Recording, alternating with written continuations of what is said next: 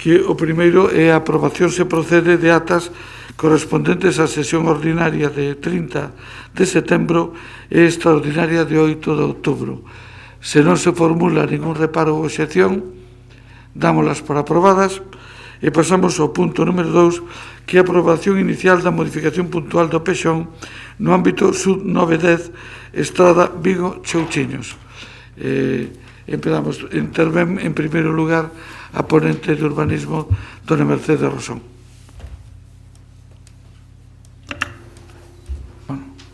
Sí, moi bo día a todas e a todos, alcalde, concelleiros e concelleiras, medios de comunicación e todas as persoas que nos siguen por streaming.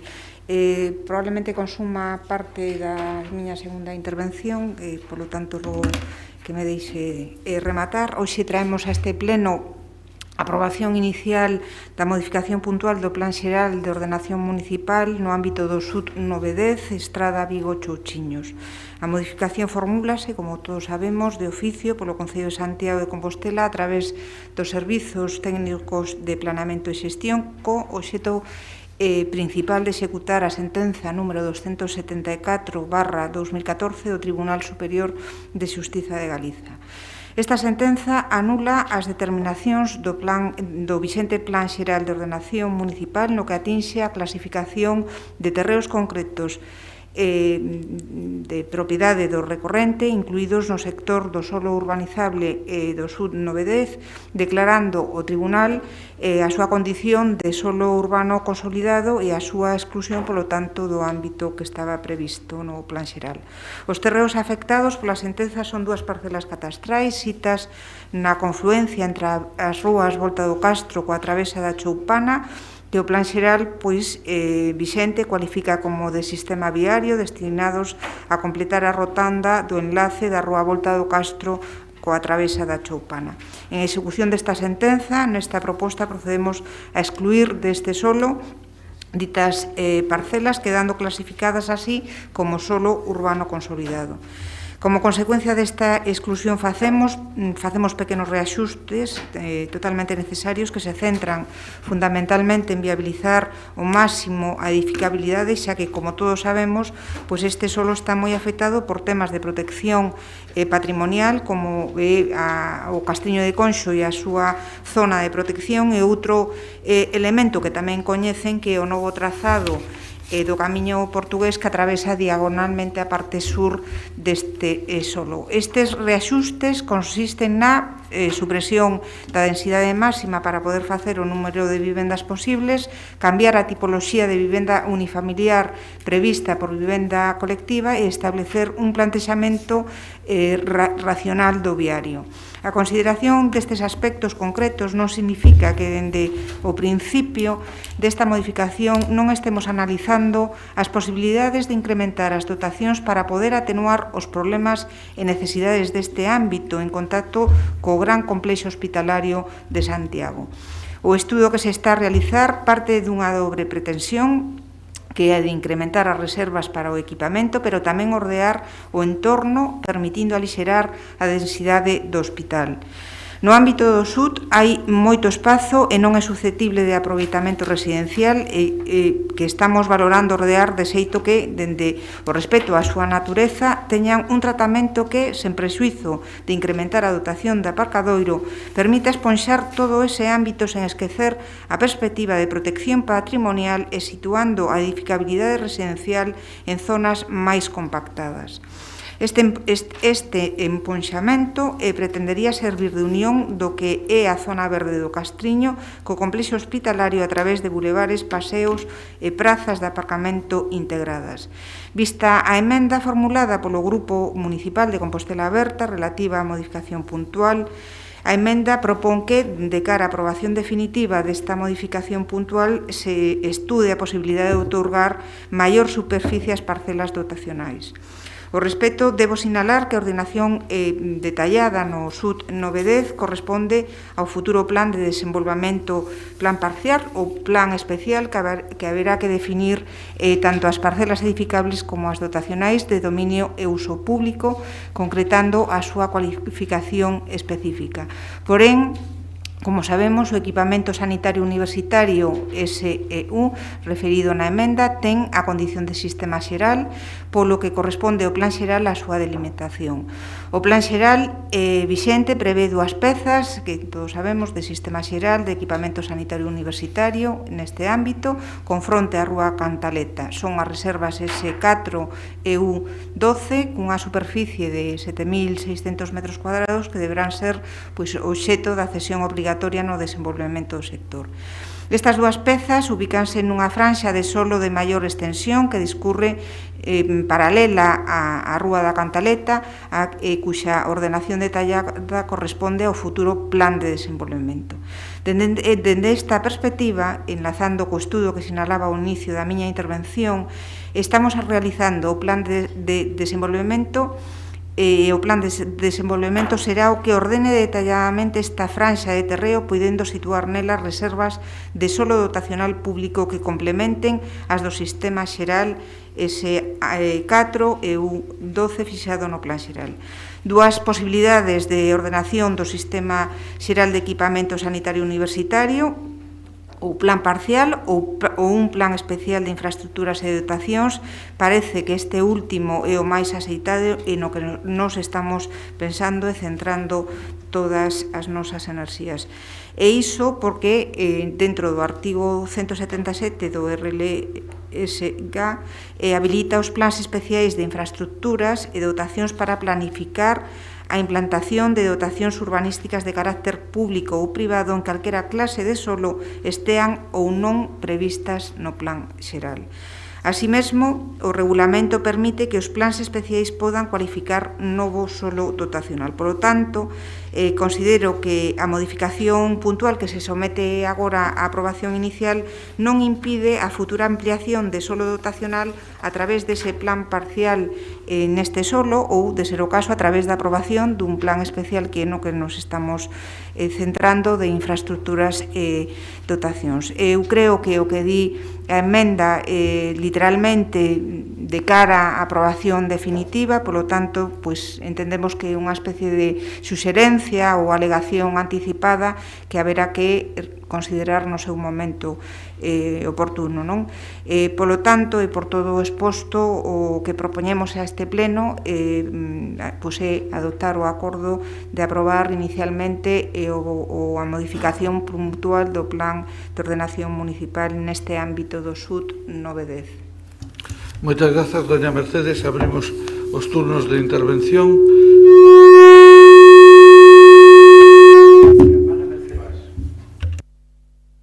Sí. Temos que asegurarnos de non ter ningún outro micrófono encendido.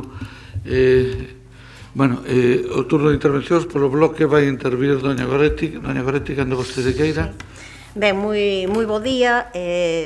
Nós entendemos que era unha obriga traer esta proposta de modificación do PEXón para aplicar justamente unha sentenza que obriga o Concello, por tanto había que facelo. No seu día o Bloque Nacionalista Galego votou a favor do estudo ambiental e entendemos que esta é unha cuestión importante para Santiago de Compostela.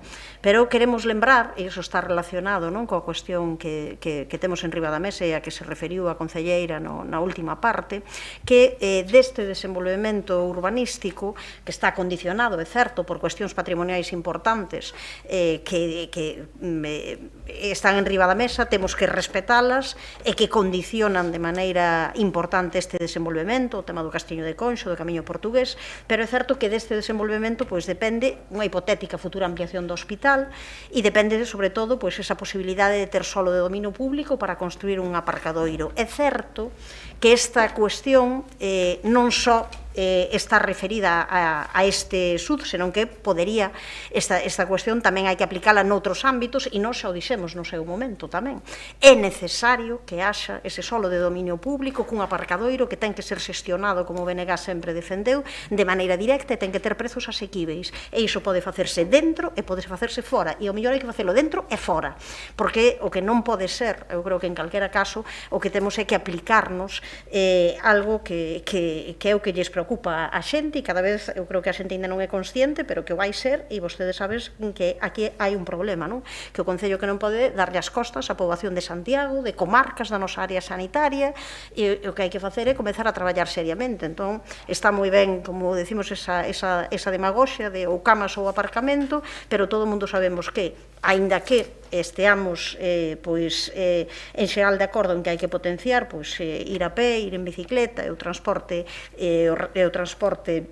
colectivo, que a forza hai xente que ten que utilizar o transporte privado, o transporte particular, sobre todo persoas con dificultades de acceso, persoas que non viven en Santiago de Compostela ou que viven no seu rural, que non viven preto, e que hai que facer unha reordenación do tráfico, hai que favorecer xustamente que aquilo non sexa un caos, hai que se humanice toda a contorna.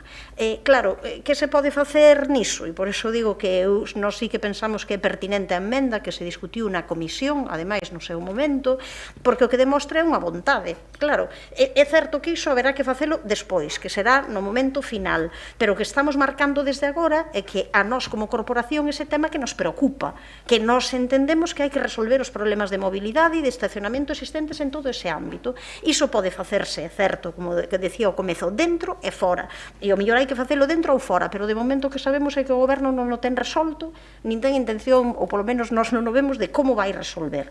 Entón, desde a nosa perspectiva, nos pedimos desde logo que haxa unha reconsideración, non entendemos que pase nada por aprobar unha emenda que, ao final, o que ven é poñer en riba da mesa algunhas das cuestións que levamos debatendo no pleno anterior e que van seguir estando en riba da mesa, que é dicir, este conxunto de corporación toma nota e entende que hai que facer, hai que aprobar inicialmente esta modificación do pexón, pero temos que conseguir resolver os graves problemas de mobilidade e de estacionamento, entón que se teña en consideración, aquí tampouco sería outra cuestión, mas que se teña en consideración iso para poder permitir, para poder chegar a que esa ampliación do complexo hospitalario vaya adecuado aos graves problemas de mobilidade, porque senón o único que estamos facendo é, como sempre, botar balóns para diante, fixémolo no caso de Peleteiro, fixémolo no caso de tal, e non chegamos a acordos e tiramos para diante, e seguimos tirando para diante. Entón, adiantemos que o conxunto da corporación entende que ese é un problema grave que hai que resolver e, por tanto, que se teña en consideración.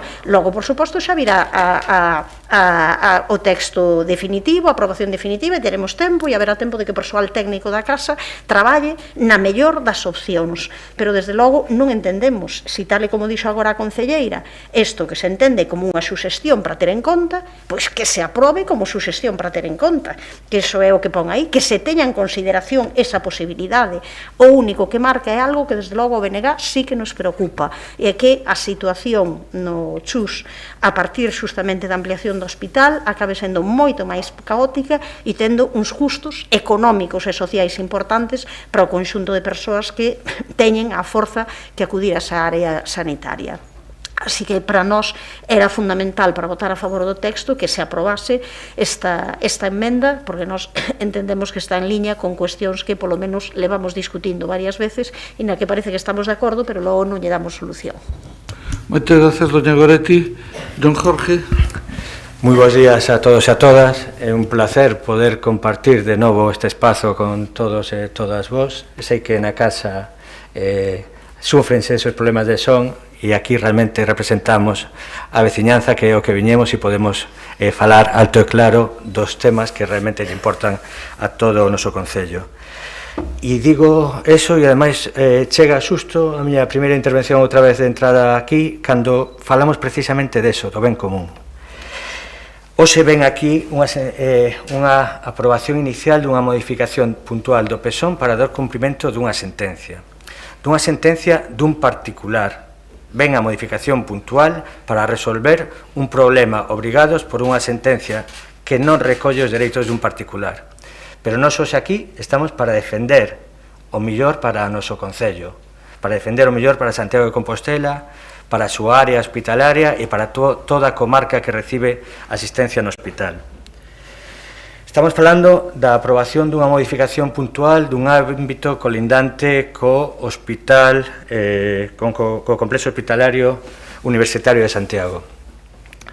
Ese complexo hospitalario no que, por desgraza, estamos vivindo, asistimos nestes últimos meses á presentación dun proxecto que millora ese espazo hospitalario, pero que non resolve todos os problemas do mesmo, que non resolve os problemas de mobilidade, de accesibilidade, de aparcamento, e creemos que é unha oportunidade para a cidade o que hoxe traemos aquí, que é a modificación puntual dun ámbito colindante.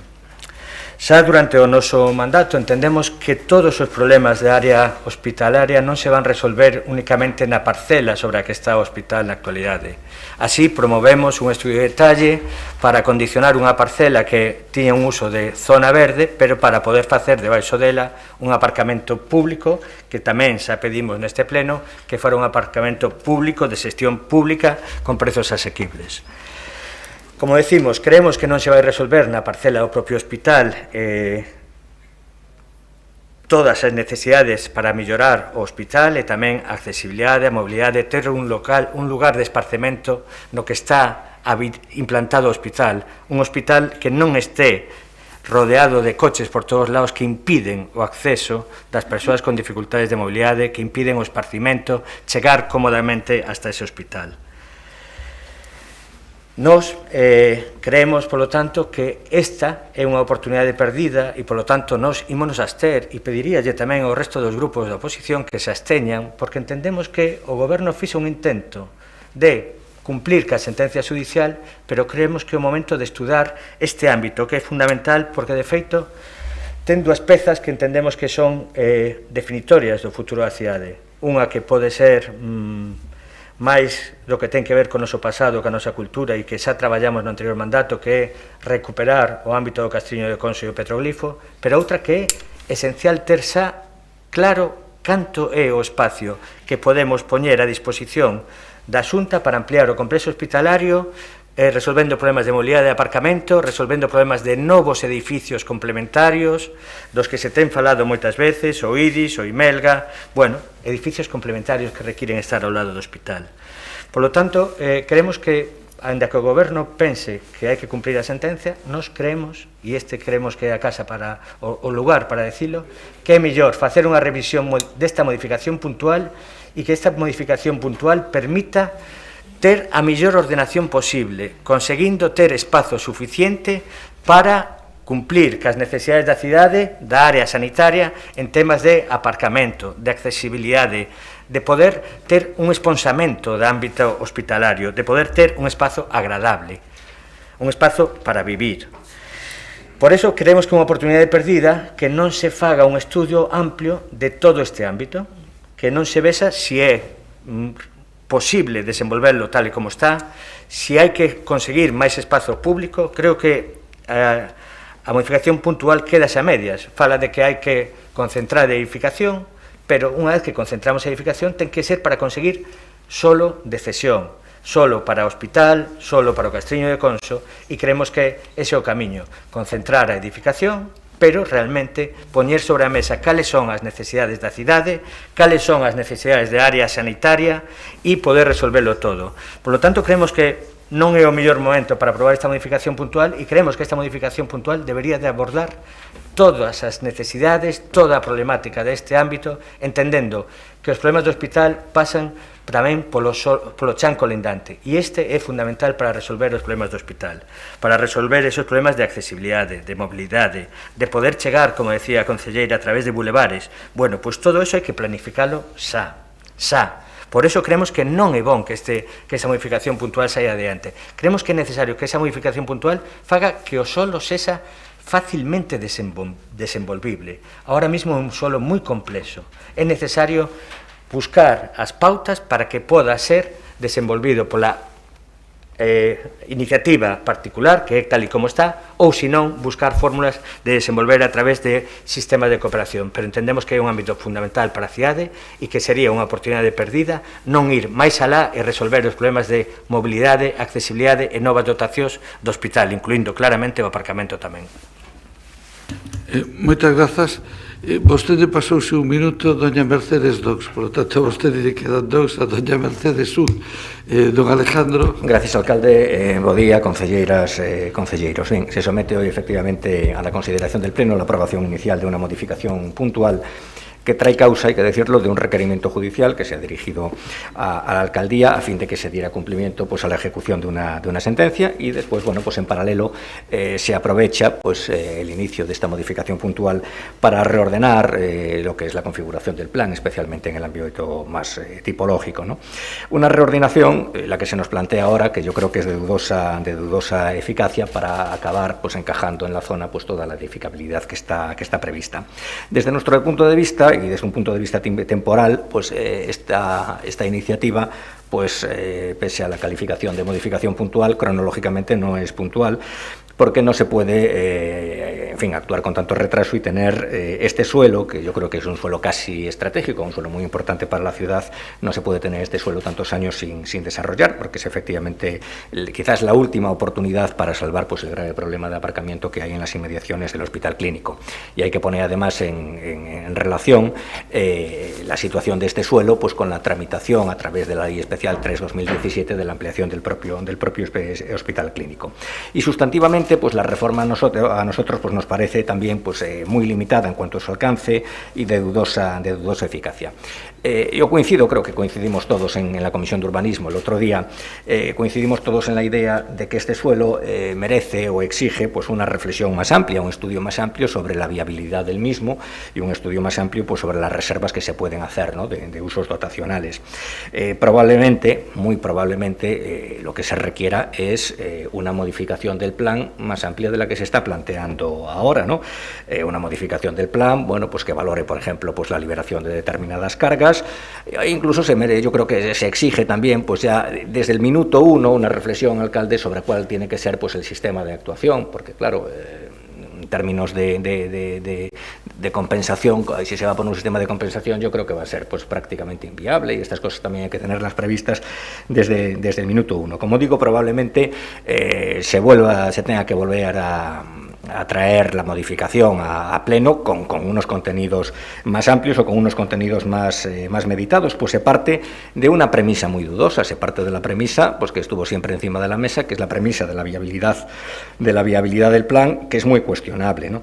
Lo más probable, tenía pensando que esto iba a salir adelante, decía yo que lo más probable, pensando que ustedes, en fin, la coalición de izquierdas iba a sacar este punto adelante, iba a decir que lo más probable es que volviéramos a la casilla de salida.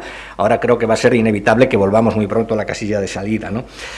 Quiero decir que de nada vale aprobar esto hoy, digo en términos sustantivos, no digo, después me referiré al problema judicial. De nada vale aprobar esto hoy, diferirlo al plan parcial, porque yo creo que con el plan parcial, solo con el plan parcial, no se solucionan los problemas. Nosotros, señor Duarte, compartimos el contenido de la enmienda que ustedes han presentado. ¿Qué sucede? Que técnicamente yo no la veo, no sé hasta qué punto un mandato político, por una cuestión de técnica normativa, se debe incorporar al plan general. Quiero decir que si esto se trae como moción o como proposición, somos los primeros en votarlas, ¿no? Dice el Gobierno municipal pues que es innecesario, en términos de estricta, legalidad, o en términos jurídicos, que es innecesaria su enmienda. Pues es posible que en términos jurídicos sea innecesaria y que los problemas dotacionales se puedan resolver en fase de plan parcial. Lo que sucede es que el problema es un problema previo de viabilidad económica y un problema también de viabilidad material. Claro, yo coincido en que esto es una pérdida de oportunidad, e iba a decir que es una pérdida de oportunidad que lo único que resolvía pues era el problema más inmediato, más acuciante de la ejecución de sentencia y de los requerimientos que se le hacen al alcalde. Bueno, veo que tampoco va a resolver eso, porque el Grupo Popular tenía pensado abstenerse y vamos a mantener la abstención. Ahora bien, quiero decir algo. Somos un grupo responsable, de tal manera que si ustedes vuelven a traer esto a pleno, aunque no nos convenza, evidentemente para liberar al alcalde de la carga, de un requerimiento judicial y para dar cumplimiento a una sentencia, votaremos a favor y la viabilizaremos. Me dirá usted, hombre, por una cuestión de economía procesal, pues voten ustedes a favor hoy. Pues no vamos a votar hoy a favor, y le voy a decir por qué. Porque si ustedes necesitan el voto a favor del Grupo Popular, ustedes lo que tienen que hacer es hablar con el Grupo Popular y no venir a este pleno de sobrados y ahora encontrarse con el marrón. Pues yo lo siento mucho. A nosotros no nos convence una modificación que, insisto, entendemos que puede ser escasa o entendemos que no viene precedida de una meditación y de un estudio previo. Ahora bien, también entendemos que este problema hay que resolverlo y que hay que dar cumplimiento a un requerimiento judicial y que no es justo que usted esté recibiendo procedimientos del juzgado. Por lo tanto, si lo trae en el próximo pleno, en fin, aunque sea con escepticismo, lo votaremos a favor. Hoy no, porque creo que tienen ustedes que recibir una cierta lección de humildad. No se puede traer un asunto a pleno en el que necesitan una mayoría absoluta y venir como si nosotros fuéramos, vamos, una muleta, nosotros u otro grupo. Por lo tanto, nosotros nos vamos a abstener en el día de hoy con ese compromiso de que le viabilizaremos lo antes posible la resolución del problema por lo que se refiere al suelo consolidado y a la ejecución de la sentencia. Gracias, don Alejandro. De novo turno de intervencións. Doña Mercedes Rosón. Sí, brevemente. A ver, traemos este punto á orde do día do pleno despois de unha profunda reflexión e dun estudio, señor Sánchez Brunete, como se traen todas as cousas que veñen do Servicio de Urbanismo, porque é un tema delicado e un tema importante. Dende logo, todo o que dixeron os representantes dos tres grupos políticos, eu creo que non se axustan para nada á realidade. Nos estamos tomándonos moi en serio este solo, como dixo antes Alejandro, este é un solo totalmente estratégico, difícil, moi condicionado polas súas propias identidades e por estar en contacto con todo o grandísimo complexo hospitalario do Chus, non? Pero, dende logo, xa o dixen na miña primeira intervención, estamos tomando en consideración, pero non nos parece axeitado incluílo neste trámite. Entendemos que debemos tramitar, como dixen antes, despois un plan especial de dotación para abordar estos en prexuízo de analizar outras posibilidades. Hai prazos, como ben sabedes, perentorios que debemos cumprir en execución da sentencia. É unha obriga, non é unha opción. Os xuíces e as xuízas son os que marcan os tempos. Dende logo, o que quero deixar moi claro é que dende o Departamento de Urbanismo se está tomando moi en serio, se están buscando todas as posibilidades que permitan, por unha parte, resolver e viabilizar darlle unha saída a todo este ámbito tan importante e dar servizo tamén dunha forma ordenada, urbanamente sostible, coherente e sostible co que pasa en toda a súa contorna, non? E, dende logo, todo o tema dotacional o estamos estudando. Señor Duarte, vostede foi concelleiro de Urbanismo, estamos empezando ca modificación do planeamento. O que traemos hoxe a este pleno é a aprobación inicial. Queda moito percorrido para tramitar esta modificación puntual. Moitas grazas. Moitas grazas, doña Mercedes. Doña Goretti. Sí, hai unha cuestión que casi nunca pasa nos plenos e que é un pouco extraño, non? Que os plenos en principio están para falar, para escoitar o que din todos os grupos. Entón, claro, cando se fala e cando hai problemas que se poñen en riba da mesa, todo o mundo sendo conscientes de que é unha obriga e que hai que facer esta modificación e que temos unha sentenza aí e, por tanto, isto hai que levalo. E tamén todo o mundo sabemos que ten que ter 13 votos. Claro, o grupo de goberno non nos ten. Entón, claro, o que hai que facer, nestes momentos eu esperaba escoitar da concelleira, decir, vale, pois se isto así non serve, o que temos que facer é retirar este punto do orde do día. Eu que pido, creo que parecería o máis lógico, imos a retiralo, mirámolo e volvémolo a traer, porque non convence e non hai, nin tan sequera digo, algo que a mí me parecía en todo caso, pois, digamos, pois, polo menos unha vontade, polo menos nesa emenda onde se recolle o tema de que hai que resolver un problema, de que isto non chega, de que isto non abonda, de que hai que facer unha reflexión moitísimo maior e unha reflexión ao mellor que non sexa única exclusivamente a comisión, senón telo traballado nun tema que era moi complexo, tal e como quedou ali na comisión e sobre o que habería que traballar bastante. Pois fagamos ese traballo ben. Se non se fixo ese traballo ben e hai problemas para admitir mesmo que pode ser unha suxestión, pois eu creo que aí o único que queda ao final é decir, retírese este punto, traíámolo para o seguinte pleno ou no momento en que se poida e fagamos nesto como noutras cuestións que os imos debater. eu creo que é o que corresponde e que poucas veces o goberno ten en conta este tipo de cuestións. Entón, por unhas cuestións ou por outras, isto ao final non acabaría neste punto. Eu pediría que se retirase.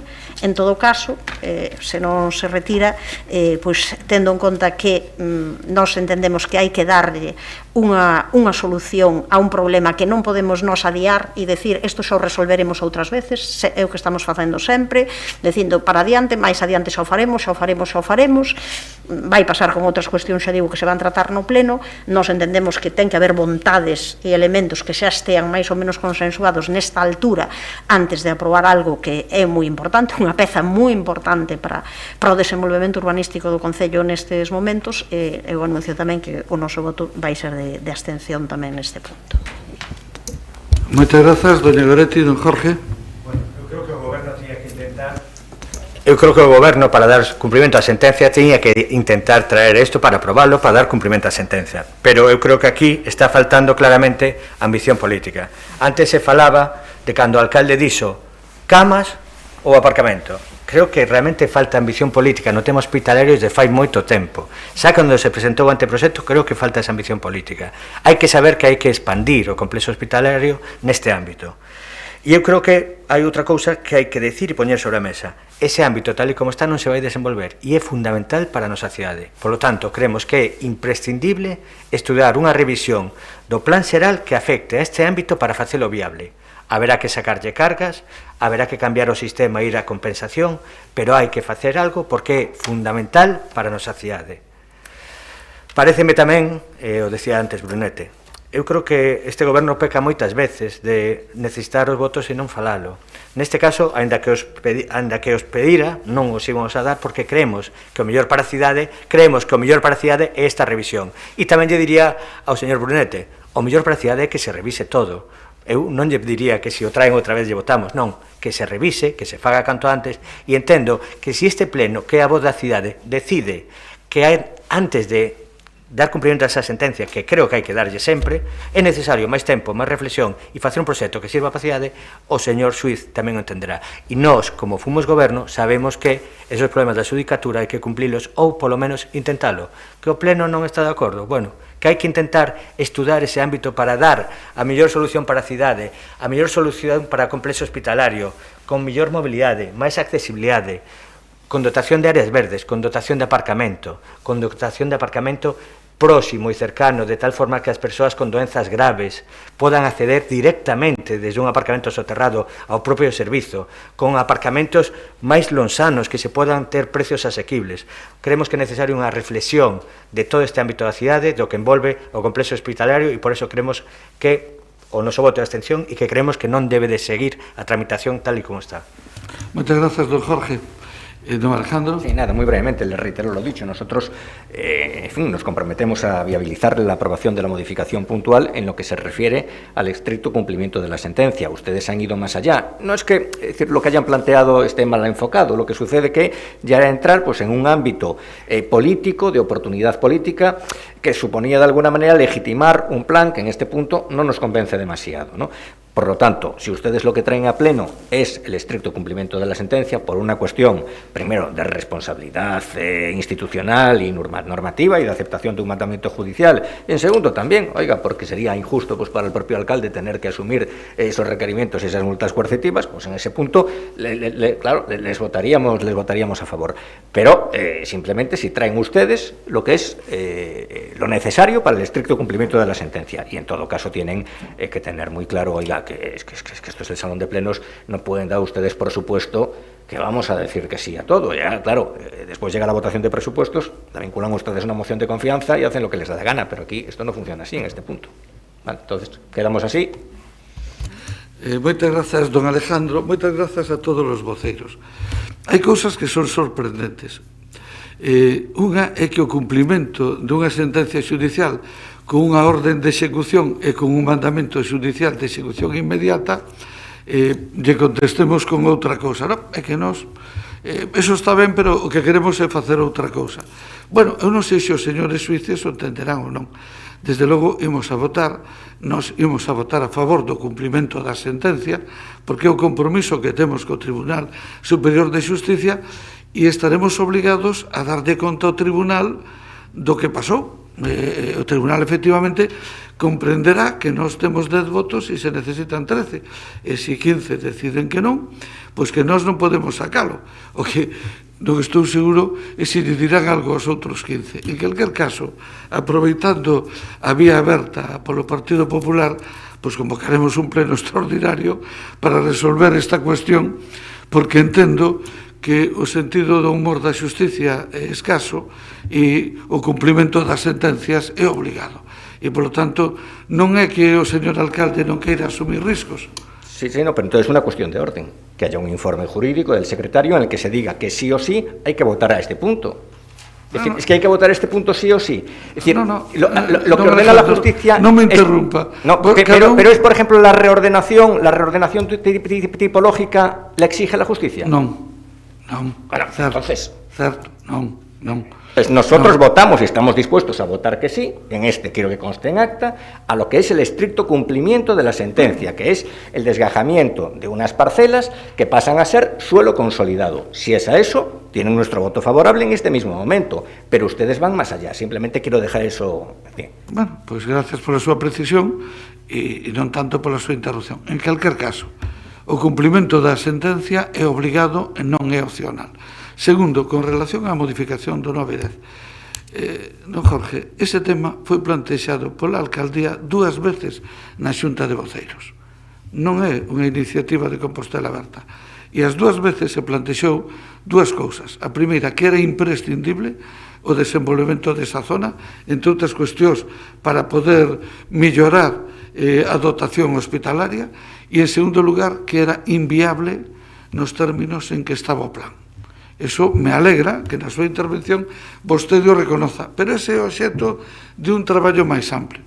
Nós aquí tratábamos de introducir algún elemento que nos permitira avanzar cara ao futuro, por exemplo, facilitando a creación de vivenda colectiva, porque coas dotacións, coas cesións, coas hipotecas que ten ese terreno, a única forma de liberar espacio e a única forma de cumplir todos os imperativos é priorizando vivenda colectiva en lugar de vivenda unifamiliar, porque é completamente inviable. E iso, na súa propia intervención, está reconocido. Por lo tanto, hai 2 cousas que temos que facer. Unha, dar cumprimento á sentencia. Nós, efectivamente, queríamos avanzar xa un pouquiño na dirección que todos entendemos que hai que avanzar, e logo, en segundo lugar, afrontar a primeiro a través do estudio e despois decir, bueno, como podemos facer para que nos entren esos 80.000 metros cuadrados de edificabilidade que o plan lle reconoce a ese polígono e que hoxe, entre o Casteño de Conxo, as cesións de viarios, as cesións para o hospital, e o Camiño de Santiago, que foi o último mazazo, é inviable. Por lo tanto, temos que abrir ese un proceso máis complexo. Bueno, pola nosa parte, máis nada. Nós, lóxicamente, votaremos a favor, porque entendemos que é obligado, precisamente, para acreditar a nosa vontade de dar cumprimento, e a continuación, pois, comentaremos de novo cos grupos como facemos para dar cumprimento á sentencia, porque o problema, chegado un punto, o mellor non é do alcalde, ou non é só do alcalde, o mellor é compartido por máis. En fin, señor secretario, ordena a votación. Entendo que primeiro votamos a enmenda, que, por certo,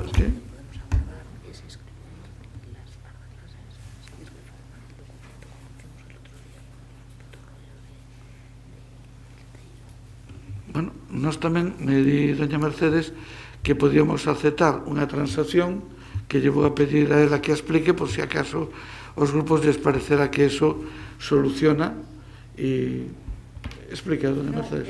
O que decía antes, a colación do que decía antes o señor Sánchez Brunete, de excluir do ámbito as 2 parcelas afectadas e comprometernos pois a facer un reformado para non ter que convocar outra vez un pleno e bueno, nos, de todas formas, o que se acorde hoxe o trasladaremos ao xuez para explicar que nos, a intención do alcalde, por suposto, e do grupo de goberno é dar, resolver o tema da sentenza. Entón, se sirve esta proposta, pois tomamos o acordo plenario e resolvemos a parte que ten que ver ca execución da mesma. Non sei se eso resolve nada ou debe vir outro pleno igualmente. Bueno, pues entenderá usted que desde el requerimiento que hizo el juzgado, que habrá hecho varios, pues porque se pierdan unos días, no sucede absolutamente nada. Eso penso. En todo caso, señor secretario, ordena a votación, entendo que primeiro da emenda e a continuación do texto. Si, enmenda a este punto do Grupo Compostela Aberta. Votos a favor? Compostela Aberta, BNG. Votos en contra? Ningún. Abstencións? Grupo Socialista e PP. Quedaría a enmenda aprobada, que necesita maioría simple a enmenda. Pasamos con esta incorporación da enmenda a voto sustantivo. Votos a favor desta evaluación inicial? Grupo Socialista. Votos en contra? Ningún. Abstencións? O resto de grupos, Compostela Aberta, BNG e PP. Grazas.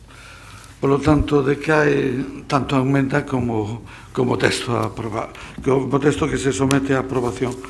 Ben, pasaremos entón a dar conta do punto seguinte, que é dar conta, toma de coñecemento da presentación do DAE de modificación puntual do PEXON no ámbito do Peridoce, antigo Colexio Peleteiro. Que dada conta, pasamos ao punto 4, que é a proposición presentada por Compostela Aberta sobre as violencias machistas, que se debatirá conxuntamente coa moción formulada polo bloque a número 3, relativa a unha campaña contra as violencias de xénero na adolescencia. Entón, se lles parece ben, por orden interviría primeiro Compostela Aberta, despois o bloque, e continuamos o turno de intervencións así. Cando queiran. Pois moi bo día a todos e todas. Neste pleno, hoxe Compostela Aberta, pois quisemos comenzar cunha proposición que poña o foco no 25N, que poña o foco nas violencias machistas para erradicalas, porque é necesario ter vontade política e ter traballo constante, decidido, por parte de todas as administracións públicas e fundamentalmente tamén por a administración local.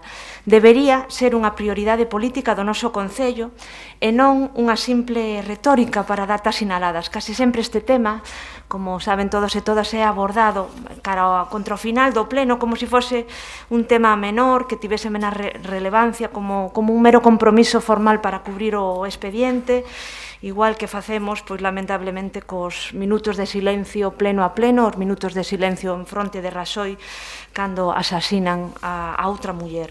No que vai de ano foron asasinadas 36 mulleres no Estado español, e entre elas unha muller galega, en setembro, Mónica Marcos, que era panadeira de 52 anos, veciña do barrio de Birloque da Coruña. As 36 mulleres teñen nomes propios e tiñan vidas propias, vidas roubadas, arrebatadas polas súas parellas ou exparellas agresoras. Compre engadir tamén 21 fillos e fillas menores de idade que quedaron orfos por mor dos asasinatos machistas. E Compostela Aberta tampouco esquece a Elena Mijail Marcus no 2016, camareira no Ensanche e veciña de Compostela. O asasinato é a manifestación máis extrema das violencias machistas, decímolo moitísimas veces, pero é tamén a punta do iceberg. Hai moitas diversas formas de violencias machistas que sufrimos as mulleres, as agresións, as violacións, os acosos, as intimidacións. Para afrontar todas estas violencias é preciso recoñecer e dar conta das graves fendas de xénero, das desigualdades en termos sociais, económicos, culturais e familiares. É imprescindible erradicar as causas estructurais e sociais que sustentan estas desigualdades a través de políticas públicas transformadoras, non solamente políticas públicas de sensibilización, sino con vontade clara de transformación e de erradicación das violencias machistas.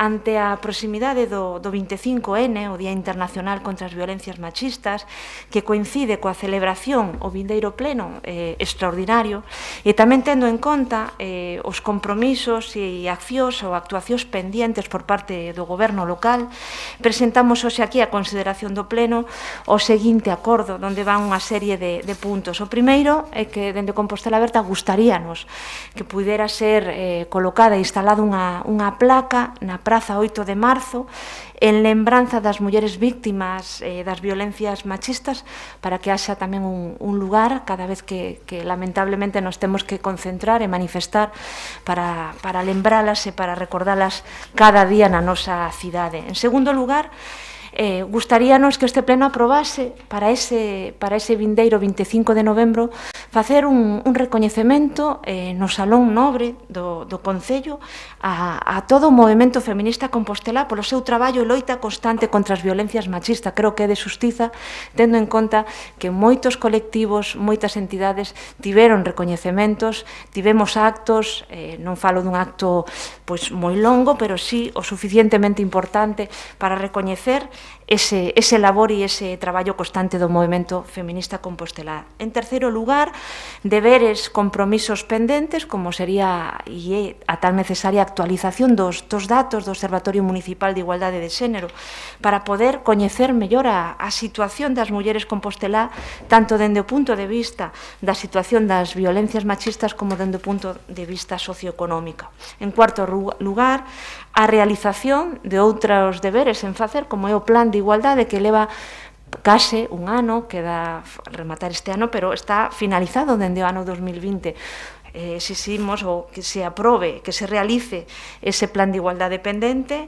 En quinto lugar, a programación de actos e actividades municipais en apoio do 25N. E, por último, tamén, como facemos todos os anos, que se apoie e se colabore co movimento feminista en Compostela para a organización da logística dos actos do 25N. En relación á moción do BNG, a posición do Grupo de Compostela Aberta é de apoio, imos a votar a favor, ten 3 puntos, o último claramente coincidente co de Compostela Aberta. Entendemos que o primeiro é moi relevante facer unha campaña e agardo que este contida en parte das accións que se fan xa dende a programación do EDUSI que Compostela Aberta deixou realizada. E o segundo punto, aínda que queda un pouco raro, non se corresponde coa exposición de motivos sobre a introdución da perspectiva de xénero nos orzamentos, imos a votar a favor, aínda que eu creo que en ese caso ese punto requería maior debate. De momento, máis nada, grazas.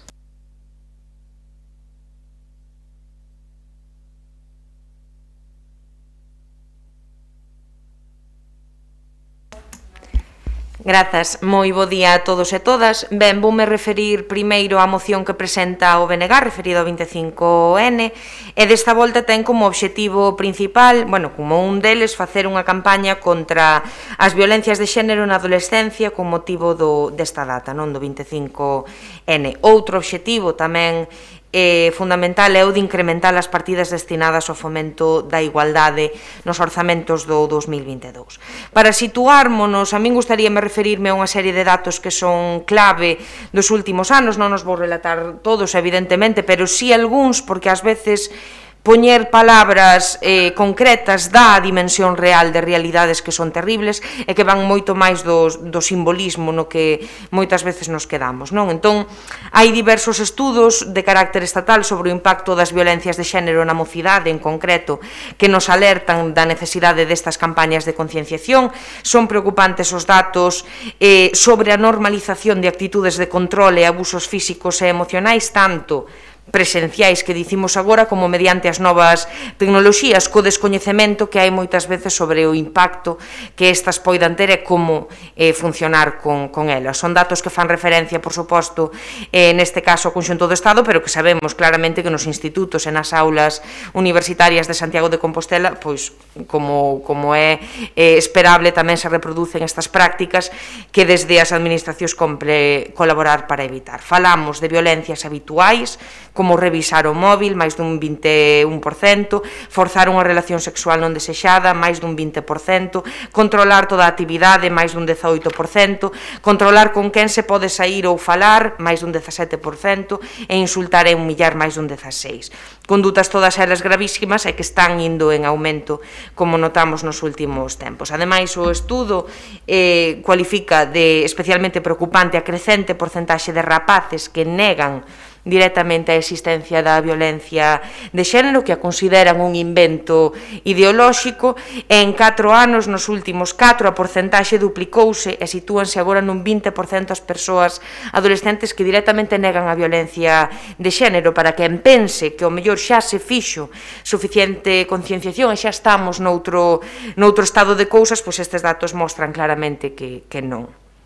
Outro informe amosa, en canto a violencia sexual na adolescencia, que o 14% das rapazas afirman sentir presións para teren actividades sexuais, presión exercida, en prácticamente todos os casos, por un home, en máis da metade polo home co que están saindo.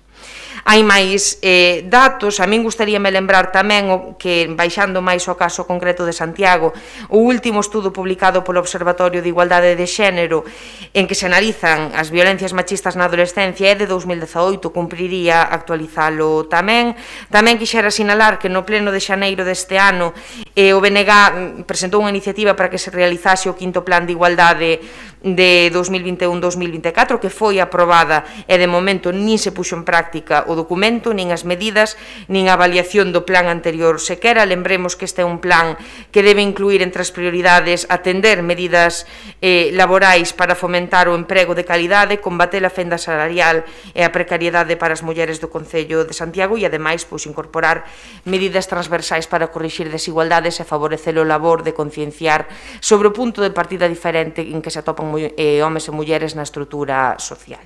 Polo que compre redistribuir os fondos dos programas económicos para fomentar a equidade tamén mediante os orzamentos municipais. Para referirme un pouco ao acordo, desta volta o que propoñemos é un primeiro punto para que o Concello realice en colaboración coa Universidade e os centros de ensino secundario esa campaña informativa concienciadora a que me veño referindo para sensibilizar sobre as violencias de xénero, coa identificación de malas prácticas de abuso físico e emocional, ademais do controle e acoso exercidos de maneira pois en persoa ou mediante as novas tecnoloxías. Un segundo punto para que no proceso de elaboración dos orzamentos se inclúan medidas con perspectiva e impacto de xénero en cada área para reestruturar ingresos e gastos, promover a igualdade na prestación de servizos públicos e, ademais, queremos que se triplique a cantidade destinada á prevención de violencia de xénero e fomento da igualdade en 2022, porque o compromiso feminista tamén implica investimentos. E, por último, que, como non podía ser de outro xeito, o Concello colabore coas organizacións feministas nas movilizacións que se convoquen para este 25N. Refírome moi brevemente para rematar a proposición de Compostela Aberta. Son demandas que coinciden prácticamente ou van na liña das nosas, todas elas parecennos positivas, entendémolas como necesarias para continuar na loita contra as violencias machistas, así que, por suposto, votaremos a favor da súa proposición e agradecemos o seu apoio a nosa. Nada máis, grazas. Grazas, doña Navia. Doña María Castelao. Moitas grazas, señor alcalde. Bos días a todas e a todos. Vaya por diante a condenado o Partido Popular a violencia de xénero exercida sobre as mulleres e tamén sobre as nenas e nenos que sofren a través da violencia vicaria a violencia exercida por seus pais ou polas súas nais.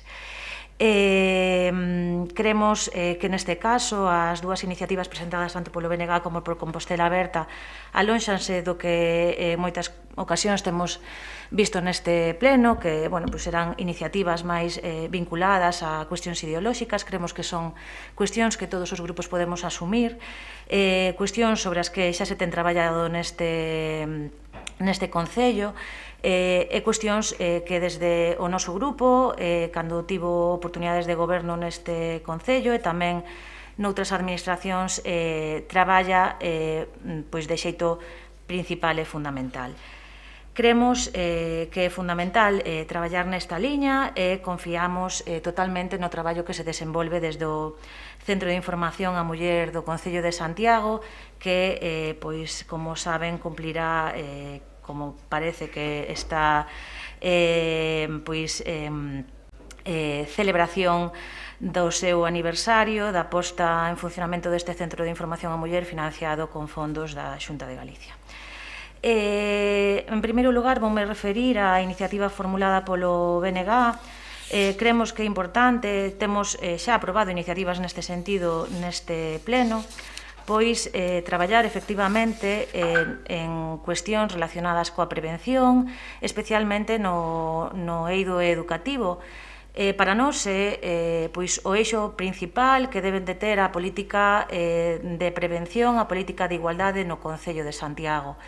Por iso non podemos opoñernos a isto, tampouco nos podemos opoñer a que os orzamentos destinados a isto medren, pero medren nun xeito que non é exactamente o que propón a iniciativa, senón que creemos que debe de medrar no sentido de que pois, o orzamento destinado, aínda que poida medrar obviamente nunha cantidade pois, na cantidade que se considere no debate orzamentario, creemos que o que debe medrar é o porcentaxe destinado directamente á prevención e á atención ás víctimas e ás mulleres da cidade, xa que moitas veces temos visto como o orzamento se ten destinado ao autobombo e a campañas publicitarias.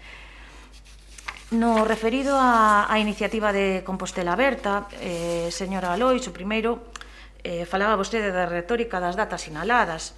Home, que parece que estas dúas iniciativas son precisamente eso, retórica das datas sinaladas, porque nos dous casos falamos de cuestións xa aprobadas neste pleno, algunha das que vostede plantexa, por suposto que non, pero outras moitas sí. E que quen pode pensar que a Concelleira de Igualdade non vai a celebrar o 25N, non vai a facer unha conmemoración dese día, quen vai a pensar que o propio CIN non teña pensado levar a cabo accións conmemorativas no 25N. Home, é que sería absurdo pensar que se vai a facer porque se aprobe esta iniciativa hoxe. O mesmo no relativo que as dúas iniciativas plantexan relativo a apoiar e colaborar como movimento feminista na organización dos actos do 25N. Lévase facendo ao longo de todos dos últimos anos no Concello, entendo que eso pois, seguirá sendo así sen que nos o pidamos. Sen embargo, sí que estou de acordo, por exemplo, estamos de acordo coa colocación desa placa conmemorativa de todas as mulleres víctimas de violencias machistas. Creemos que é importante que a cidade teña un lugar no que poder identificar e poder ver, poñer en valor todas esas mulleres que teñen perdido a súa vida e que debemos de traballar para que ningunha máis o faga, non?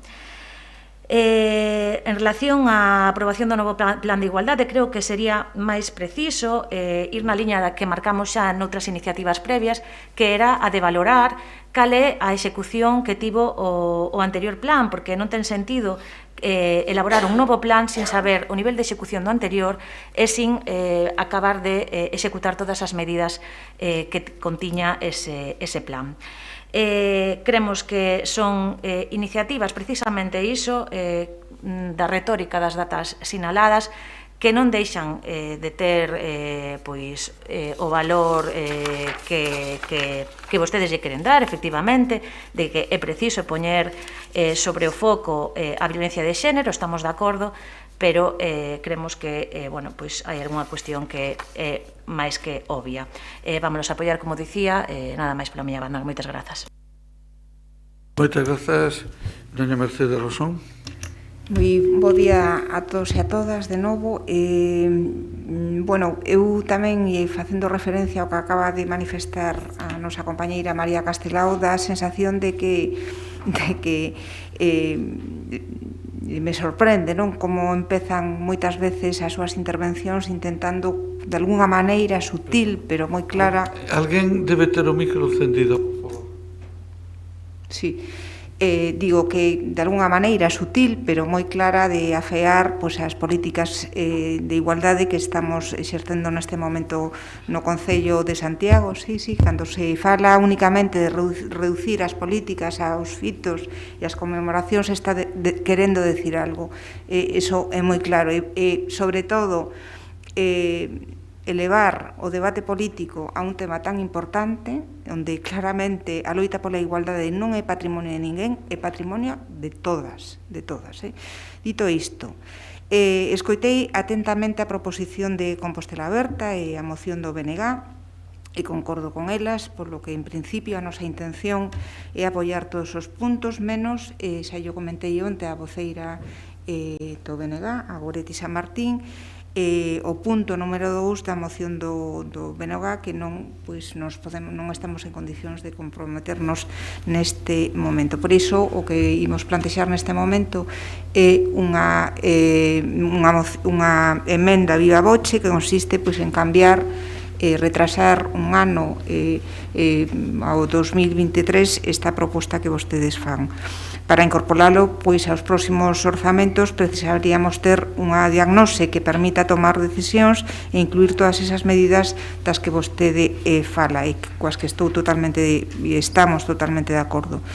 Co que queda de ano, isto vai a ser imposible facelo, e sobre triplicar os orzamentos tal e como están as cousas, e a noticia que tivemos antes de onte da sentenza do Tribunal Constitucional sobre o tema das plusvalías, estamos nunha situación de incerteza que impide e que vai afectar moitísimo as arcas do Concello, polo que consideramos que non é prudente comprometernos.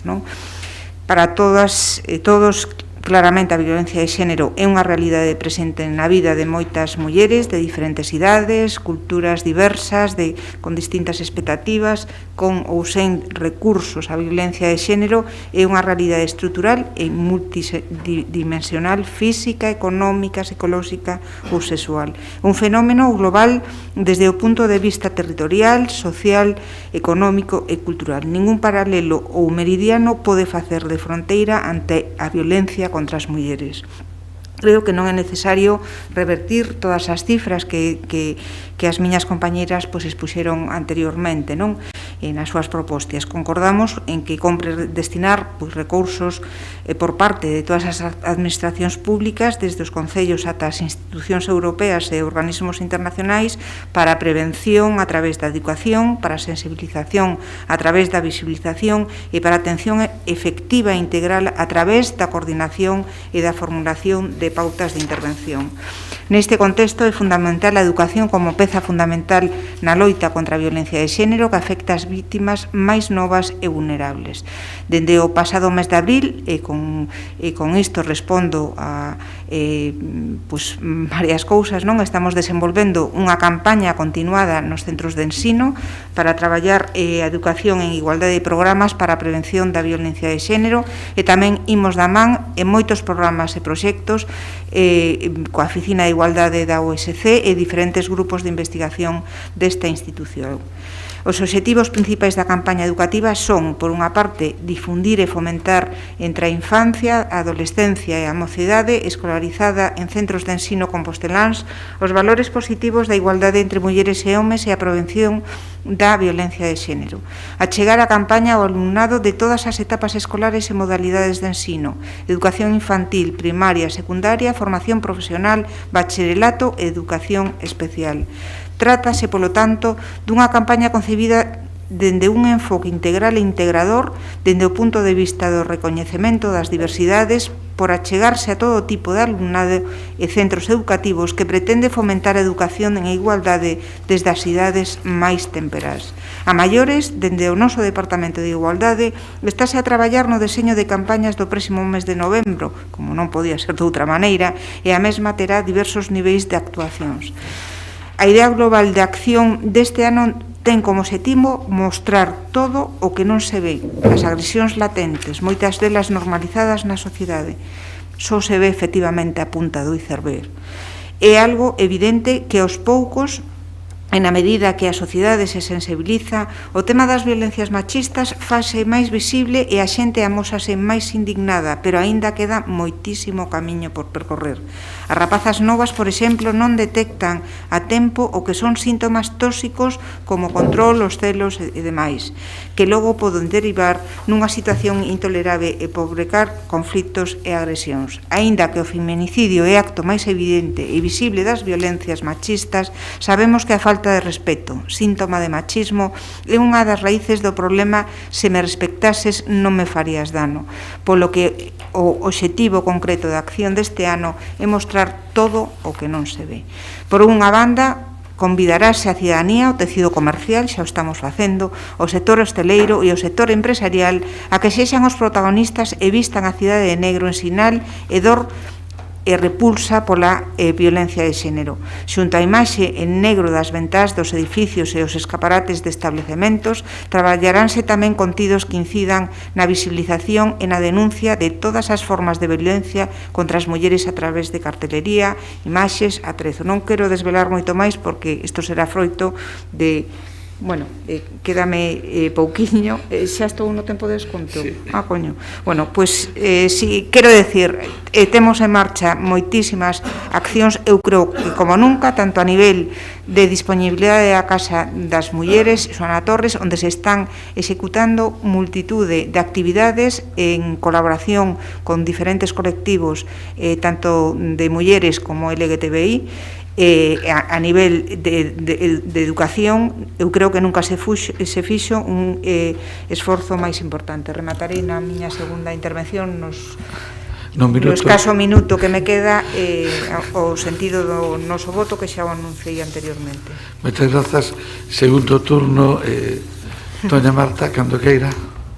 Bueno, ben, en primeiro lugar quería agradecer aos grupos. Entendo que vai haber apoio por unanimidade a proposición presentada polo Grupo de Compostela Aberta e, polo tanto, agradezo ese apoio, sobre todo porque trae consigo accións concretas e compromisos, deberes pendentes que non nos entendo, señora Castelao, tanto como unha retórica para as datas do 25, sino como compromisos, actividades pendentes que dende diferentes iniciativas trasladamos a moitos dos debates ao longo deste ano ao Goberno, ao Grupo de Goberno de Santiago de Compostela. Señora Rosón, pois si cando escoita que hai moitas veces o perigo, o risco de que o 25N ou as accións que se fagan acaben sendo máis pura retórica, pois igual é que está vostede tamén preocupada en ver o alcance ou non da actividade ao longo do ano. Eu creo que aquí o noso labor e a nosa función é velar porque, como decíamos antes, estas políticas contra as violencias de xénero, as políticas transformadoras, non só de sensibilización, políticas valentes, políticas feministas de gran alcance, se leven a cabo na capital deste país. Entón, dende Compostela Aberta foi compromiso fundamental durante o noso mandato e agora, dende o labor que nos toca de oposición, vamos a seguir exixindo eso. E é un debate político, señora Castelao, claro que é un debate político. Quero lle lembrar que cando vostede bota aí a pullita sobre o autobombo das campañas, a min o que me deu moita vergonza en algún momento pois foi a Xunta de Galicia con unha campaña que para poder recibir subvencións deportivas nos pabillóns había que ter un cartaz dunha campaña que competía con Compostela Negro. Pero, bueno, eso é para outro debate. Entón, claro que é un debate político, claro que o tipo de alcance das políticas, se son transformadoras ou se son de sensibilización, dan a medida do interés, da vontade e do compromiso que ten un goberno. E ímolo seguir exixindo, señora Rosón. Sabemos que teñen un compromiso, pero Compostela Aberta está aquí non solamente para darlles a palmadita na espalda, senón para exixirlles que vayan máis alá de moitas das cousas que se fixeron, se iniciaron no mandato de Compostela Aberta. En calquera caso, grazas tamén ao Grupo do BNG, ao Grupo Popular e, en este caso, o Partido Socialista por apoiar estas accións e por ter unha homenaxe ao movimento feminista compostelano vindeiro pleno no Salón Nobre. Moitas grazas. Moitas grazas a vostede, doña Marta. Doña Navia. Sí, grazas. Moi brevemente, eu diríalle á concelleira do Partido Popular que eu creo que cando fala de cuestións publicitarias estáse referindo a campañas de concienciación e aí podemos discutir cal é a maneira máis menos efectiva de facelas, se as que se fixeron estiveron mellor ou peor, aí eso podémoslo discutir, pero o que si é certo é que se o ser humano se guía a súa acción a partir de ideas que ten na mente, o primeiro paso para cambiar as accións é cambiar as ideas que hai na mente, é dicir, iso non ten volta de folla, concordando, iso sí, con ela no de que necesitamos máis investimentos en prevención directa, iso non está en cuestión. Entón, indo á cuestión de fricción neste debate que parece ser o tema dos investimentos no caso dos orzamentos municipais, eu aceptaría a emenda do PSOE sen problema, do grupo de goberno para 2023, vale, final do período, vale, hai que aceptalo porque está claro que se non vai ser para este ano, pois sería a única maneira de que se faga, vale, pois sexa, pero en todo caso metendo, eu creo que non habería ningún problema en transaccionar iso, xa que estamos in boche para todo, e poñer na original pois que se non pode triplicarse, pois duplicar, entón pois estaríamos falando dun compromiso menor, pero dun compromiso, bueno, sustantivo, non? Entendemos aínda así que isto vai tarde, e vai tarde no período. Despois, cando o goberno local se intente colgar a medalla de ser os máis feministas, os máis progresistas e non sei que máis, pois falarémolo. E, bueno, tamén dicir que están incumprindo o seu programa electoral onde claramente falaban de dar perspectiva de xénero aos orzamentos municipais, fomentar a perspectiva de xénero en políticas nas distintas áreas, que o Consello Municipal de Igualdade informe os proxectos de regulamentos municipais, en fin, que, a fin de contas, vale, a min pareceme ben, nós xa incluímos isto na negociación dos orzamentos do ano pasado, parece, é dicir, non é unha idea nova, entón, bueno, a xustificación de por que non se fai, pois tampouco está de todo clara. En calquera caso, nós aceptamos isto de poñelo para o 2023, sempre cando para este 2022 falemos, se non é de triplicar, vale moi ben, pero polo menos duplicar, que se me aclare se isto serviría así ou non, nada máis.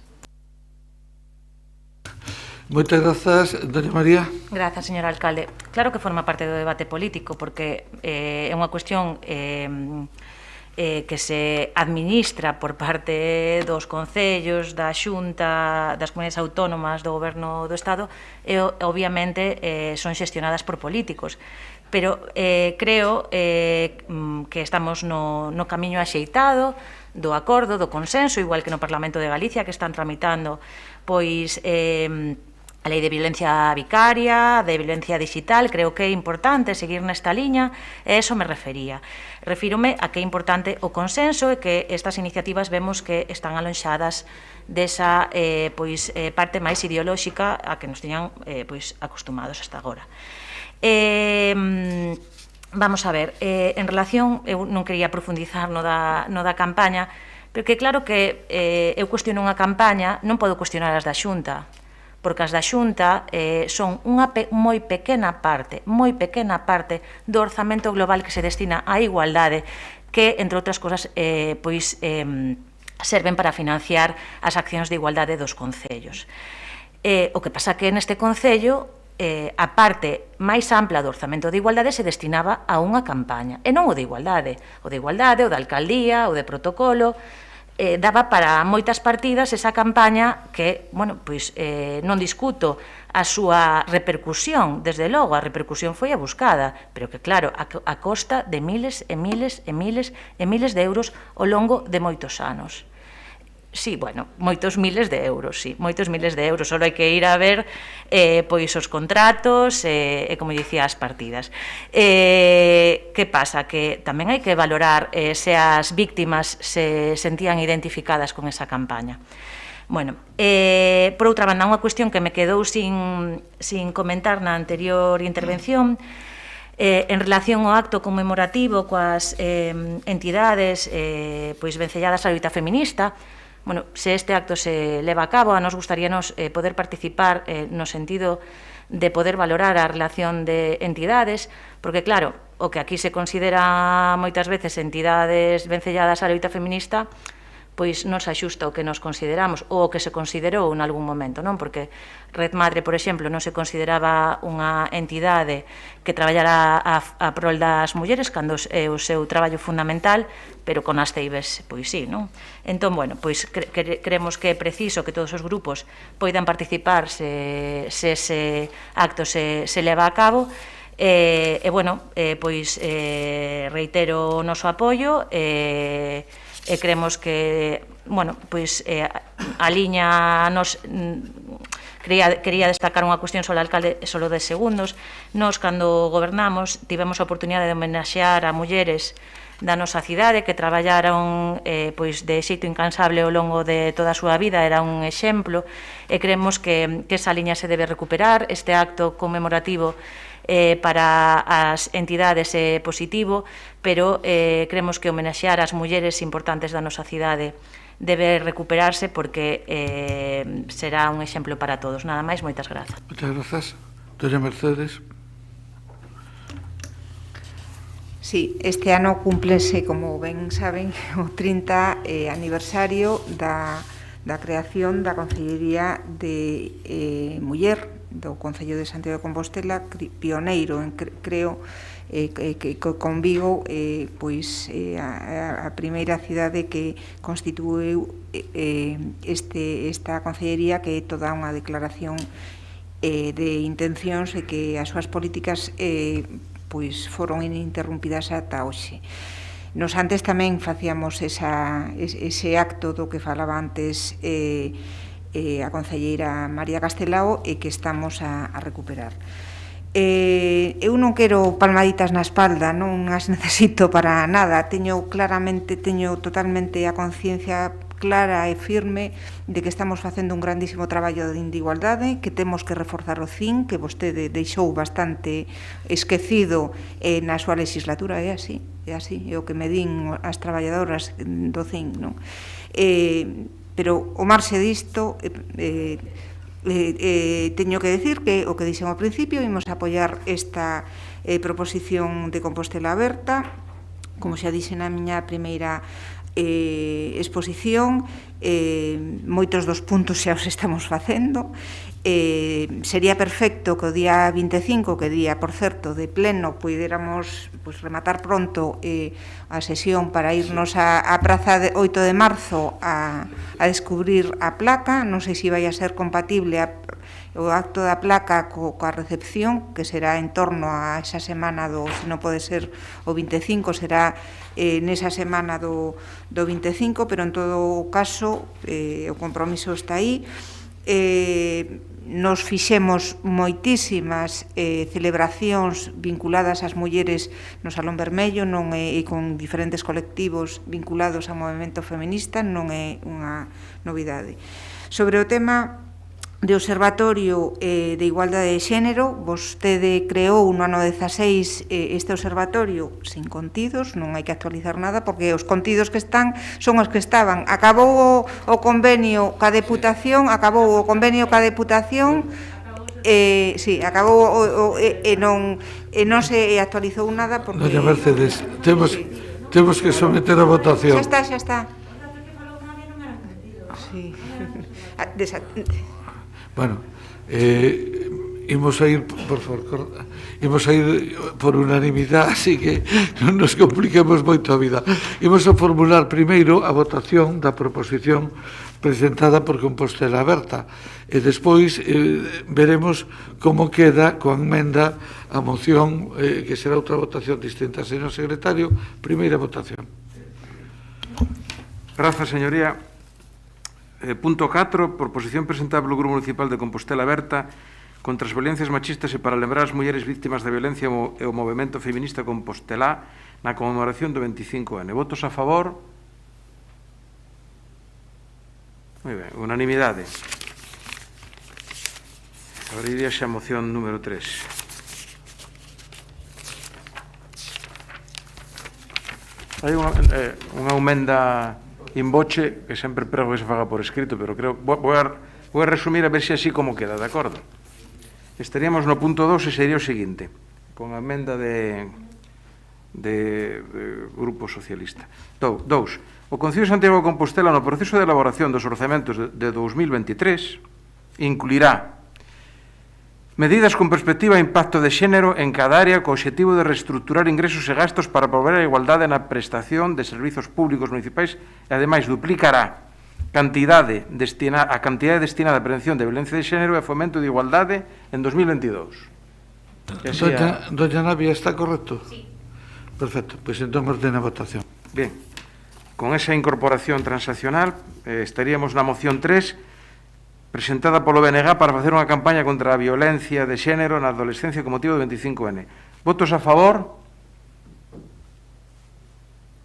Entendo tamén que por unanimidade. Moitas grazas a todas e a todos. Pasamos ora ao debate conxunto das proposicións 5 e 8, a 5 formulada polo BNG sobre a modificación de ordenanzas fiscales e a octava formulada polo Partido Popular sobre a baixada de impostos municipales. Na Xunta de Voceros se acordou que o tempo de intervención sería 6 minutos na primeira intervención, 3 na segunda. Empezaría o BNG. Quen vai empezar? Doña Navia? Doña Goretti? Cando vostede queira. Ben, pois, quero antes de máis nada lanzar un saúdo tamén e toda a nosa solidariedade cos condutores da liña do aeroporto que continúan reivindicando diante do Praza do Concello na Praza do Obradoiro nestes momentos unha solución aos seus problemas, a eses problemas que fixeron que ao final ficasen sin traballo persoas nun momento determinado e onde o Concello non foi capaz de solucionar esta cuestión despois de pasado o tempo. Toda a nosa solidariedade con eles. Quería comezar por explicar esta proposta e ao mesmo tempo facer referencia tamén á proposta do Partido Popular. Falar sempre de ordenanzas fiscais é un tema do que fuximos. Aquí fóxese tal, a última vez que falamos en serio nun debate demorado, fora de cuestións puntuais, é certo que os distintos grupos fomos levando para acrecentar, pero un debate demorado e conxunto foi en novembro de 2015. E claro, a xente ten pouca memoria, entón, ao final agora temos un cambio de papéis, cambio de roles, porque, claro, o que daquela se fixo, agora o goberno non quere que se faga, tal e todo, eu simplemente quero lembrar, non, que naqueles momentos o resultado final de debater distintas enmendas sobre varias cuestións das ordenanzas fiscais, a máis importante, a máis relevante, foi que finalmente houve unha rebaixa do tipo de gravame do IBI por unha aprobación dunha emenda do Partido Socialista que o Partido Popular apoiou no seu momento. O BNG naquel momento, digo, porque hai que tamén ter memoria, non votou a favor desta proposta de rebaixa, porque nos entendemos sempre que o problema de mirar os impostos é, primeiro, que hai que mirar en xeral no seu conxunto, pero segundo, que o que hai que facer é ofrecer servizos de calidade. Esa é a cuestión fundamental, servizos de calidade e facer execución de orzamento. Eso é o primeiro que ten que estar en riba da mesa. Entón, claro, ás veces, a nós, empezo por ese lado, a proposta do Partido Popular nomea esas cuestións na exposición de motivos, pero logo no acordo eso non está reflectido. Entón, claro, para nós o fundamental é que haxa realmente servizos de calidade, algo que este Concello non cumpre, e que haxa execución de orzamento, algo que tamén vimos a aproveitar para tamén ver ese cambio de papéis. Na etapa anterior, o Partido Socialista, fustigaba continuamente a Compostela Aberta a respecto da falta de execución de orzamento, e agora o Partido Socialista gobernando continua igual, non? Ou seja, que igual ou peor. 80 de cada 100 euros para investimentos sin gastar, acumulación de diñeiro que non se dá gastado, que non se dá executado. Entón, claro, aquí temos un problema grave e o que se debería de facer para non chegar con estas propostas en riba da mesa é facer unha xuntanza de todos os grupos, ao mellor en vez de unha, dúas, tres, e decidir como facemos e como reordenamos todo, non só o IBI, senón o conxunto, porque o IBI tamén ás veces é enganoso, porque polo IBI alguén pode pensar que justamente a presión fiscal de Compostela é baixa, porque é certo que noutras cidades é maior, a inmensa maioría das cidades, menos Ourense, no resto é superior o tipo de gravame, pero claro, a presión fiscal conxunta non na de Santiago é superior porque hai outras cuestións que ter en conta. Entón, nós o que fomos a nosa proposta é as cuestións mínimas que, en principio, estaban aprobadas e que non se aplican. Unha delas, que se inclúa o pagamento de impostos á carta. Nós levámoslo dicindo e leva aprobándose cunha declaración institucional con Compostela Aberta no seu día. Tamén se falou nese momento, nese debate en 2015. E tamén se decidiu que sí e que se iba a mirar como. E desde aquela, estamos 6 anos máis tarde, sin telo, non? Nós puxemos o de 12 mensualidades porque entendemos que hai que ir cara ali, pero aceptamos a transacción do Partido Popular de que sexa 9, porque tamén o tiñamos falado coa concelleira de Facenda e sabemos que pode haber problemas técnicos nestes momentos para que non sexa así, ainda que entendemos que deberíamos tratar para iso, e esa é a medida máis social de cantas se poden facer, que a xente non teña que desembolsar un mes ao ano unha cantidade importante, senón que poida decidir en todos os seus impostos cando fai, se en 1, en 2, en 3, ou se agora chegamos até 9 meses porque non se dá chegado a máis, 9, pero intentar tender cara aos 12.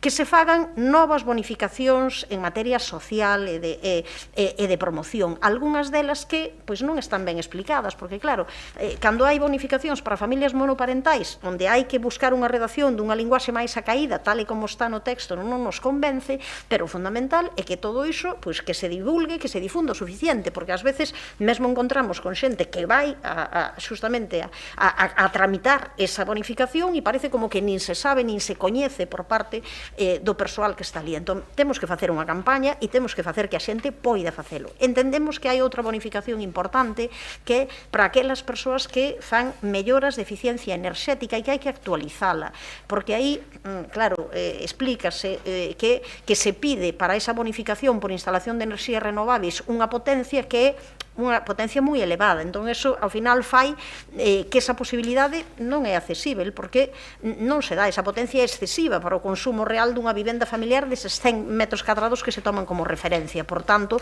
isto hai que rebaixalo para poder ser que iso sexa unha realidade. Exactamente igual que outras que sí que se recollen, como a compostaxe domiciliaria, logo levase un atraso, cando a xente pide, e tal, terrible, non?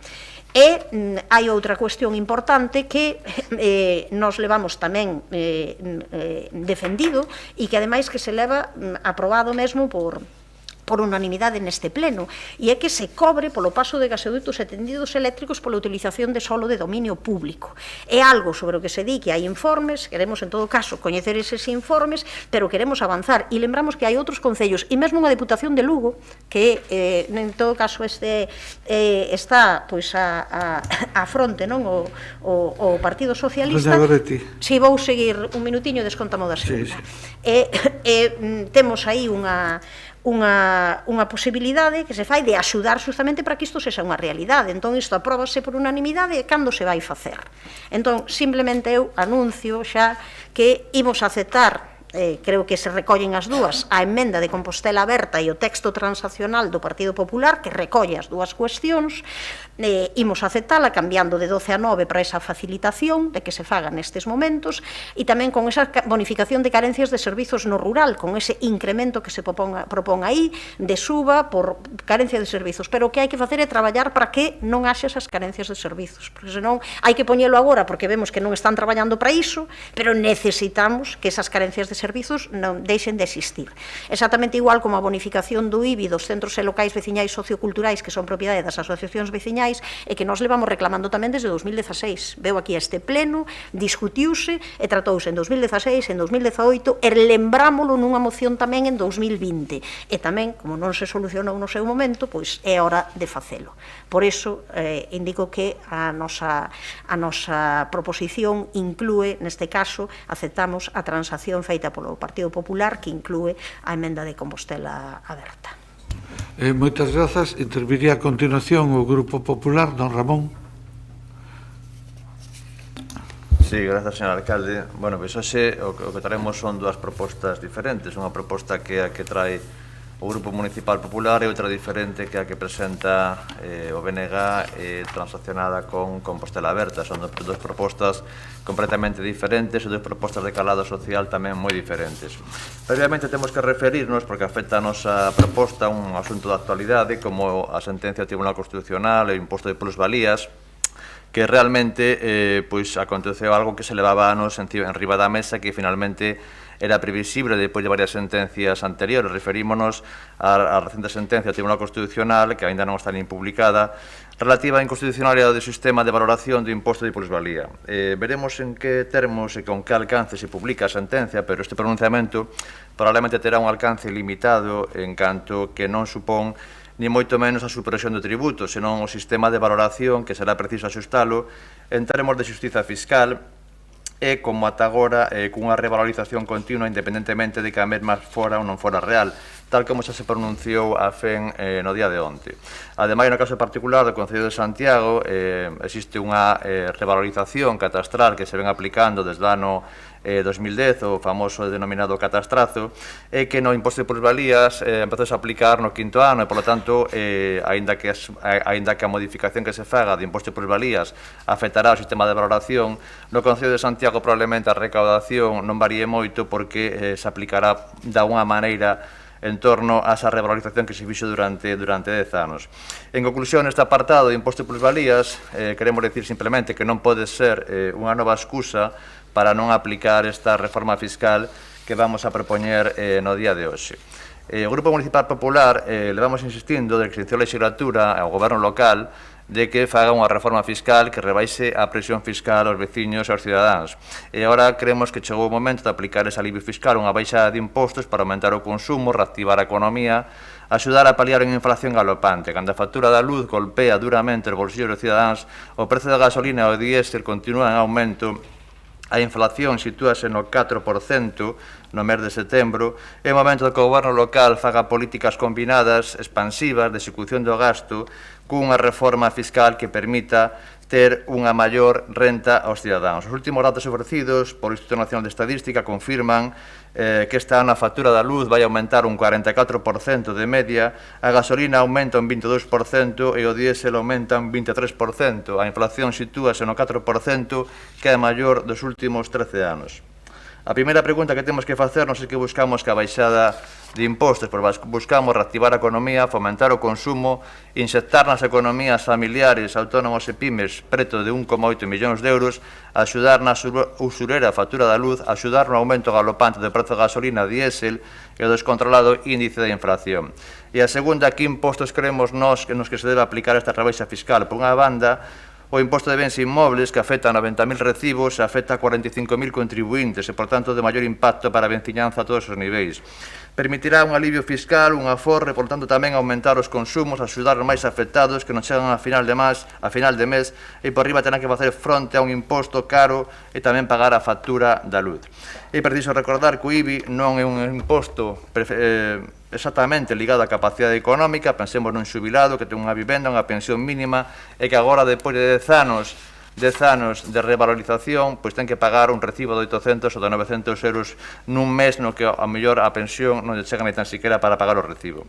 Falábamos do IBI, pero tamén falamos de outros impostos que afectan a actividade económica a nivel de competencia municipal. O IBI é un imposto desproporcionado polo aumento continuo durante 10 anos por ese catastrazo. Para que nos fagamos unha idea, se pasou de recaudar 21 millóns no ano 2010 a recaudar no ano 2020 33 millóns de euros. Por lo tanto, un aumento de 12 millóns de euros na recaudación do IBI en preto de 10 anos, consolidable a partir do último ano. O grupo de tributos ligados á actividade económica de competencia estatal, de competencia local, serían, ademais do IBI, a taxa de apertura, o imposto de construcións e as plusvalías. A plusvalías quedaría paralizado, lóxicamente, hasta que se coñeza o alcance da sentencia. Como xustificamos a baixada? Pois a xustificamos, como comentado, unha inyección económica na cidade de 1,8 millóns de euros nun momento de recuperación para axudar ao pagamento da luz, axudar nese aumento da inflación que galopa a unha media de 5%. En este contexto é necesario que o Concello continue a implementar novas medidas reais para os veciños e para a veciñanza. O goberno local, como é sabido, continúa a ter abultados superávits de 12 millóns de euros e a baixada de impostos ten como consecuencia directa un aumento da renda disponible. En datos macro, xustificamos a baixada que no Concello acadou un total de 38,2 millóns de euros en superávit nos derradeiros 3 anos. Ele supón unha media de 12 millóns de euros de superávit por ano. En depósitos bancarios acumulou en 3 anos 123 millóns de euros cunha media de 41 millóns de euros na liquidación dos orzamentos. Nos derradeiros 3 anos o Concello recaudou 7 millóns de euros en multas e co que está previsto este ano acercarase aos 10 millóns de euros recaudados en multas. No derradeiro ano liquidado, 2020, teóricamente o peor de todos económicamente, o Concello rematou con 9 millóns de euros en beneficios e 44 en depósitos bancarios. Ten unha excelente situación económica e, polo tanto, non ten xustificación para non rebaixar a presión fiscal. Ademais, atópase nunha situación de sacrificio económico por parte da veciñanza nos últimos 10 anos que pasaron a aumentar un 40% o recibo do IBI e, como dixemos, consolidou unha recaudación de máis de 12 millóns de euros. As multas de tráfico desos 10 millóns de euros e, ademais, a evolución fiscal que vai a ter no ano 2020, pois, de acordo que a última liquidación do ano 2020 o orzamentado no ano 2021 espera recaudar, descontando o imposto de plusvalías, 1,7 millóns de euros, a que temos que engadirlle o que vai a recaudar, probablemente, nosos multamóviles. Por lo tanto, a conclusión é que nós pensamos, é certo, está comprobado, que a excelente situación económica e financiera do Concello saneada e ten que axudar a recuperación económica. Por lo tanto, nós propoñemos unha baixada do imposto de bens inmóviles do 0,51 ao 0,49, a supresión da tasa de apertura no maior caso de supostos e do imposto de construcións do 2 ao 1,8% e o plusvalías quedaría paralizado. Moitas gracias.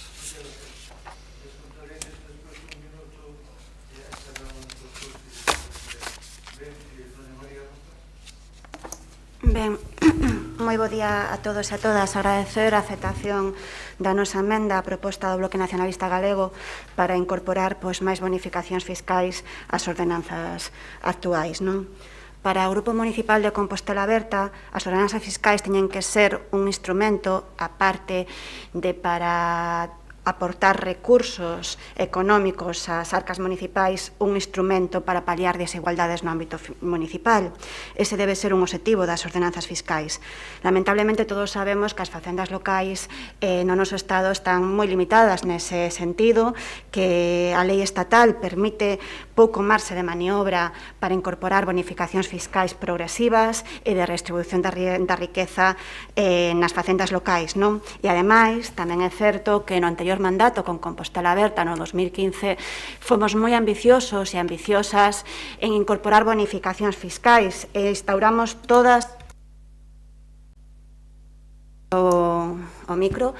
Decía que no anterior mandato con Compostela Aberta implementamos todas as bonificacións fiscais que había naquele momento na lei estatal, non, que permitía a lei estatal. Aínda así, creemos que se debe implementar, que se pode implementar cuestións novas, que hai que continuar apostando por ese equilibrio fiscal e por esa fiscalidade progresiva que comezamos no anterior mandato.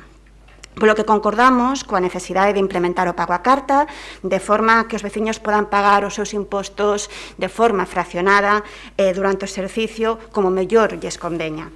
E por iso, no anterior mandato, fixemos unha aposta firme pola administración electrónica que permitía poder realizar o pago a carta que antes non era posible, unha aposta económica importante, pero que pensamos que pagaba a pena se trataba de facilitarlle a vida e as finanzas á veciñanza. Seguindo tamén a liña do anterior mandato, continuamos apostando, e creo que se ten que continuar apostando, por bonificar a carencia de servicios no rural, e dai a nosa emenda a proposta, non? Pensamos que nas bonificacións implementadas no anterior mandato deberíase incrementar as bonificacións por carencia de dos servizos subindo do 60% actual ao 75% e por carencia dun servizo básico do 30% da bonificación vixente ata o 50%. Pensamos que de xustiza con o noso rural os investimentos prometidos para dotar de saneamento e abastecemento rural non dan chegado. O investimento xeral no rural caeu neste mandato en comparación co mandato de Compostela Aberta, polo que a discriminación co rural é aínda máis agravante. E dai a nosa proposta e a nosa emenda. E tamén creemos, como xa se ten debatido neste pleno, que se debe introducir a bonificación do IBI do 95% para os centros socioculturais que son propiedade da veciñanza.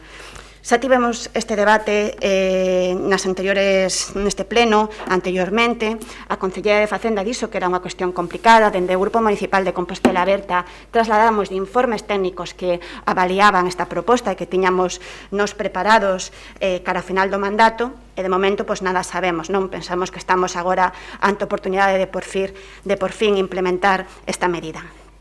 Creo que é unha mágoa que esteamos dando este debate nun momento no que ainda non se aclararon certas cuestións desde parte estatal de bonificacións fiscais, como poden ser as bonificacións, ou máis ben o gravame ás vivendas baleiras, que quero recordar que no 2015 Compostela Aberta tamén dou un paso adiante e incorporou por primeira vez na súa ordenanza, pero que sigue sen aplicarse debido a esa falta de normativa estatal ou autonómica. En relación á proposta do Partido Popular, consideramos interesante que no momento actual estude a supresión de parte dos supostos da taxa de apertura de establecementos e comercios para axudar ao noso comercio local. Mais non cremos nas baixadas de impostos xeralizadas, nas tarifas planas que especialmente benefician aos que máis teñen. Nos vamos ser coherentes cos nosos principios, non como Partido Socialista que muda de principios en función de se está no goberno ou na oposición, non? Que tivo, como recordou a voceira do Bloque Nacionalista Galego, unha atitude totalmente irresponsable en temas fiscais no anterior mandato e que agora predica o contrario. Para Compostela Aberta, a fiscalidade ten que ser progresiva e equitativa para ser xusta. E sempre defenderemos, independentemente de que gobernemos ou non, que cada quen aporte en función do que ten. Porque non é o mesmo unha persoa que ten unha dúcia de vivendas en Compostela que unha familia que ten unha vivenda e que lle costa chegar a fin de mes. Porque non é o mesmo unha multinacional con beneficios millonarios que quera facer unha obra en Santiago que unha familia que quere facer unha obra de climatización na súa vivenda. E porque non debemos esquecernos que o público, que os recursos económicos públicos son os recursos dos que nada teñen. Son os recursos dos que non pagan o imposto do IBI en Compostela porque non se poden permitir ter unha vivenda en propiedade na cidade. Un luxo que é inalcanzable para moita xente nova de Santiago e non tan nova. E aí é preciso que o Concello este á altura e para iso precisa recursos orzamentarios, recursos para poñer fondos e equilibrar a través dos gastos as desigualdades da cidade, recursos para que os servizos sexan de calidade e que se executen, claro, sí, estamos de acordo, que se executen, pero que hai que arranxar esa execución. E, por favor, señor alcalde, résteme o tempo que me falta, o tempo que consuma da miña segunda quenda. Que se executen, por suposto, estamos de acordo. Hai que arranxar esa execución, que non volva a acontecer o do ano 2020, que falamos aquí neste pleno recentemente, no que a conta xeral trasladaba que se gastou 0 euros en políticas de vivenda, que se gastou ou se deixou de gastar 2,5 millóns de euros nas partidas de política social. Por suposto, estamos de acordo con que se executen, pero facer unha tarifa plana de baixada de impostos só beneficia aos que xa teñen recursos, máis nada. Moitas grazas, doña María. Contestalles doña Marta Abal polo Goberno. Moi ben, bo día a todas e a todas. Como xa viñemos anunciando tanto en público como en privado con cada un dos grupos municipais desta corporación, este Goberno non ten como obxectivo para o ano 2022 abordar reforma fiscal que implique minoración de ingresos, porque non concorren as circunstancias económicas para tal decisión. E non concorren desde a perspectiva dos ingresos nin tampouco desde a perspectiva dos gastos. Desde a perspectiva de previsión de ingresos que os grupos municipais propoñen bonificar, salvo o caso do IBE, prevese que os ingresos de ICIO, taxas de apertura e plusvalía que xa sufriron unha importante diminución durante o ano 2020 non acaden as cifras de recadación anteriores á pandemia da COVID-19. E iso nun escenario de aumento do gasto corrente. En efecto, o imposto de construcións, os dereitos recoñecidos netos durante o ano 2020 polo imposto de construcións ascenderon a 524.455 euros. Isto é, un 68,89% menos que no ano 2019. En canto ás previsións iniciais do ano 2022, se prevé un incremento lixeiro con respecto ao ano 2021, xa lles avanzo que non se acadará a cifra anterior á pandemia da COVID-19. Outro tanto cabe dicir das tasas de apertura. Os dereitos recoñecidos netos no ano 2020 en concepto da taxa de apertura ascenderon a 111.138,02 euros. Isto é, un 42,92% menos que no ano 2019. En canto ás previsións iniciais para o ano 2022, se prevé tamén un lixeiro incremento con respecto ás previsións iniciais do ano 2021, xa lles avanzo que tampouco se acadarán as cifras anteriores á pandemia da COVID-19. En canto ao imposto das plusvalías, que decirlles que non saiban vostedes, foi un imposto que tamén sufriu unha importante diminución no ano 2020, un 24,35% menos que o importe recadado no ano 2019 en termos de dereitos recoñecidos netos, pero tras a recente sentenza do Tribunal Constitucional e se coñecer o texto íntegro da mesma, todo parece indicar que coa regulación actual non poderemos liquidar o imposto, isto é, 3 millóns de euros menos de previsión inicial de ingresos correntes.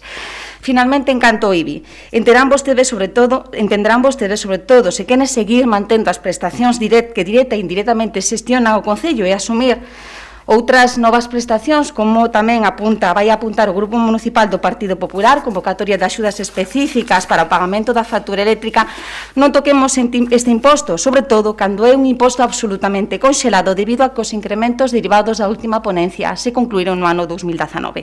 Tampouco concorren as circunstancias desde o punto de vista da execución do gasto, porque os concellos, como saben vostedes, non podemos endebedarnos para facer fronte ao gasto corrente. Ademais, a amortización da débeda bancaria tampouco se pode facer con débeda bancaria, é dicir, deben de se destinar ingresos correntes para amortizar débeda bancaria, porque os ingresos correntes previstos nos créditos iniciais no ano 2021 están destinados prácticamente na súa totalidade aos gastos correntes e ao financiamento da débeda bancaria.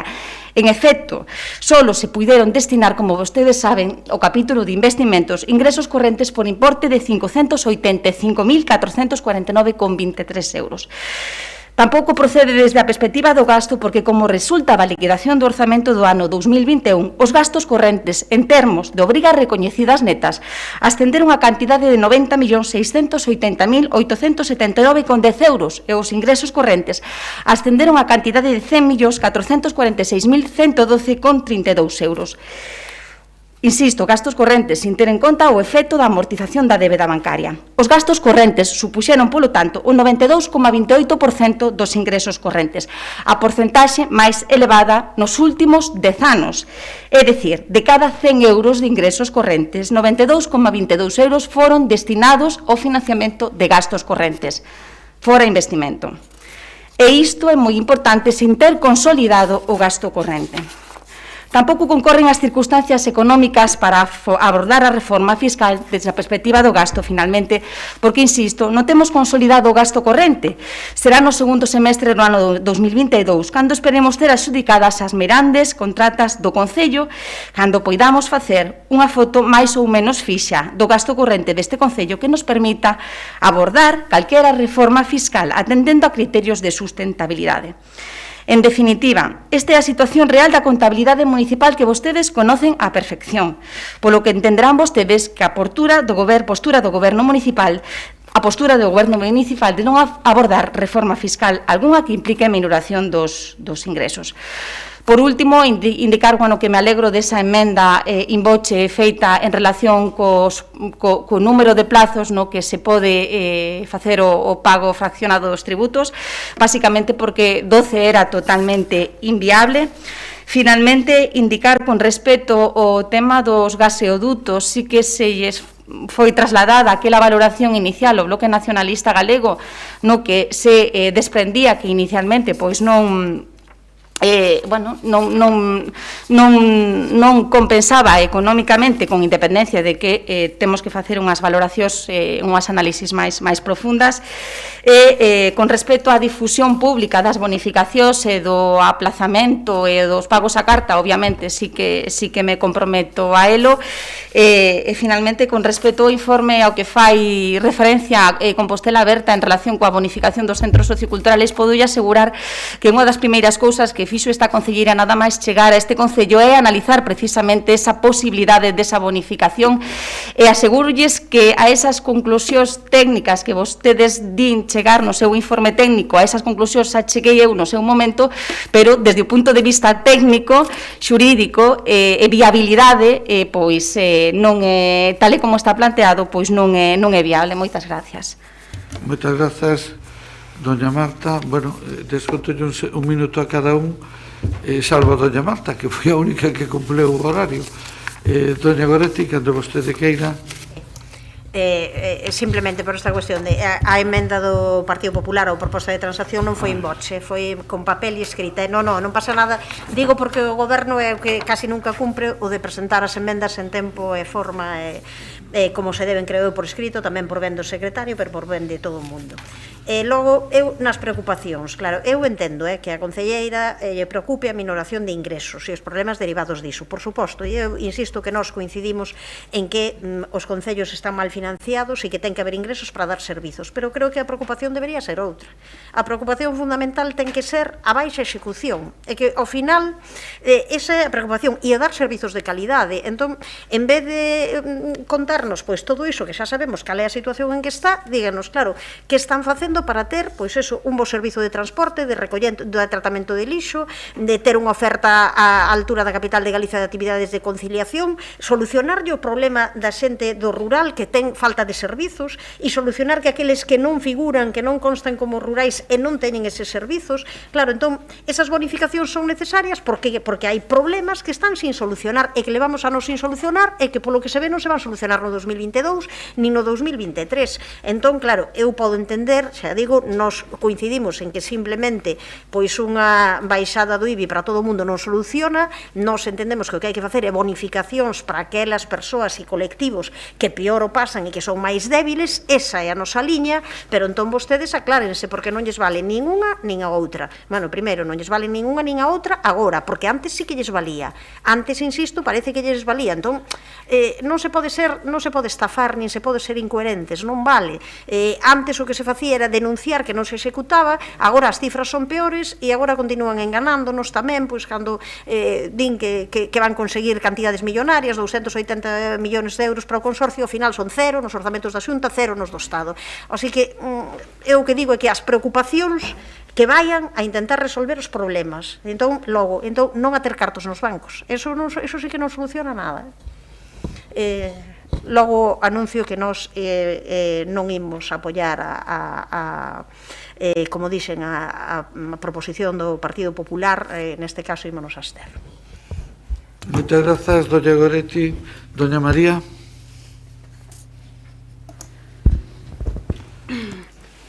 Vale.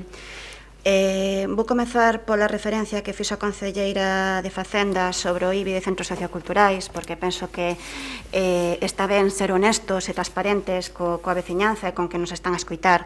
Nos facilitamos e o pusemos no informe de traspaso de poderes e facilitamos despois os informes con toda a nosa boa vontade de que vostedes continuaran ese traballo comezado por Compostela Aberta para resolver este problema que é unha injustiza para os veciños que pagan cos seus fondos da Asociación de Veciños o IBI dos centros socioculturais. Eu, de verdade, que espero que acaben rectificando, de verdade, que espero que acaben rectificando como é algo habitual no seu goberno e que se aproveiten do traballo feito no anterior mandato. Esperamos que aconteza o mesmo que aconteceu con outras bonificacións fiscais que tampouco vían no seu momento, que eran proposta de Compostela Aberta e que despois acabaron implementando. E falo da bonificación fiscal no IBI a Cámara de Comercio, falo da bonificación fiscal para a industria da biotecnoloxía e da madeira, ou as bonificacións fiscais para xerar emprego indefinido ou para as vivendas situación autonómica que tamén yo tivemos que propoñer nós, dentro do Grupo Municipal de Compostela Aberta. Se o Goberno escolle a senda da política fiscal progresiva, que cada quen aporte en función do que ten, contará co Grupo Municipal de Compostela Aberta, contará con nós. Se non o fai, non contará con o noso apoio. E para rematar, non se pechen banda na súa proposta, por favor, non se pechen banda a bonificacións fiscais que non teñen un grande impacto económico nas arcas municipais, pero sí nas arcas de moitas familias.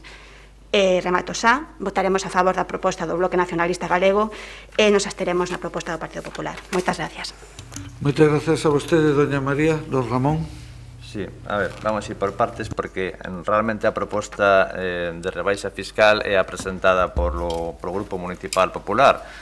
E non se entende como, habendo unha proposta bastante máis amplia e ambiciosa, pois Compostela Aberta e BNG pois non se suman a proposta do Grupo Municipal e tampouco se entende como non apoian, xa non digo, o Grupo Socialista, que está en se lle espera no tema dos impostos e da presión fiscal, pero non se entende como Compostela Aberta e BNG non apoian unha proposta cando hai 12 millóns de euros de media de superávit anual, 41 millóns de euros en depósitos bancarios e unha execución orzamentaria pois de investimentos que non chega ao 20%. Non rebaixar a presión fiscal, pois parece máis ben que son promotores de políticas antisociais, cando ademais os últimos datos do Instituto Nacional de Estadística pois constatan unha subida da factura da luz dun 44% en un ano, 5% de inflación e subidas de elementos básicos como a gasolina e o diésel, repito, con unha execución de 20% e recaudación en multas con este ano que subirá a máis de 10 millóns de euros. A proposta de Compostela Aberta e de BNG, pois realmente en conxunto no que é a emenda, pois é unha copia de propostas anteriores do Grupo Municipal Popular, por eso ímos a apoiar, en concreto o que a rebaixa fiscal do imposto de bens inmobles para no ámbito rural cando fallan os servicios. É unha proposta que xa fixo o Partido Popular no ano 2015, se aprobou en parte e se volveu a facer no ano 2019. En canto ao fraccionamento do pagamento dos tributos, pois non é nada máis e nada menos que a proposta de borrador tributario que trouxo ao Pleno o Grupo Municipal Popular que se aprobou e que aínda falta a parte da información e que estaremos no seu momento a execución. Por lo tanto, neste ámbito, pois claro que vamos a apoiar porque en grande medida é unha copia de propostas anteriores do Grupo Municipal Popular. En canto a que decía a vocera do Bloque Nacionalista Galego de que non hai esa presión fiscal, mire, é que no IBI aumentou en 10 anos 12 millóns de euros a recaudación. En canto a que decía, xa remato, a concelleira do Grupo Socialista, mire, para este ano 2021 espera recaudar 2 millóns de euros máis quitando as plusvalías co ano anterior. Gracias. Moitas grazas. Turno de réplica, doña Marta. Moi ben, gracias. Bueno, o que quero trasladarlles e sobre todo trasladarlle á cidadanía de Santiago de Compostela é que no Concello concorren realidades moi diversas. É un concello, como todos os concellos de Galicia, que ten unha importante carga de gasto corrente, tanto para o exercicio de competencias propias como para o exercicio de competencias impropias, axuda no fogar ou comedores escolares. É a capital de Galicia, co impacto que tal condición ten no gasto corrente deste concello. E, por último, é un concello cunha forte afluencia turística, a que non queremos renunciar, pero con respeto a que non podemos negar, que ten un impacto forte nos servicios de competencia municipal financiados con ingresos correntes do Concello de Santiago de Compostela. En consecuencia, entenderán que con todo este escenario sería absolutamente imprudente e insostible abordar reforma fiscal que implique melloración dos ingresos, tendo en conta o escenario incerto en canto á previsión de ingresos, máis se cabe tras a citada sentenza do Tribunal Constitucional que directamente anula a plusvalía municipal. Dito isto, controlado o gasto corrente e garantizados os ingresos mínimos, poderánse abordar reformas fiscais, previa diagnose da situación económica e social da situación, que contribúan a unha fiscalidade máis xusta, equitativa e sostible, incorporando novas perspectivas en dita fiscalidade como a perspectiva de xénero. Pero isto é moi importante. Se queremos aliviar a carga fiscal da cidadanía de Santiago de Compostela a curto prazo, convén poñer en riba da mesa, ademais do punto relativo ao financiamento das competencias que impropiamente está asumindo o Concello, a revisión da aportación de capitalidade. Este ingreso depende única e exclusivamente da vontade da Xunta de Galicia e está destinada ao financiamento dos gastos correntes derivados da carga de ser capital de Galicia. Este ingreso, como saben vostedes, tamén se reduciu considerablemente. En efecto, dende o ano 2010, reduciuse un 24,77%, pasando de 3.180.000 euros a 2.392.425.000 euros.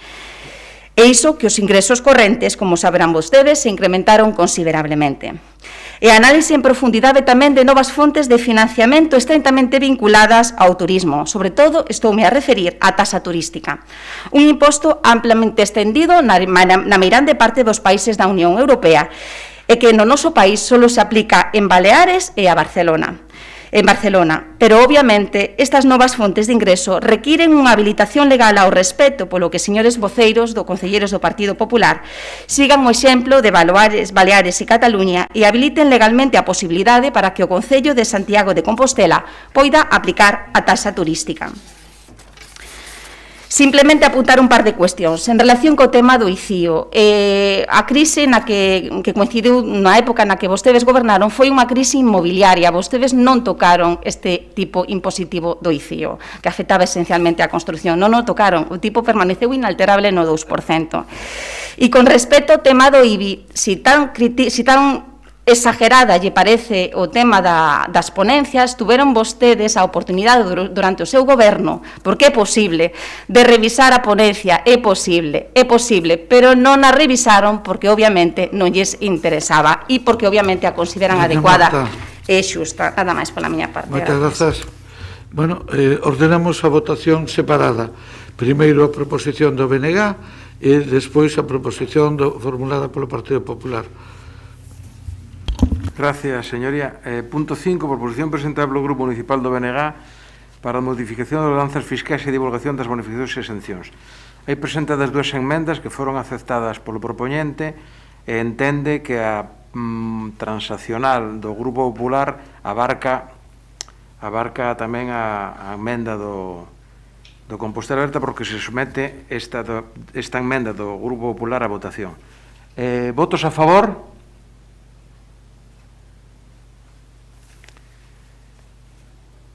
BNG, Compostela Aberta, Grupo Popular. Votos en contra?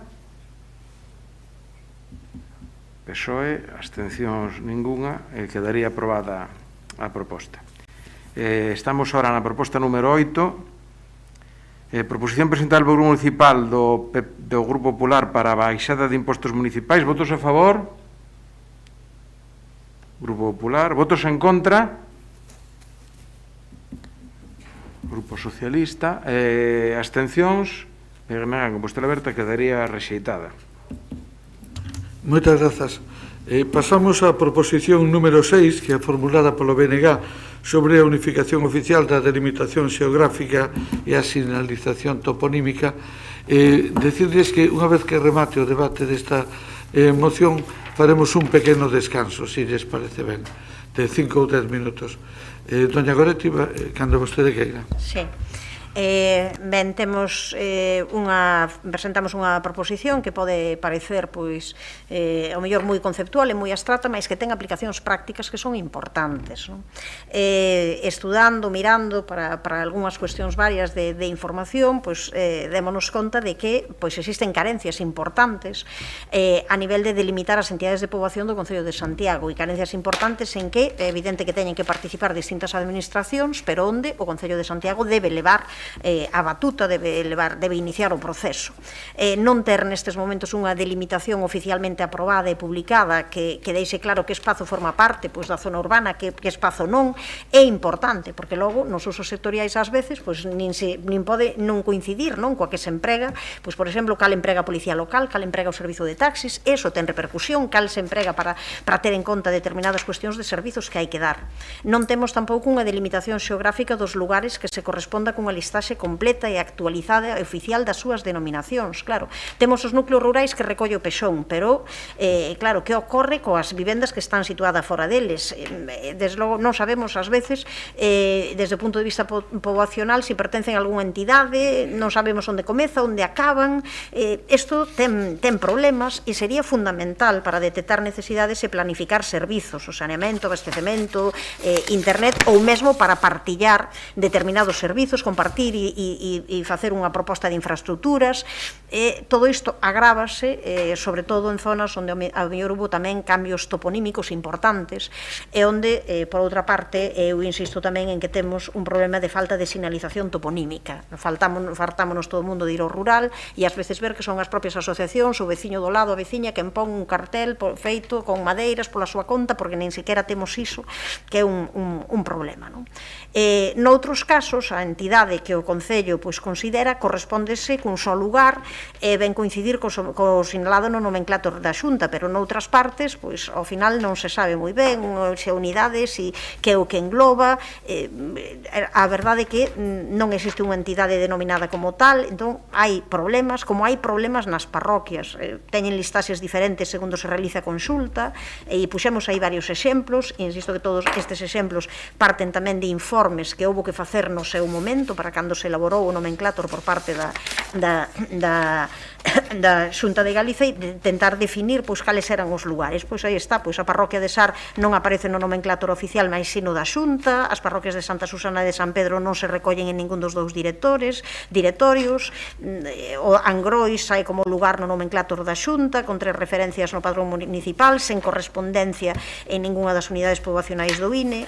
Eu creo que son cuestións técnicas que está claro que ten que haber unha proposta para solucionar e para ver como se abordan, e algo que sobarda poder facelo en pouco tempo, pero nós entendemos que o que hai que facer é o Concello tomar a batuta, tomar as rendas e iniciar. Por eso propoñemos simplemente que se faga unha comisión de traballo entre os departamentos municipais e que colaboren organismos externos. Por suposto, haberá probablemente que ter en conta a organismos de outras administracións que terán tamén que tomar as súas decisións correspondentes, pero que haxa un acordo de fixación terminolóxica que aclare ese valor referencial das denominacións que se usan para os conceptos de entidade de poboación, entidade singular, entidade colectiva, núcleo urbano, lugar, barrio, parroquia.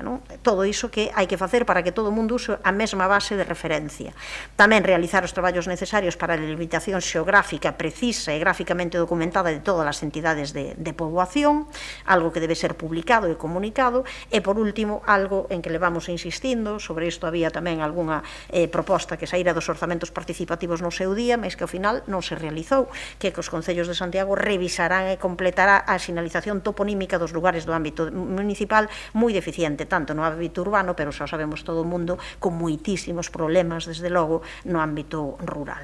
Esta é a proposta de proposición que facemos e que esperemos que se aproben, de que sabemos que despois diso ten que haber un traballo técnico importante para que se desenvolva, para que se leve a cabo. Gracias, doña Goretti. Don Jorge. Bos días de novo. Antes de nada, disculpar a miña ausencia anterior, pero parecíame totalmente imprescindible baixar á rúa, acompañar os traballadores de Freire que na actualidade están concentrados na plaza, porque por culpa da negligencia do goberno municipal, na actualidade están na rúa. E eso que tiña que haber pasado, que foran subrogados, tal e como di a Xustiza na actualidade, non pasou e, polo tanto, quería transmitirlle o noso apoio. Con respecto a esta moción que trae o BNG, compartimos totalmente o fondo e tamén, ainda que Goretti fala de que é unha proposta técnica, é unha proposta imprescindible. Hai que coordinar técnicamente, pero é imprescindible. No anterior mandato intentamos chegar a dotar desa coherencia ao mundo rural, foi un proxecto que quedou a medias ou nos inicios, pero que se tuvo sobre a mesa e que ademais contaba co apoio a través dos orzamentos participativos. E o que si nos parece, ademais de apoiar que se cree, que se faga todo este traballo, hai outras cuestións como o impacto da absorción do mundo rural polo mundo urbano. Na toponimia é un problema, pero a veces é un problema moito máis grande en outras moitas máis cousas, e se polo menos podemos resolverlo na toponimia, xa será un pequeno avance. Por lo tanto, o noso voto será favorable. Moitas gracias, don Jorge. Polo Grupo Popular, quen vai intervir? Doña María Antón. Doña María, bos días. Doña María, estou na vendo, pero non a oímos. Tenlle que dar encender o micrófono, eso non. No, nosotros sí que la escuchamos, ¿eh? Sí, sí. Pues non a oímos. Pero espera un segundo. Ahora.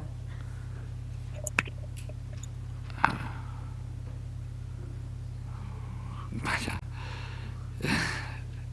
¿Y agora? Agora sí? Seguimos sin oíla. Nosotros sí. Pois é un problema do Concello, porque todos os demais compañeiros... Habemos perfectamente, doña María, sale vostede moi ben, pero non oímos nada. Pois non sei por qué, porque todos o resto dos compañeiros ascoitan. Pois será un problema no seu micro, non sei se hai outras persoas que non poidamos oír, pero vostede non a podemos oír. Nosotros escuchamos todos, desde las pantallas. Suba un pouquiño o micro que ten nos auriculares, a ver se con eso... No, porque antes estaba, vamos, cando se iniciou me escoitaban perfectamente. Podría falar algún outro concelleiro por si... Tenía María el asunto preparado. Se nos escucha a nosotros. Creo que nosotros tampoco nos objeción oyen. por nuestra parte, por lo tanto. ¿Él? ¿Nos Nos escucháis? tienen silenciados a los de casa. Sí. Ahora oímola moi lonxe e moi baixo. Nada, que non nos oye nadie. No, eu creo que... Estamos aquí. Agora? Mellor.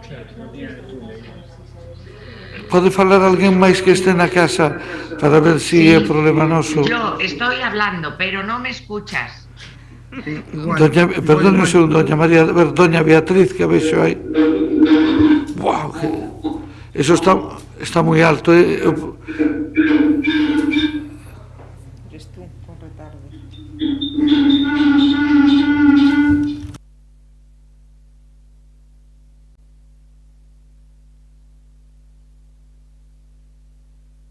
Ahora sí.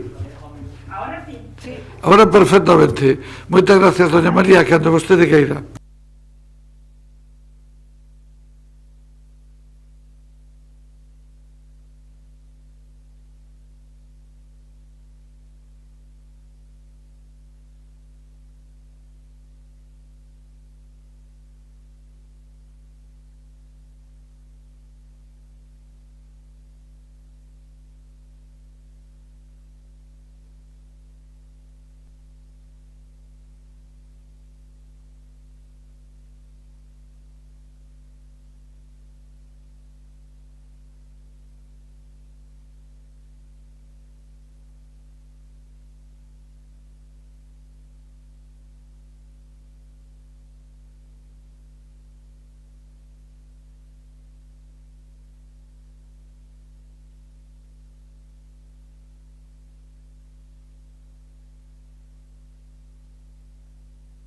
En valor a toponimia, esa memoria que non se perda. Nada máis, grazas.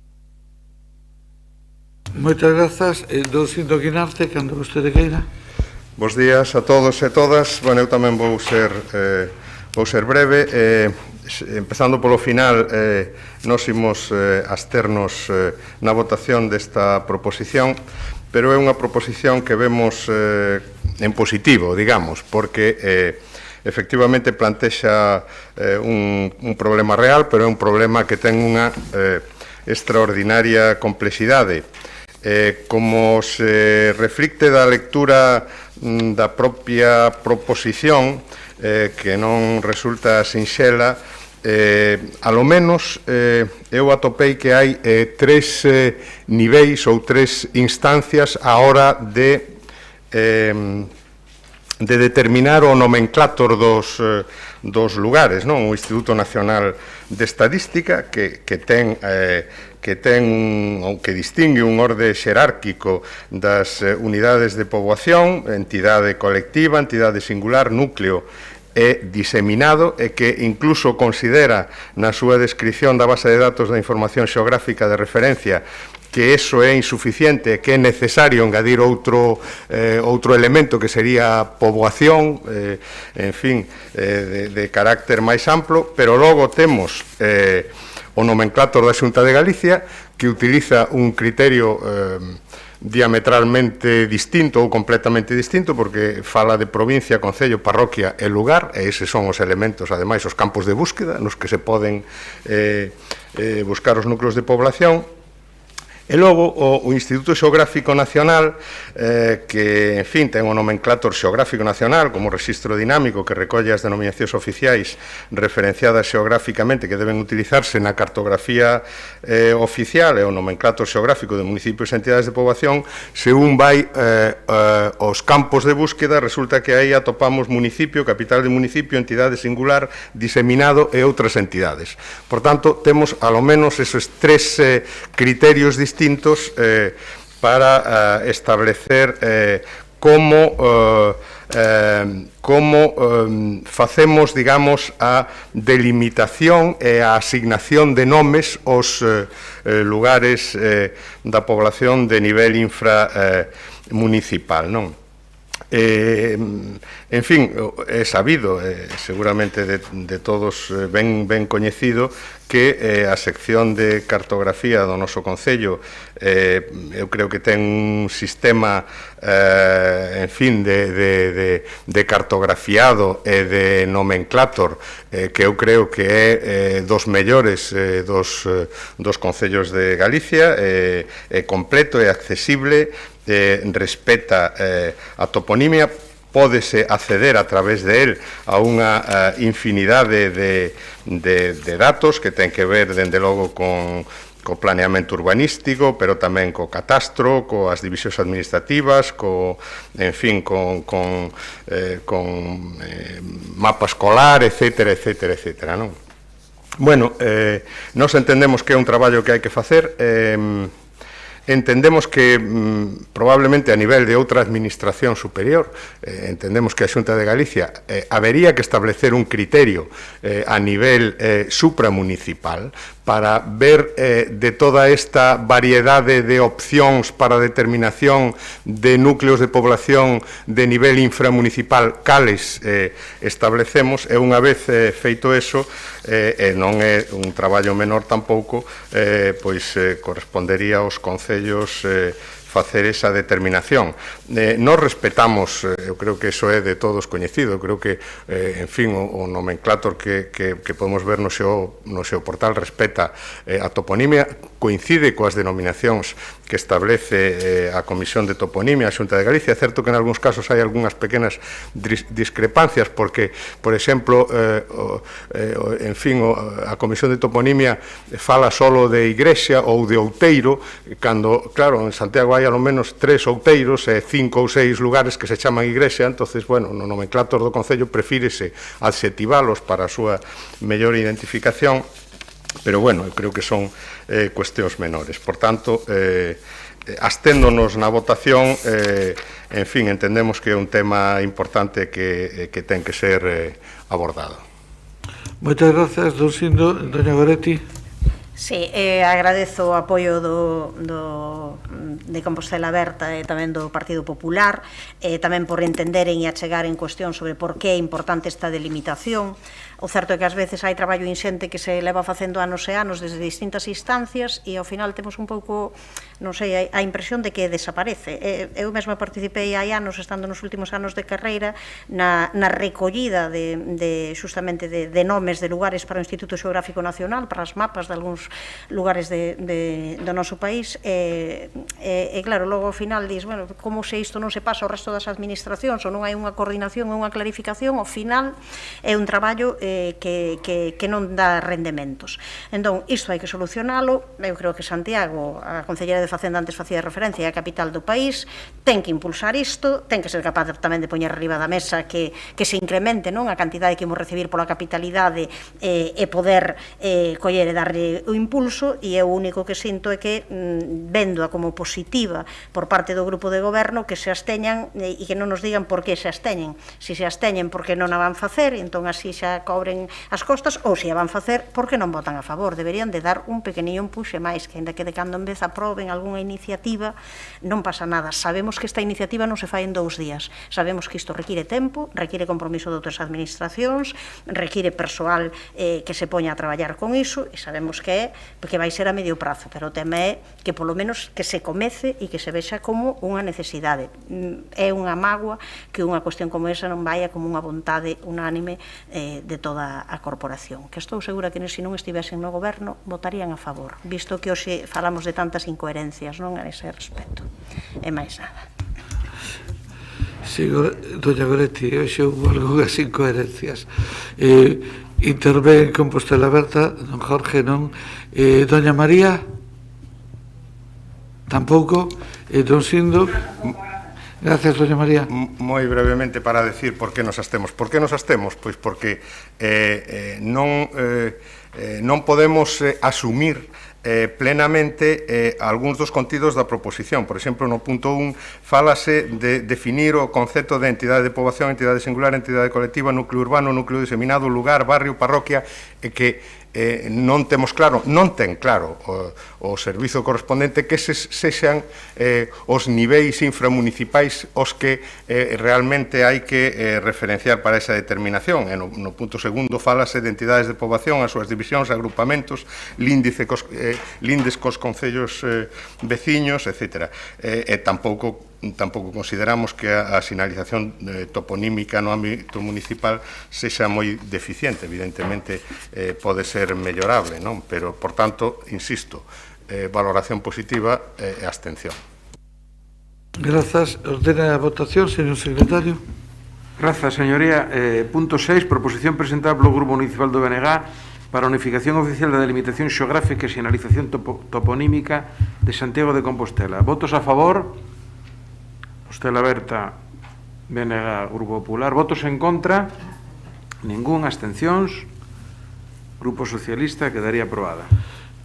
Moitas grazas a todas e a todos.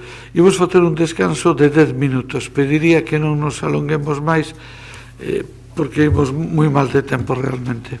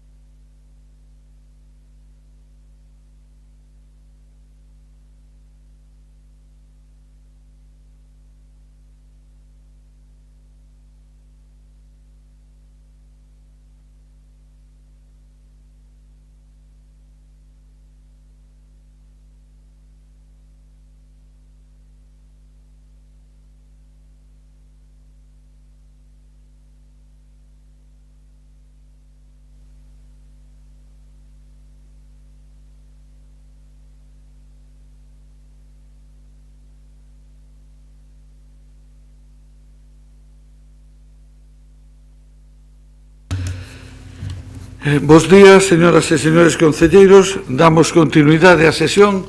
Confirme o señor secretario que seguimos tendo quórum. Pero é evidente que temos quórum. Entón, pasamos á proposición formulada polo Partido Popular sobre o contrato para a xestión dos expedientes sancionadores. Don Alejandro, cando vostede queira, esperamos un momento a doña Goretti.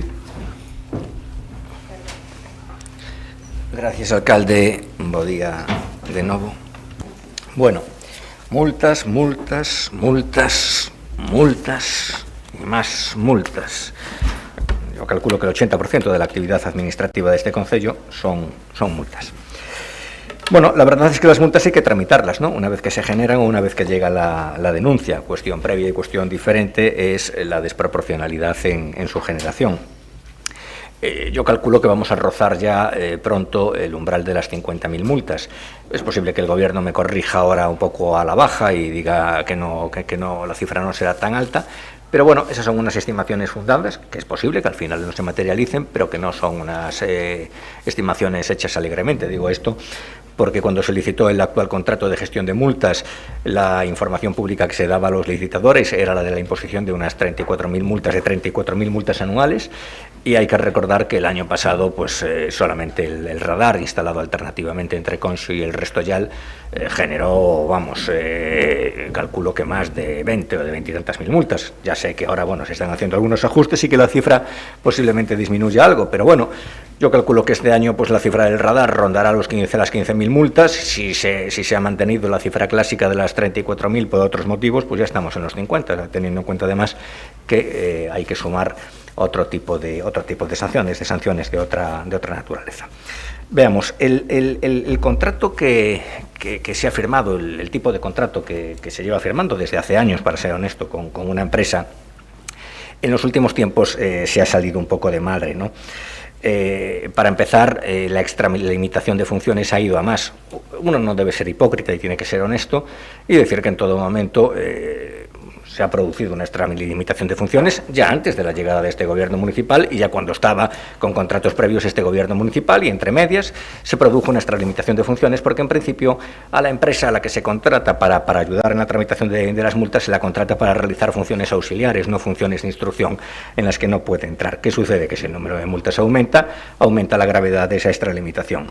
También ha aumentado el precio del contrato a mitad de contrato, ¿no? Lo cual supone una ventaja sobrevenida y muy discutible para la empresa adjudicataria. Digo que ha aumentado el precio del contrato porque en mitad de contrato la empresa adjudicataria ofrece un radar, el radar dispara el número de multas y por lo tanto también se dispara el ingreso de la empresa. No es lo mismo el 26% sobre un número X de multas o sobre un importe X de sanciones que el 26% sobre un número añadido de multas o un número añadido de importe de sanciones, una cantidad añadida de importe de sanciones.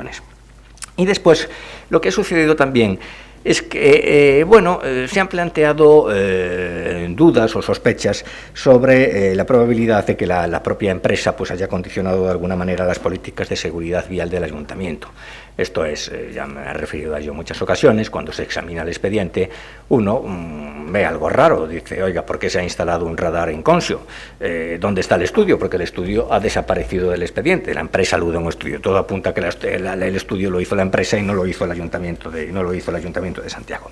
Y ya a mayor abundamiento lo que sucede es que ha trascendido que una empresa pues cobra, legalmente, pero cobra un 26% por la gestión de las multas, y esto pues ha generado una reacción social, porque bueno, pues a nadie le gusta tener que verse sometido a determinadas exacciones económicas.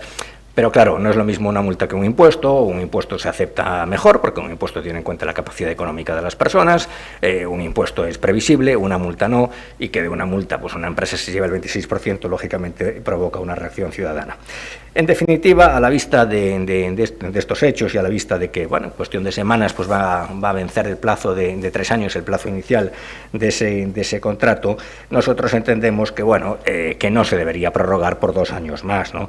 Y que habría que empezar a buscar otras soluciones. Una solución, la que sería ideal, sería pues la prestación del servicio de propia mano. No es que el Grupo Popular esté a favor de la prestación pública de todos los servicios, que defendemos la colaboración pública-privada, pero en el caso de la potestad sancionadora, lo ideal ideal es que se prestase de propia mano por la propia Administración, si fuese posible. Una segunda opción sería, bueno, pues confiar la gestión del servicio a la Diputación Provincial, que además se lleva un porcentaje muy inferior. Y la tercera opción, pues sería mantener esa colaboración público-privada, pero más acotada.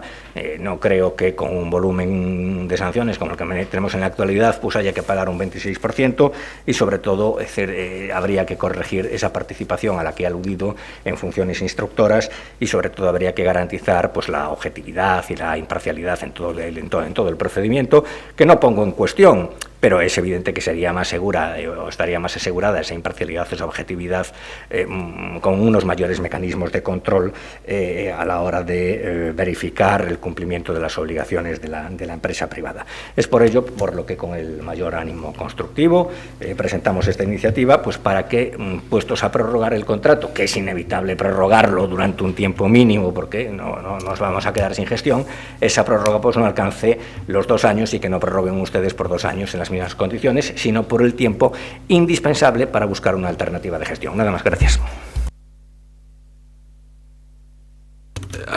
Abrimos o turno de intervencións, doña Goretti. Sí, eu anuncio xa que nós imos votar favorablemente a esta proposición do Partido Popular, porque está en liña con cuestións que desde o Bloque Nacionalista Galego levamos tempo reclamando, non? Por un lado, que o Concello non se desentenda, como fai moitas veces, e non lle bote a culpa ás concesionarias de moitas cuestións, senón que sexa responsable. O responsable último é o Concello. E, por tanto, que o que ten que facer é deseñar e controlar as concesións que teña, que non sexan as empresas as que se encarguen de deseñar a política municipal. Tanto no referido ás sancións, como aquí se acaba de comentar, como aos comedores escolares ou os programas de conciliación, que a veces eu simplemente fago, licito isto e xa se encargan, non, de facer o proxecto educativo, dame igual que se chame pois da escola de música, como dos comedores escolares, como dos programas de conciliación. A responsabilidade ten que ser do Concello, ten que haber unha política clara e unha dirección desa política. E iso non existe na inmensa maioría dos casos. Logo, en segundo lugar, tamén estamos de acordo porque inclúe o de que se estude a posibilidade de que o servizo se realice de maneira directa. Entendemos que é un dos servizos que sí se podería facer, sempre que for posible, non sempre o é, pero neste caso entendemos que sí, que non primen os beneficios das empresas e que se dé un mellor servizo, un mellor prezo, sen ninguna dúbida, iso ten que ser unha guía. E, en calquera caso, queremos insistir en dúas cuestións que eu creo que son unha obviedade, non, ao fío desta proposición. Unha, no descontrol que existe neste Concello sobre as empresas concesionarias, algo que é onde non se fai ese servizo de inspección que levamos tanto tempo reclamando. Moitas veces é a propia concesionaria quen coñece máis o terreo municipal e o que hai en cada lugar que non o propio Concello, e a falta de pautas, de directrices, de controis para mellorar as condicións dos pregos e que para que este se cumpran, porque senón, claro, así temos pois o escándalo que temos nestes momentos, non só porque estean en precario, como me vou referir agora, senón moitas veces porque ninguén está controlando que se cumpran as condicións dos pregos, non? É algo que levamos sufrindo, a xente levou sufrindo, e senón poñámonos a ver que pasa no transporte, o que pasa no lixo, que pasa tamén nos grandes contratos deste Concello. E, por outro lado, pois, esta seguinte cuestión que xa me acabo de referir, que unha mala xestión do goberno municipal leva que na actualidade haxe unha vintena de servizos sin contrato, en que diversas empresas prestan o servizo en precario, cunhas consecuencias importantes que iso ten para a exixencia de cumprir o estipulado nos pregos, non? E, ao final tamén, moitas veces acontece pois que hai un beneficio extra dunhas empresas en detrimento de outras que poderían optar a ofrecer esta prestación durante este período. Así que son moitas as cuestións relacionadas con esta proposición, pero nós, insisto, coincidimos no fundamental e, por tanto, imos votar a favor. Moitas grazas por Compostela Berta. Quen vai intervir? Doña María. A don Xan Duro. Don Xan, moi bo día. Hola, bo día, alcalde, bo día, compañeros e compañeiras.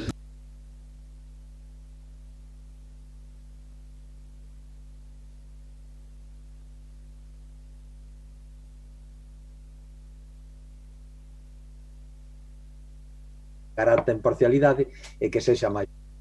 Sí, sempre que ese aforro non vaya en detrimento das condicións laborais das traballadoras da propia empresa, que é o que soe acontecer cando buscamos servicios máis barato.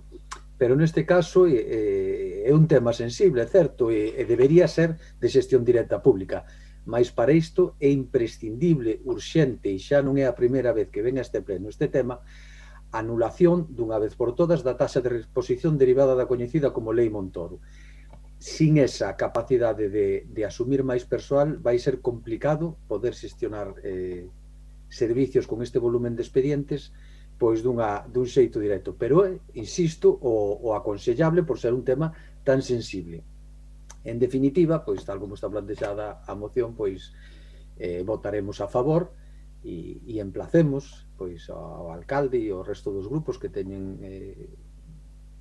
posibilidades de goberno en outras instancias superiores ao Concello que traballen en realidade pois para devolver un pouco de normalidade ao funcionamento de todas as administracións municipais moi deturpadas pois co longo período de goberno do Partido Popular.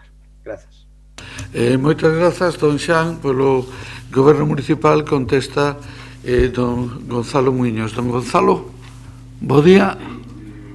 Bo día, alcalde.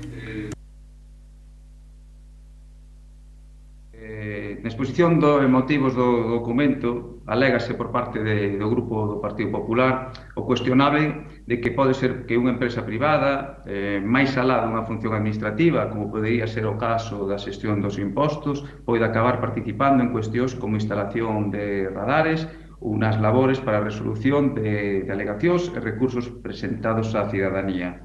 En canto á primeira cuestión alegada, o feito de que a empresa adxudicataria do contrato da xestión de expedientes sancionadores por infraccións á normativa de tráfico vial urbano de Santiago e outros expedientes en materia de mobilidade, de seguridade, de medio ambiente, de servicios comunitarios, intervira na decisión dun radar xa foi unha cuestión aquí ampliamente debatida. No seu momento se informou cumpridamente o Grupo Popular que tal circunstancia non se produxera. A ver se desta vez xa é a última vez que fai sementar esas dúbidas, non? Xa que a ubicación do multiradar, dispositivo entregado pola empresa como mellora do contrato, foi decidida polo Concello en base a un informe do inspector e xefe da Policía local no que expresamente se propoñía ubicar as cabinas do cinemómetro nese C20 e no Restollal en función dun estudo de velocidades acadadas en 2 puntos conflitivos de tráfico, ademais de ter en conta a opinión veciñal que presentaran diversas queixas por esta situación. Neste senso, así constaba no informe da Xefatura de Servizo do 21 de setembro do 2019. O respecto das funcións correspondentes á empresa adxudicataria na resolución de alegacións e recursos presentados, compre ter en conta que o prego de prescripcións técnicas do contrato no seu artigo 1 sinala como obxecto do mesmo as seguintes funcións: realización de traballos de colaboración, auxiliares e complementarios, técnicos e dos procesos informáticos encamiñados a interconexión de información, grabación e emisión dos soportes físicos de expedientes sancionadores e a súa posterior notificación. Asemade, a empresa tamén realizará funcións de xestións na recadación, sempre mediante a realización de tarefas meramente formais, que non implicando ou requerindo exercicio de autoridade, nin menoscabando de funcións reservadas a funcionarios que favorezan de maneira diferenciada e significativa a recadación dos recursos xerados na tramitación dos expedientes sancionadores. En suma, o adxudicatario debe, en execución do seu contrato, realizar todas aquelas tarefas de carácter administrativo e de xestión encaminhadas á xestión integral dos expedientes sancionadores, das denuncias emitidas e a recadación en período voluntario das sancións, agás aquelas reservadas expresamente por lei a funcionarios públicos. En consecuencia, a entidade non pode propoñer a resolución de alegacións ou recursos, tarefa reservada ao instructor dos expedientes, que neste caso é un funcionario público do Servicio de Mobilidade e Seguridade, nos expedientes que se tramitan relativos a esta materia. Ademais, existe un responsable administrativo do contrato nomeado pola Xunta de Goberno no acordo de adxudicación do contrato do 16 de novembro do 2018, que é precisamente a xefa de servicio deste departamento que, en función de dito cometido, supervisa a execución do contrato e imparte directrices á entidade a respecto do desenvolvemento do mesmo, nas condicións establecidas polos pregos que rexen a contratación administrativa e que, no seu día, foron aprobados sen ningún reparo por parte do Grupo Popular, que formou parte de todas e cada unha das mesas de contratación de adxudicación do contrato. Sobre todo, compre lembrar a última, onde única e exclusivamente esa mesa, quen presenta esta proposición era o único membro, neste caso, de oposición que formaba parte da mesma. Plantexa o Grupo Popular unha serie de fórmulas alternativas á xestión do servicio, entre elas a posible xestión directa polo Concello, a prestación do servicio pola Deputación Provincial e unha terceira, iniciar unha nova licitación máis axustada á realidade da recadación, con maior transparencia e cunha delimitación estricta das funcións da empresa. Respecto a esta cuestión, en canto a posibilidade de que sexa o Concello directamente quen xestione o servicio, sinalar que tal como se informou no seu día, o Concello non ten medios persoais e materiais neste intre para poder asumir as funcións que a entidade está a realizar. Se o que estás a pretender é que as necesidades administrativas de acadar para a recadación municipal os niveis máximos nas súas porcentaxes de cobro, así como a realización dunha xestión eficiente e de calidade dirixida aos cidadáns que contribuyen á facenda municipal, é preciso externalizar o servizo e contar cunha colaboración externa para a xestión e tramitación dos numerosos expedientes sancionadores para que se poida acadar esa máxima porcentaxe de cobro das sancións impostas e que esta efectividade na tramitación destes procedementos teña ese carácter disuasorio aos infractores das normas. Sobre que a prestación do non sei como vou de tempo. Don Gonzalo, pasouse 34 segundos. Vale, moi ben, perfecto, moitas grazas. Abrimos o novo turno de intervencións. Don Alejandro. No, hubiese sido preferible que continuara dando las explicaciones, pero bueno. A mellor ten que replicar algo. Ya, pero bueno. ¿Quiere que le diga? A ver, don Gonzalo, no voy a entrar ahora en polémicas estériles con usted, pero simplemente 3 apuntes breves. Eso de decir que el inspector jefe de la policía expresamente propuso la ubicación en Conxo, Tari, que te vi. Lo que firmó fue un podríase ubicar, que no es lo mismo que propone expresamente, ¿verdad? En todo caso, pues se hablaba de un estudio y llevamos 2 años pidiendo el estudio. Después, hombre, no nos engañemos a nosotros mismos y digamos que la empresa se limita a realizar funciones auxiliares. Sabe usted que no, entre otras cosas porque no puede haber un instructor que resuelva por sí mismo 34.000 multas o ya pues 40 y tantas mil multas en las que debemos de estar.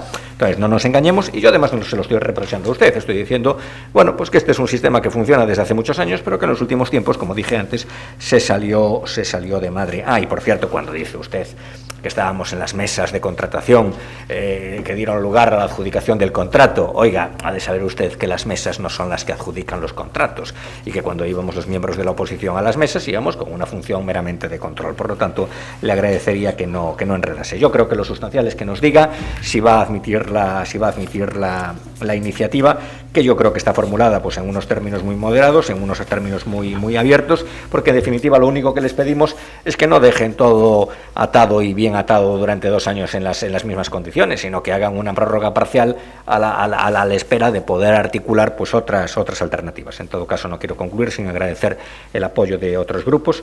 Una vez más ha funcionado el principio de unidad de acción de la izquierda en torno al centro derecha. Bueno, nada más, gracias. Moi ben. Desea intervir do Goretti. Non, moitas gracias, don Xan. Moitas grazas, don Xan. Don Gonzalo. Sí.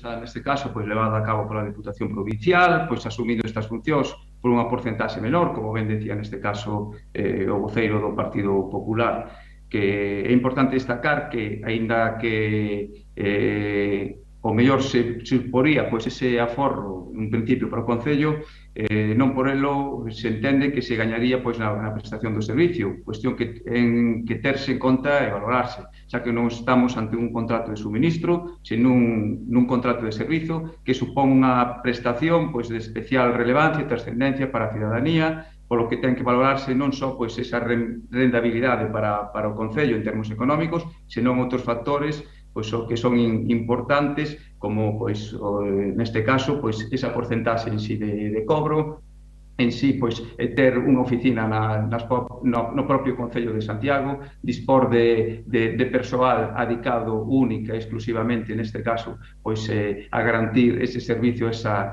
transparencia, obviamente os cidadáns neste caso nos distintos recursos, esas distintas melloras pois que ofreceu no seu contrato, como foi distinto material para que poidera traballar pois neste caso pois a policía. É único pois que me queda por decir, a ver si nestes ano e pico pois que nos queda neste caso en principio pois de mandato, decir que no momento no 2012 vostede, señor Brunete, ben sabía onde estaba pois a traballar, ben sabía onde estaba a asesorar, ben sabía pois neste caso pois é importante dicir pois que aí tamén sacouse un contrato de similares características. É a única pequena diferencia, por así dicirlo, xa que se mete con esa porcentaxe do 26%, dicir que vostedes o adjudicaron, neste caso, pois a empresa adjudicataria, pois co 30% da porcentaxe e do 35% da porcentaxe ofertada sobre importe facturado polo operador postal, neste caso 35%, cando ora realmente todo o custo neste caso do operador postal está facendo cargo na empresa, non? Nada máis decir eso, que imos rexeitar neste caso pois a proposta do Partido Popular e que o noso voto vai ser en contra. Moitas grazas, don Gonzalo. Eu non podo evitar decir algo, porque é unha cousa que compartimos don Xanduro, don Alejandro, vostede máis eu, e cos 4 fomos concelleiros delegados de tráfico, que sí, e casualmente eu fun o que propuxo sacar a licitación ao servicio nos anos 90. Por que razón se propuxo? Pois se propuxo por que o Concello en aquel momento cobraba o 1,5% das sancións, era incapaz de xestionar todas esas denuncias e por parte dos servicios económicos eran incapaces, decían que o Servicio de Recaudación Executiva non podía asumir todo ese paquete. Por lo tanto, o primeiro intento foi convencer a Diputación de que o tramitara a Diputación, cousa a que a Diputación se negou completamente e dixo que só admitía si se lle pasaba a recaudación de todos os tributos, pero que de multa solo non quería saber nada. Por eso saliu a licitación. Por certo, agora é un servicio con contrato, por lo tanto, aproveitamos que o Pisuerga pasa por Valladolid, pero non é este caso.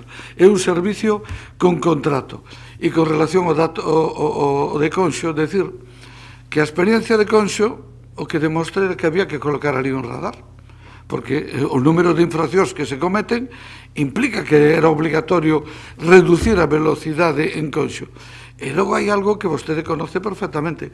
Cando se puxo o radar, por exemplo, no túnel do Hórreo, cantos vehículos se denunciaron o primeiro ano? Non me acordo, 6.000, 7.000, 8.000. Cantos este ano? Me parece que 900. Por qué? Porque todos nos adaptamos a corregir, a rebaixar. Este ano, en todo ano, se van a tramitar menos denuncias por ese radar multirrisco, ou multi non sei que nos 3 meses que vostede contabilizaba do ano pasado. Este ano se van a tramitar menos en todo o ano. E o ano que ven, moitas menos aínda, porque efectivamente teñen un efecto disuasorio. E eu que paso moitas veces por ali, verá vostede que ahora todos reducimos a velocidade. Todos, xa non hai. Bueno, orden e votación, señor secretario. Punto 7, proposición presentada polo Grupo Municipal do Popular sobre o contrato para a xestión dos expedientes sancionadores. Votos a favor? Grupo Popular, BNG, Compostela Berta. Votos en contra? Grupo Socialista, abstencións ninguna, quedaría aprobada. Moitas grazas. Pasamos a última das proposicións para esta mañán, que é a presentada polo Grupo Municipal de Compostela Aberta para obradoiros de emprego no ámbito laboral de hostelería. Vai intervir doña Marta. Moi ben, doña Marta. Bo día de novo. En aras de axilizar un poquinho o tempo vou intentar ser breve porque é unha cuestión bastante concreta. A proposición que trae o Grupo de Compostela Aberta hoxe a este pleno pois precisamente ten que ver con instar ao Goberno á realización de obradoiros de emprego ou outras accións formativas vinculadas neste caso ao ámbito laboral da hostelería. Nos últimos tempos o tecido empresarial pois ten amosado, o tecido empresarial vinculado á hostelería ten amosado pois preocupación pola falta de persoal profesional formados para realizar tarefas propias do sector. Para nós, dende Compostela Aberta, apostar, como levamos facendo, por un turismo non depredador, por un turismo sostible, apostar pola calidade do emprego e salarios dignos e rematar coa precariedade, tamén é apostar por un servizo de atención de calidade neste sector. Dende o Concello de Santiago de Compostela se veñen programando obradoiros duais de emprego destinados a persoas en situación de desemprego que reciben cualificación profesional ao tempo que desenvolven traballo de utilidade pública ou interese social. Actualmente están en marcha o proceso selectivo para o programa CREAS 4, que se corresponde con obradoiros duais para este ano e o que ven, que están vinculados pois a temáticas que xa son coñecidas no Concello, como é, por unha banda, obradoiros de repoboacións forestais e tratamentos silvícolas e, por outro, un obradoiro de confección e publicación de páxinas web. Tal como aparece na exposición de motivos da nosa proposición, hai outros concellos que teñen tamén un peso singular en materia turística que decidiron aproveitar a oferta de obradoiros de empregos vinculados tamén á especialización, formación no sector hosteleiro, obradoiros de cociña, servizos de restaurante bar. Todas elas parecen liñas de formación interesantes para unha cidade como Santiago de Compostela e, ademais, con certeza, despois de reunirnos coa Asociación de Hostelería, entendemos que terían moi boa acollida tamén para este sector e para o conxunto do tecido asociativo empresarial, como decía, da hostelería. Polo tanto, e xa rematando, esta proposición o que trae ao pleno é instar ao Goberno local a que priorice nas vindeiras convocatorias a realización de obradoiros de emprego e outras accións formativas vinculados ao sector hosteleiro, co obxectivo, pois como decía ao inicio da miña intervención, de mellorar a oferta, a calidade do persoal profesional para este ámbito. Nada máis, grazas. Grazas, doña Marta, tamén pola súa brevedade. Doña Navia. Sí, ben, efectivamente partimos da base de que o sector hostaleiro foi un dos máis perxudicados pola crise da pandemia, polas restriccións sanitarias que obrigaron ao seu peche durante meses, o control e reducción de aforos case ata a actualidade, e imos vendo como se vai recuperando, pero lentamente, como tamén era esperable, e con serias dificultades. Nesa liña, todas as medidas que poidamos adoptar para contribuir a esta recuperación son dignas de consideración, vai iso por diante.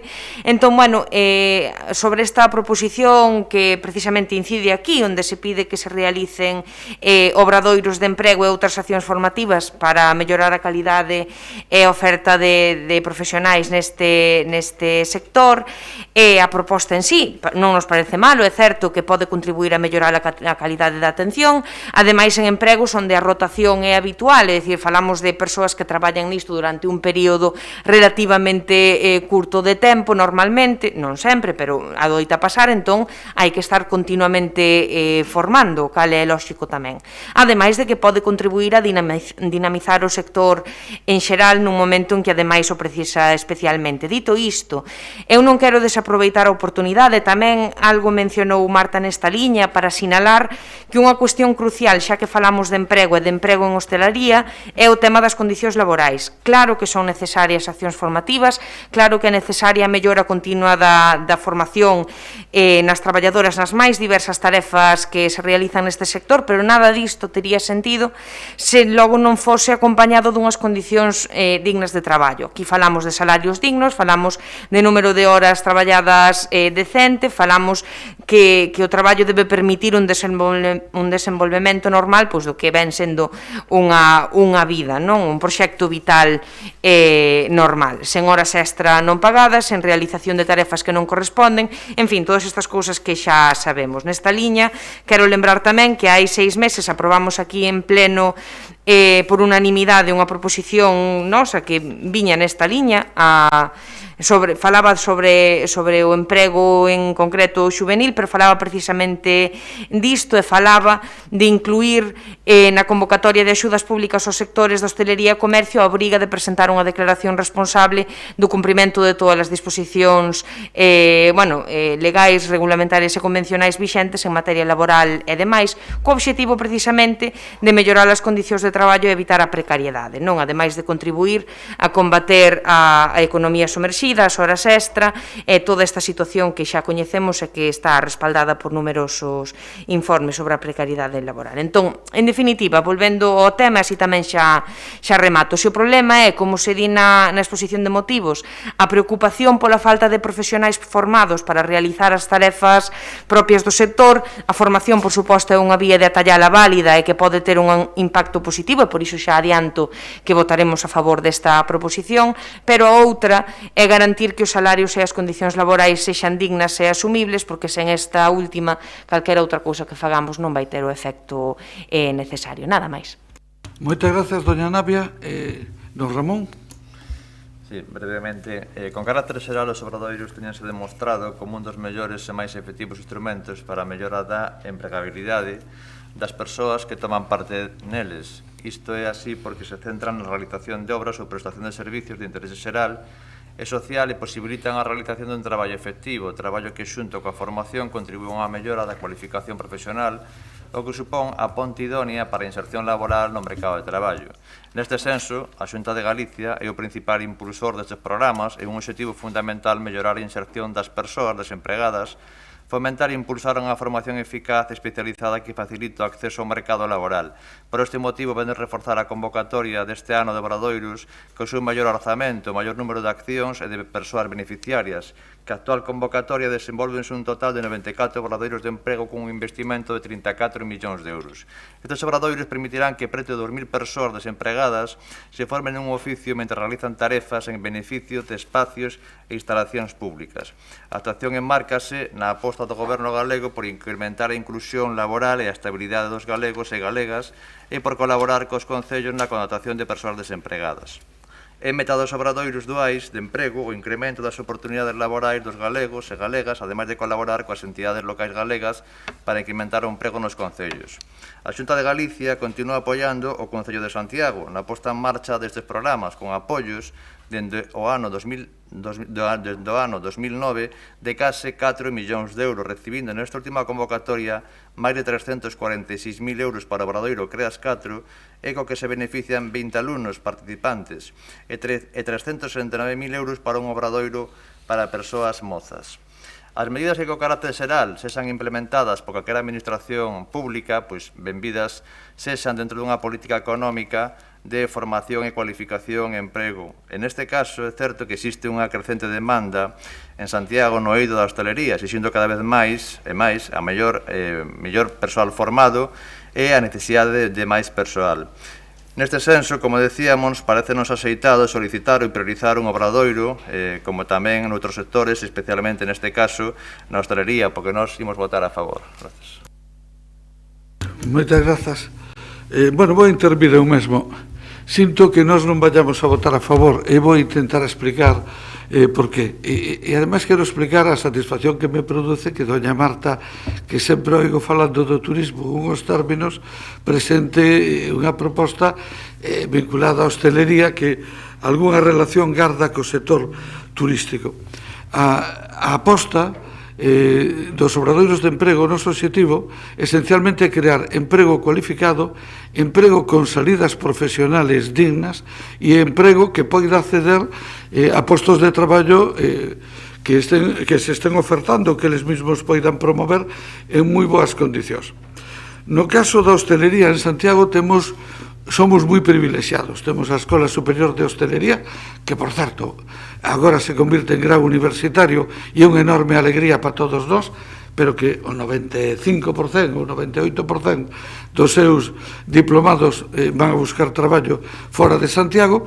E temos tamén o Centro Integrado de Formación Profesional de Hostelería, que é un centro de referencia con 6 ciclos en FP dual e con 12 ciclos en FP normal, é dicir, e ademais con 26 especialidades, dos que salen cada ano 1035 personas formadas, que, por certo, se teñen que ir fora de Santiago en máis do 90%. Probablemente porque se van, pois algúns porque serán de fora e outros porque aquí non atopan postos de traballo que se correspondan co seu nivel de formación profesional. A maiores deso, hai a Asociación de Hostelería de Compostela que imparte cursos de formación especializada. Nos entendemos, polo tanto, que non forma parte, neste momento hai unha oferta suficiente, axeitada, de calidade, e que non forma parte das prioridades formativas do propio Concello. Non é unha negativa absoluta, é que non o vemos ahora mesmo. De feito, o Concello de Santiago ofreceu actividades formativas en esta materia, axudantes de cociña, etc., por certo, na época que gobernaba o Partido Popular. Claro, eso non funcionou moi ben de todo, entre outras cuestións, porque sabe canto cobra unha persona que está facendo un curso de axudante de cociña? 1.125 euros durante a realización do curso. E que sucede cando logo acaba o curso, atopa ofertas de traballo nas mesmas condicións? Bueno, e por non falar máis, porque ademais me olvidei de darmo tempo, podríamos falar longo e tendido do que se vive esta crisis.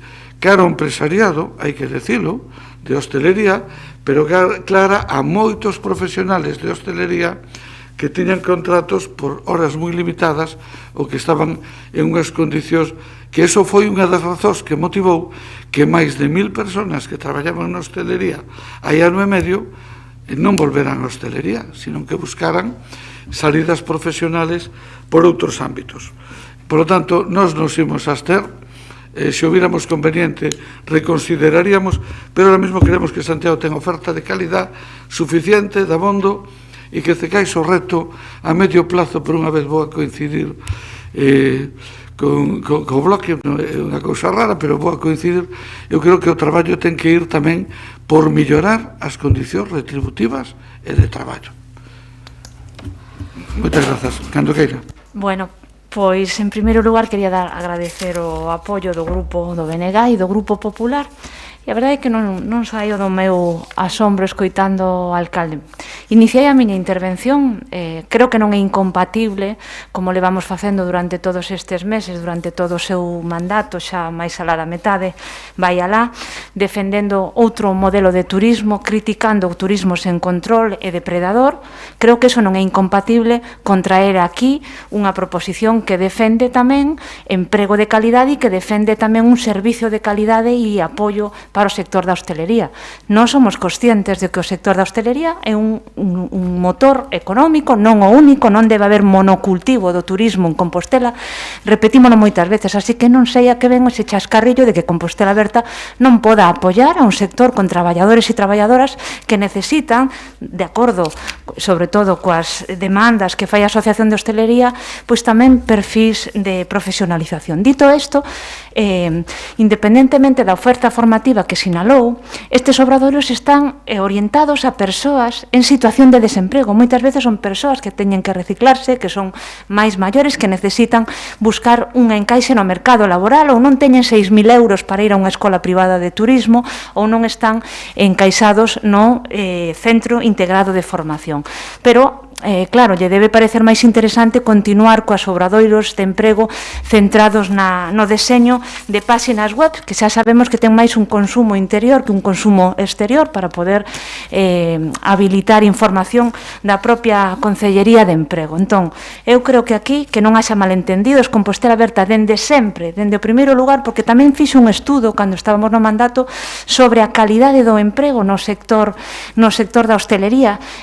Eses datos nos deron evidencia, estaban colgados na páxina de emprego do Concello de Santiago, daban evidencias da precariedade, dos salarios baixos e da necesidade de especialización e profesionalización. Por lo tanto, eu creo que é unha oportunidade perdida, eu creo que non é incompatible apostar por outro turismo e por unha cidade que en este momento está completamente amenazada por ese turismo sen control con estes obradoiros, porque para páxinas web, para obradoiros de páxinas web, eu creo que xa houbo moitos obradoiros. Nada máis, grazas.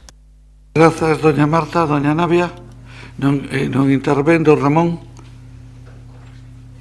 Entendo que non intervén, eu tampouco. Por lo tanto, ordena a votación, señor secretario. Grazas, señoría. Punto 9, proposición presentada polo Grupo Municipal de Compostela Berta para realizar obradoiros de emprego e outras accións formativas no ámbito laboral da hostelería. Votos a favor? Compostela Berta, BNG, Grupo Popular. Votos en contra? Ningún. Abstencións? Grupo Socialista. Quedaría aprobada. Moitas grazas. Imos abordar a continuación a comparecencia... perdón, sí, xa me pasaba eu isto de as ganas de avanzar.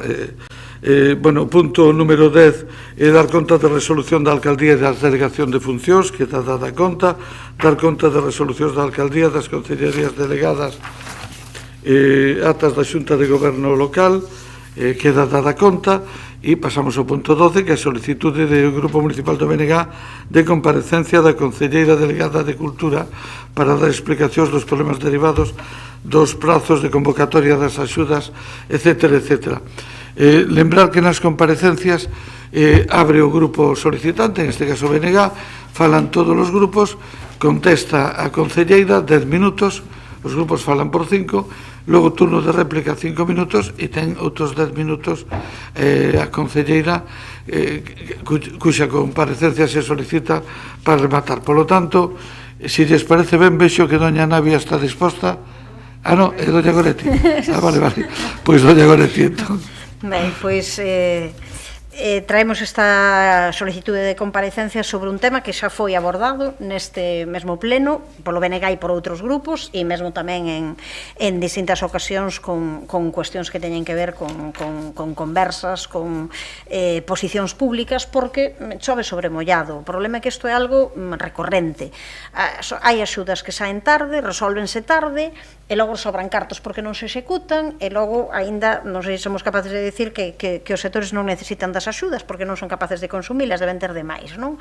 Entón, temos varios problemas aquí, non? Hai un primeiro, hai algúns que xa trouxemos noutras ocasións, pero eu creo que hai varios. Unha primeira é xa que a convocatoria sae tarde, non? A convocatoria está saiu en maio, e temos un problema que está relacionado con cando aproban os orzamentos, claro, ou ben son capaces de facer convocatorias plurianuais, que entón, bueno, pois hai que poñerse a iso, ou se non son capaces de facer esas convocatorias plurianuais, claro, os orzamentos, hoxe estamos a día 28, dixeron que os ían en outubro, non sei se mañá van facer algunha declaración e presentalos, igual, esta noite é noite de traballo, Marta, e tal, ou se resulta que non van cumprir o prazo, pero o tema, o que si é igual, fagan o que fagan, desde logo non falaron con ninguén, non, até o momento, entón, vostedes siguen, se presentarán os orzamentos, aínda que nos eliminemos 3 ou 4 meses do ano, claro, logo pasa o que pasa.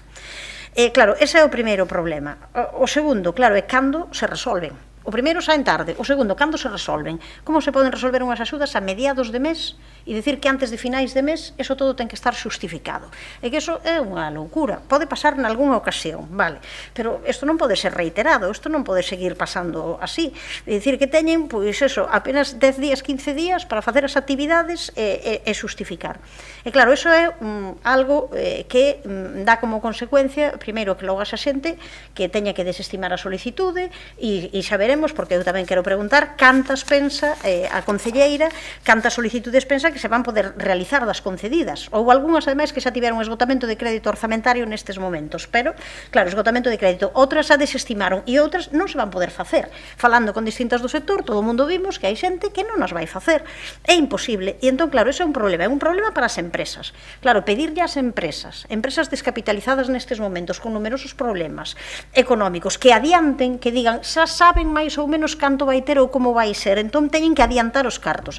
Eu creo que non é de recibo nesta situación de crise tal e como estamos, que lle pidamos máis ou menos que fagan uns cálculos de canto poden ter para poder facelo. Eso é imposible, pero logo hai un dano que tamén se fai ao conxunto da poboación, porque o conxunto da poboación quedamos sin unha serie de espectáculos e de planificación que estaban previsto facer e que non se poden facer ou que se fan a correr e logo fanse algúns pues, prácticamente sen público, que acaba sendo tamén bastante fraudulento. Entón, isto non ten sentido. Entón, nós queremos que compareza primeiro para explicar que acontece e que se vai facer para que isto non aconteza máis. Entre outras cousas, cantas pensa das concedidas que se van poder realizar? Cantas pensa das que sí que se concederon, que logo xa veremos cantas se van ser capaces de xustificar. O prazo acaba mañá, non?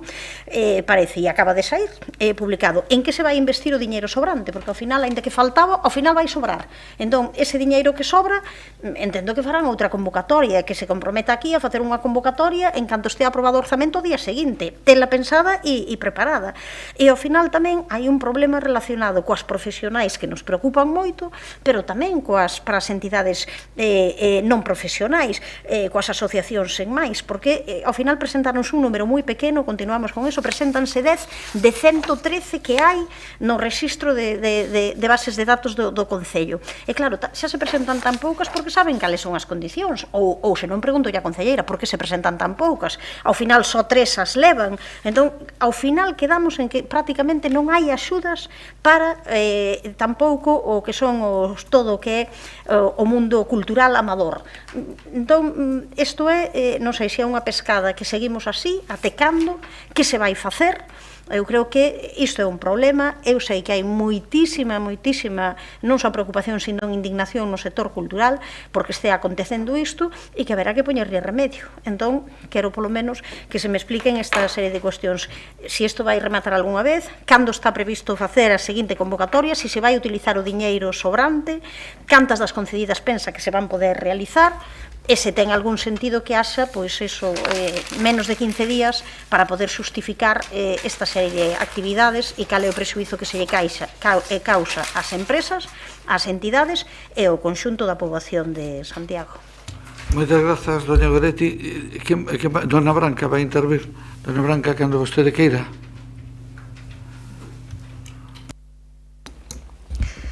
Pois, moi bo día, e o que quero é compartir unhas reflexións xa cara a futuro, porque é un tema que penso que coñecemos todos ben, e viñeron a pleno numerosas preguntas e rogos nestos meses. Son 4 puntos, 4 reflexións que facemos dende o Goberno de Compostela Aberta, que puxemos en funcionamento, como sabedes todos, as axudas por concorrencia. Unha vez que foran desaparecidas, efectivamente, houbera axudas por concorrencia para actividades culturais, pero desapareceran. Penso que todos os grupos estamos totalmente de acordo en que é necesario reforzar os recursos humanos do Departamento de Cultura. Isto é totalmente necesario para aumentar a capacidade de xestión dunha convocatoria de axudas dotada con 500.000 euros. É imposible xestionala sin máis recursos humanos. Eso témolo todos moi presente. Tamén, como lle trasladamos á concelleira de Acción Cultural, é preciso extremar os prazos elixibles de execución e de xustificación. Hai exemplos en todos os niveis institucionais de que se pode facer e de que provocaría un impacto extendido, continuado, unha desestacionalización dos proxectos e das programacións. Como sabedes, o Grupo Municipal de Compostela Aberta é partidario do deseño das axudas plurianuais. E así o demostramos durante o anterior mandato municipal e con todos os atrancos administrativos, que sabemos todos os que hai, seguimos apostando por ese deseño, que as axudas sexan plurianuais. En terceiro lugar, plantexamos que deberíamos conceder adiantos de arredor do 80% do cofinanciamento. Ese é o estándar hoxendía en todas as administracións. E por que o é? Porque as empresas no noso territorio, maiormente cooperativas e autónomos, atópanse totalmente descapitalizadas, non posúen recursos propios, despois dun paro forzoso pola pandemia, e non están a ter acceso a financiamento pola contracción do sector bancario. Esta situación é totalmente trasladada continuamente pola Asociación de Xestores Culturais, que non temos as empresas culturais non teñen acceso hoxe en día, incluso con proxectos aprobados por espacios de concorrencia competitiva, como a nosa convocatoria, os bancos non adiantan os cartos.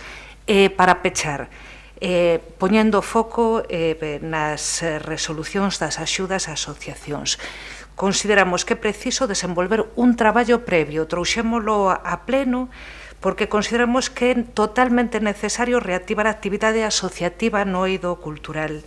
As asociacións na nosa cidade non se sinten interpeladas polas nosas axudas municipais por concorrencia, porque tradicionalmente traballan para conseguir apoios directos ou para que o Concello asuma financiar algunhas actividades como se fosen propias. Entón, para isto, como xa trouxemos noutro momento, consideramos que é necesario un encontro inmediato cas asociacións culturais para que artellen mecanismos entre elas, porque consideramos que é necesario trasladar e transformar a relación entre as asociacións culturais da nosa cidade, sumar novas incorporacións, é totalmente preciso alentar a renovación xeracional nas asociacións decanas da nosa cidade, pero que xurdan outras novas, con xente nova. Temos un gran problema nas fundacións e nas asociacións culturais da nosa cidade con isto, non hai relevo xeracional, e ese encontro debería servir para elaborar de forma participada unhas bases consensuadas para orientar o tecido asociativo cara ao futuro e lograr aumentar a concesión de axudas por concorrencia competitiva neste ámbito. E nada máis. Moitas gracias. Moitas grazas, doña Branca. Polo Grupo Popular, don Alejandro. Gracias, alcalde. Bueno, voy a centrarme únicamente en la dimensión relativa al sector profesional y no a las asociaciones. Y la verdad es que estoy tentado de decir, como en el concurso de televisión, paso palabra. Estoy tentado de hacerlo por una razón de cortesía plenaria hacia doña Goretti, para no empañarle la iniciativa y para no hacerle oposición a una compañera de oposición. Digo esto porque doña Goretti presenta una iniciativa en la que trasluce pues su deseo de que haya más ayudas, y doña Branca pues también dice que haya más, y doña Mercedes también dirá pues que tiene que haber más. Pero a mí la verdad es que esta convocatoria me parece un poquito cuestionable, lo que se ha hecho con esta convocatoria, ¿no? Un tanto excesivo, y puede estar en cuestión lo que es el principio de equidad o de igualdad de todos los sectores profesionales a la hora de ser ayudados en una situación de crisis, ¿no?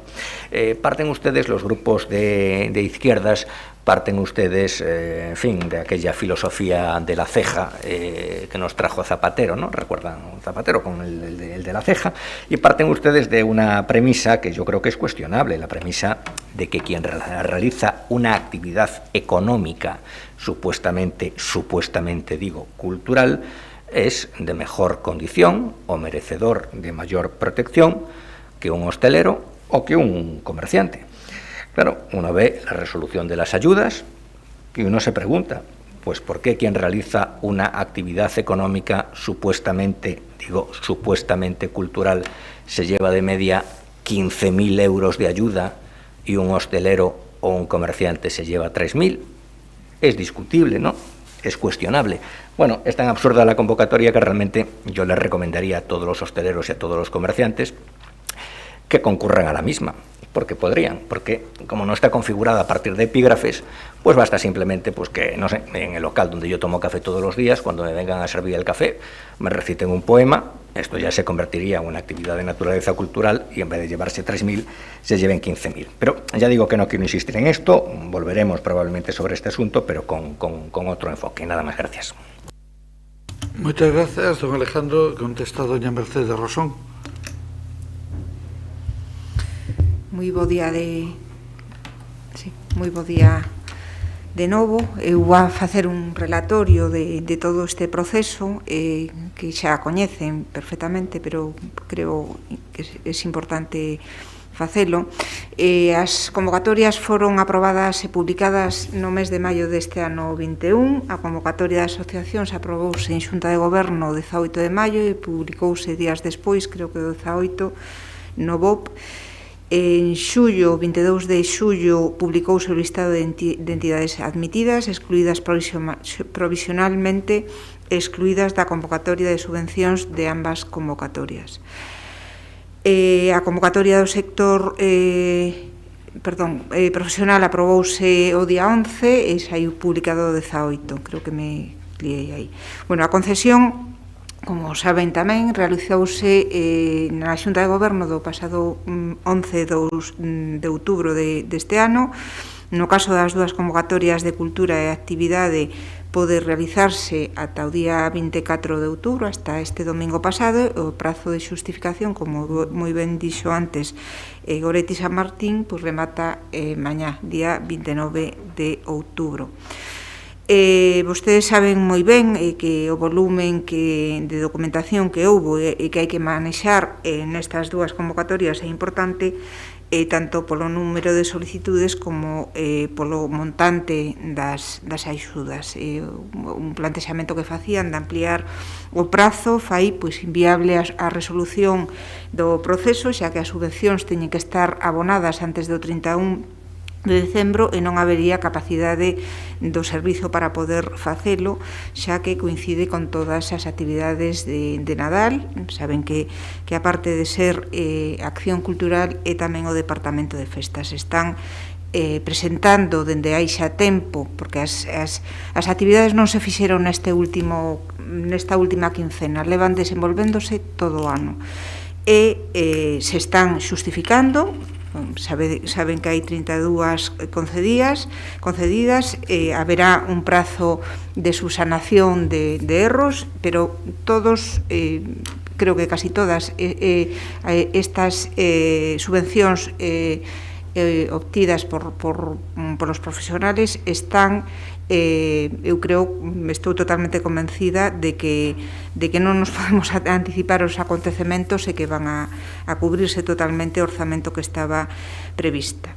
Desgraciadamente, na convocatoria de subvencións e asociacións foron moitas as entidades solicitantes que non se decataron de que a necesidade de estaren inscritas no rexistro municipal era condición indispensable para acceder á condición de beneficiarias, algo que pasou o ano pasado e pasou dende que efectivamente Compostela Aberta reactivou estas axudas de concurrencia competitiva.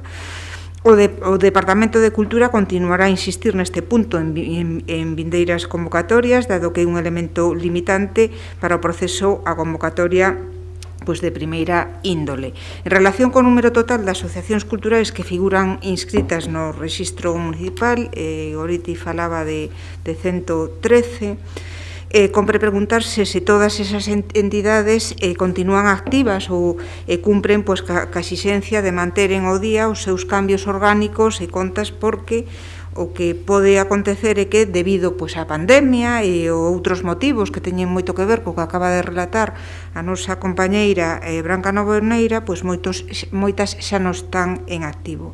Creemos que o problema non está nas bases da convocatoria, senón na propia inactividade desas entidades. Neste caso, o que compre non é modificar as bases, senón procurar, tamén o decía Branca Novoneira, que o xacionismo se reactive. E iso é no que estamos traballando, reprogramando, fomentando e descentralizando a actividade cultural para que tamén estea presente nos nosos barrios e nas nosas parroquias, nunha constante comunicación con todos os axentes que conforman, tanto dentro do sector cultural como o sector de asociacións veciñais. O sector precisa traballar, activarse, e con ese objetivo estamos traballando. Non o deixamos de facer en ningún momento desta longa pandemia que alterou absolutamente, inesperadamente, todo o noso ecosistema xeral e particular culturalmente falando. En canto ás renuncias, non só se debe aos nos prazos restantes, senón tamén o desaxuste de algunhas das propostas entre o que se pretende facer, o orzamento necesario para iso e os tempos de tramitación e financiamento desas actividades. No que atinxe o sobrante da convocatoria de asociacións, estamos intentando recuperalo, imos recuperalo para, a través dunha modificación de transferencia de crédito, destinalo a actividade cultural no Nadal, tal e como fixo tamén o Departamento de Comercio. Fala vostede na súa solicitude de comparecencia dun reforzo do departamento. Pois ten razón, todos sabemos que ten razón, todos os grupos desta corporación algún día tiveron responsabilidades de goberno e foron concelleiras de cultura, de acción cultural, e seguramente todos nos decatamos que é un departamento moi feble, moi pequeno, con moitísimo traballo que está rendindo pois máis do 200%. Desde logo non se pode facer máis con menos. Tamén se decataría de que os recursos que temos no Concello, que son os que son, e que non se poden incrementar en base aos nosos vos propósitos. E dito isto, pois permítame que yo diga, todos se esquecen, non? Goretti, sei que vostede ten experiencia en xestión cultural, vostede foi vicepresidenta da Diputación da Coruña e deputada de Cultura, unha moi boa diputada de Cultura, pero recórdolle que a xestión dende a Diputación non ten nada que ver coa dos concellos. É moitísimo máis complexa e moitísimo máis laboriosa, porque nesa febleza que temos os concellos en estrutural, pois temos que facelo absolutamente todo. Hai que programar, hai que tramitar, hai que executar, hai que producir, hai que tramitar axudas e cos recursos pois moitísimo máis limitados. A verdade é que é moi fácil facer cousas cando tes recursos humanos e económicos, non? Cando non os tes, pois tes que traballar co que existe, non? A pesar de todas estas eivas, non o fixemos tan mal. Eu son unha persoa moi autocrítica e estou bastante satisfeita de como o fixemos. Ninguna outra cidade nen vila de Galicia fixo o esforzo que fixo Santiago de Compostela por axudar o sector cultural. Vostede coñece algunha cidade que fixera algo semellante, non só a nivel de programación, tamén a nivel de subvención para que o sector non esmorecera? Por favor, dígamo. E ademais é algo que nos están dicindo os colectivos culturais, os de aquí e os de fora. O sea, o que din o tecido cultural e as empresas de profesionais de cultura sobre o que se fixo fora e o que se está facendo en Santiago é claramente moi positivo para todas as políticas que levamos feito durante estes meses. E o noso gran logro, e aí teño que recoñecer o apoio por parte de todas as forzas políticas desta corporación, foi reconvertir o remanente en subvencións, e aí estamos moi agradecidos. Eu, en resume, teño outra quenda e rematarei a miña comparecencia na segunda parte. Eu quero que se faga unha reflexión sobre e un repaso dos datos da convocatoria, dos números de proxectos presentados, de diñeiro mobilizado e persoal que se encarga da xestión das axudas, que, como dixen antes, non se pode facer máis con menos. Mencionar que o sector cultural se pode beneficiar de outras axudas. O Concello permitía a través das de comercio, por exemplo, que accederan a librerías e galerías de arte a esas axudas. Salientar o esforzo do Santiago de Compostela na realización da convocatoria como unha aposta moi forte que non ten parangón no país e no conxunto do Estado. Dende logo, na nosa escala de cidade, ningunha outra fixo o esforzo que fixo Compostela, tendo en conta, sobre todo, cos medios cos que conta o Concello, persoais e materiais, dun Concello da escala como a que ten. como exemplo do ambicioso da proposta, compárese con outras propostas da contorna para este ano 2021. En diferentes institucións, ningún Concello dos Galegos mobilizou os recursos que puxo a disposición o Concello de Santiago. Débese destacar, e eu creo que aí teño que decilo, e se consumo da miña... da segunda intervención, sí, se quere. Eu quero destacar, e o digo sin ningún tipo de acritude, pero creo que é o obxectivo de que se está creando e con unha clara intención alarmista e oportunista, pois a través desta comparecencia. A min, pois, estou encantada de comparecer e dar conta do que fixen, porque non teño nada que avergonzarme, non? Como ben sabe, con moitas dificultades, os programas e actividades que conlevan estas axudas estánse realizando e intentar intoxicar e distorsionar neste momento de proceso. Sempre lle pregunto cando me di vostede, é que moitas, é que moitísimas, e despois cando cuantifica, máis ou menos, esas informacións que ten se reducen a unhas proporcións que no monto total dende logo non responden á alarma que está plantexando. A avaliación debémosla facer cando vexamos o resultado de execución e, por suposto, haberá cousas que mellorar, por suposto. Eu quero sempre mellorar todos os órdenes da miña vida. Que sabemos que non temos medios humanos para mobilizar os recursos como nos gustaría, evidentemente, pero tamén debemos poñer en valor o grandísimo esforzo que se está facendo e que se leva facendo para consolidar unha liña de axudas ao sector profesional da cidade que xa comezou, como moi ben dixo antes Branca Novoneira, na anterior legislatura, e que non ten réplica en ningún concello do país. Seguirei máis adiante na segunda intervención. Moitas grazas. Moitas grazas. Bueno, abrimos o segundo turno xa de réplica en doña Goretti, cando vostede queira, tamén 5 minutos. Sí, ben, imos con dúas cuestións. Non podo deixar de referirme á intervención do portavoz do Partido Popular, que entendo que non é pertinente, non? Creo que é unha ridiculización da actividade cultural, non? A de dicir que veña alguén aquí, recita un poema e tal, a verdade é que creo que non se corresponde nin co significado que ten a actividade cultural, coa necesidade que temos, polo menos coa concepción que temos desde o BNG da cultura como un dereito, como algo que nos é consustancial e que necesitamos, por suposto, tanto como comercio e hostelería. E ninguén está aquí rebaixando. De feito, o propio BNG pediu varias veces e puxo enriba da mesa que houvese axudas que fosen de todos os sectores, que puidese haber comerciantes, hostelería e cultura que fixesen actividades conxuntas e paralelas. E, ademais, nunha cidade como Santiago, onde iso normalmente vai da man. Vai bastante da man. O mundo da hostelería, sabémolo, con exemplos moi claros e moi habituais, co mundo da cultura. Houbo sempre unha interrelación grande entre poder e constame tamén que no mundo do comercio cada vez máis hai asociacións de comerciantes que tamén apostan por esa liña. Entón, eu creo que nós como representantes públicos o que deberíamos dir é con sectores, neste caso o da cultura, o primeiro en ser afectado pola crise derivada das medidas protocolarias sanitarias e dos últimos ao final en poder incorporarse e cun sector tan solidario e tan comprometido, imos traballar todo o mundo en ver que todos son medidas necesarias e todos os sectores deben justamente beneficiarse delas, non?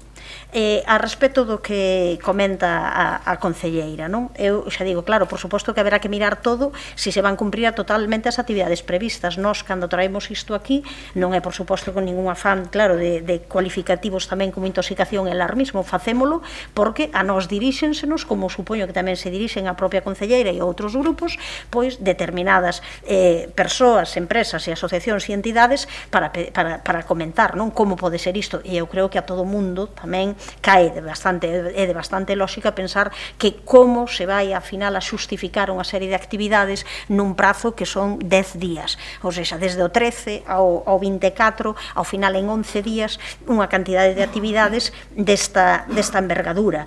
E ademais, eso que significa ao final, se as actividades, unha de dúas, ou ben partimos da base de que as actividades se fan antes e que, polo tanto, as empresas e as entidades tamén teñen diñeiro que poden adiantar para facelas.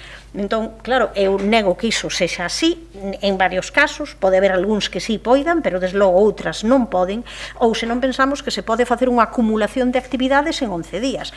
E claro, iso non é maneira de planificación. Nos o que entendemos, claro, parecenos agora destinamos a actividade cultural no Nadal, e logo, o que sí, eu coincido, eu creo que iso tamén, como recoñece, está posto na nosa petición de comparecencia. Hai falta de persoal, podían buscarse a maneira de reforzar eso, aínda que fose dunha maneira temporal, pero haberá que facer ese reforzo para que isto non volva a acontecer, porque senón, eu o que lle preguntaba é, claro, que se vai facer a partir de agora, sabendo que isto sucede unha vez e outra, non temos xente suficiente para xestionar estas axudas, pois teremos que ter eses reforzos no departamento. Entón, claro, eu espero, xa digo, falaremos, van cumprirse totalmente as actividades previstas? Eu xa lle digo que creo que non. As actividades non, si se van as actividades, pero vanse poder xustificar todas as axudas concedidas?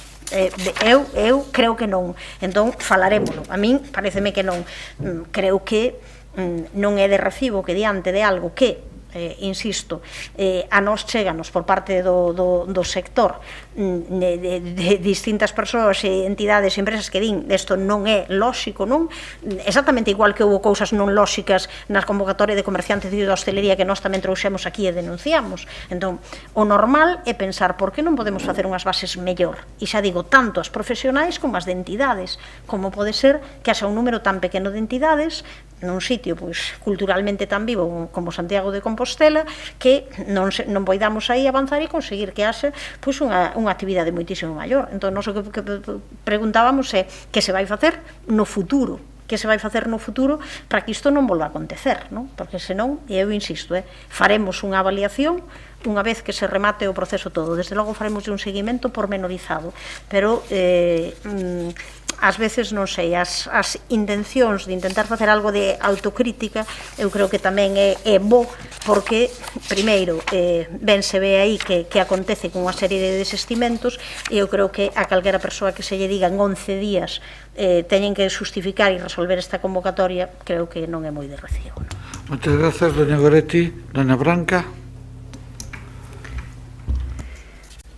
Bueno, penso que das 32 concedidas, pois vai haber moita xente que vai renunciar. Deberíamos traballar con datos, algo que nos sempre trasladamos. É necesario recordar aquí que precisamos outro informe municipal da cultura para poder traballar con datos e non con percepcións que temos uns e outros, non? É unha cidade que debe dar exemplo. Efectivamente, esta convocatoria foi unha convocatoria moi ambiciosa. Penso que todos os grupos estamos, agás Alejandro, que sempre está facendo análise comparativo con hostelería, inda que nesta cidade penso que o ordenamento de proxectos de longo percorrido mixto entre hosteleiros e traballadores culturales é tamén un espazo que vale para toda Galicia, para que xente de outras cidades e de outras vilas poida buscar camiños positivos, como foron durante moitos anos os convenios cas asociacións de hostelería que agardamos que estean outra vez en breve en funcionamento, porque queremos música ao vivo nos locais. Ben, centrándonos no tema da comparecencia, penso que todos os anos hai que atender a mellorar as bases, eso sabémoslo todos. Unhas axudas de 500.000 euros necesitan un traballo continuo de mellora desas bases para que asenten. Nos, dende o Grupo Municipal de Compostela Aberta, plantexamos que seguimos apostando por unhas axudas plurianuais e que sexamos capaces, sabendo todos os atrancos que hai no Concello, de que poidamos adiantar o 80% do cofinanciamento. Si isto segue sin suceder, seguiremos fracasando. e sin aumentar os recursos humanos do Departamento de Cultura, seguiremos fracasando. Entón, se isto non podemos subsanalo no próximo ano, volveremos a ter moitos problemas. Nada máis. Moitas grazas, doña Branca. Don Alejandro. Gracias, alcalde. Bueno, lo primero agradecerle el segundo turno añadido que nos ha dado, que no está previsto en el reglamento, porque yo creo que solamente en el caso de las comparecencias hay un turno, pero bueno, yo, pues nada, encantado. Lo primero que quería decirle a doña Goretti es que yo no caricaturizo la actividad cultural. Desgraciadamente, esto ya me referí en una ocasión en un pleno, desde mediados del siglo XX, incluso desde antes, desde Duchamp y después ya con Manzoni, a veces la actividad cultural se caricaturiza a sí misma, ¿no? Pero a mí la actividad cultural, pues en muchos casos me merece un enorme respeto, y me merece, por supuesto, muchísimo respeto a aquel que quiere dedicarse al emprendimiento económico vinculado a la cultura, pero no me merece necesariamente más respeto que aquel que se dedica al emprendimiento económico vinculado a la hostelería y al comercio. Claro, es que yo qué quiere que le diga, yo conozco pues a un hostelero que en estos momentos pues está prácticamente arruinado, con mujer y con 2 hijos. No entiendo muy bien por qué puede tener únicamente una ayuda de 3.000 euros y por qué otros pueden acceder a una ayuda de 15.000, de 25.000 o de 30.000 euros, como he visto en las bases, ¿no? Y no entiendo por qué a un sector, por poner un ejemplo, pues no se le exige que acredite pérdidas y a otros sí. Simplemente digo eso, y por lo tanto tiene que haber un trato igualitario para todos. No puede haber profesionales de mejor o de peor condición. Es simplemente eso, nada más. Gracias. Gracias, don Alejandro. Turno de réplica, son 10 minutos tamén para doña Mercedes. O que conste que aquí me salen, a doña Mercedes quedan 8 minutos, a mí me sale que hai segundo turno, Pero eu serei breve en todo caso. Nada, sobre cuestións que plantexou Goretti San Martín, como van a xustificar? Pois o van a xustificar, se yo dixen onte ou antes de onte, porque son profesionais. Dos 32 proxectos presentados e concedidas as subvencións, son únicamente 5 ou 6 se concentraron no mes de outubro. Podían telo feito antes, certo que hai cousas que vostede relatou antes que pesan en moitas empresas profesionais, pero estamos falando de que non son asociacións, senón que son profesionais e saben perfectamente como hai que xustificar, e o que dixen antes, estamos tutelando a todos e cada un para que vayan esas xustificacións debidamente cumplimentadas e que xeneren os menores problemas posibles a hora de cobrar e xustificar esas cantidades. En todo caso, bueno, sobre o tema que comenta Branca sobre as convocatorias plurianuais, vostede intentou non facer, e de feito o fixo, e foi un fracaso. O sea, bueno, no, vamos a ver o resultado, veremos. O resultado da túa convocatoria é que moitísima xente condicionaba totalmente, xa non os condicionaba un ano ou uns meses, es que condicionaban o seu ecosistema durante 2 anos e víronse totalmente obrigados a renunciar. Eso é unha evidencia empírica demostrada. Agora hai que esperar a como se resolven efectivamente estas, pero dende logo a Administración non foi quen de plantexar unha convocatoria plurianual que permitira, pois, de forma áxil e satisfactoria para todos, para os que concurren a estas convocatorias e para nós, que fora favorable. Foi o que foi, non? Entón, por suposto, nós insistiremos porque entendemos que porque eu creo que o debate ten que ir por aí, sobre as axudas e a súa consolidación. Nos creemos que as bases da convocatoria destes remanentes son unhas boas bases de convocatoria moi axustadas. O problema destas bases son exclusivamente os tempos, e os tempos non os marca a Acción Cultural, os marca o sistema, e o que hai, e esas son as regras coas que temos que xogar. En todo caso, a ver, coincidimos todos na febleza da estrutura municipal, pero bueno, eu tamén quero poñer aquí de relevo unha cuestión. En Pontevedra, unha cidade que todos admiramos, queremos e gozamos, pois acaban nesta pandemia de desfacerse de un organismo autónomo que é o Pazo de Cultura. Gustaríame realmente coñecer as razóns polas que un concello estamos con tantos problemas estruturais que desfacerse de unha ferramenta tan imprescindible nestes momentos como un organismo autónomo se fai. Aquí o fixo o Partido Popular pois no ano 2012, me parece, a principios do ano 2012, pois cambiándose e cargándose a empresa municipal de vivenda solo, e iso foi, pois eu creo que unha catástrofe para a nosa cidade. Nada máis e moitas grazas. Moitas grazas. Bueno, rematada a comparecencia, chega o turno das interpelacións. Temos dúas interpelacións, imos a tratar agora unha, e a segunda abriremos a tarde con ela. Na primeira que se vai a tratar é a solicitada polo BNG sobre o servicio de comedores escolares. Quen vai intervir? Doña Goretti, cando queira.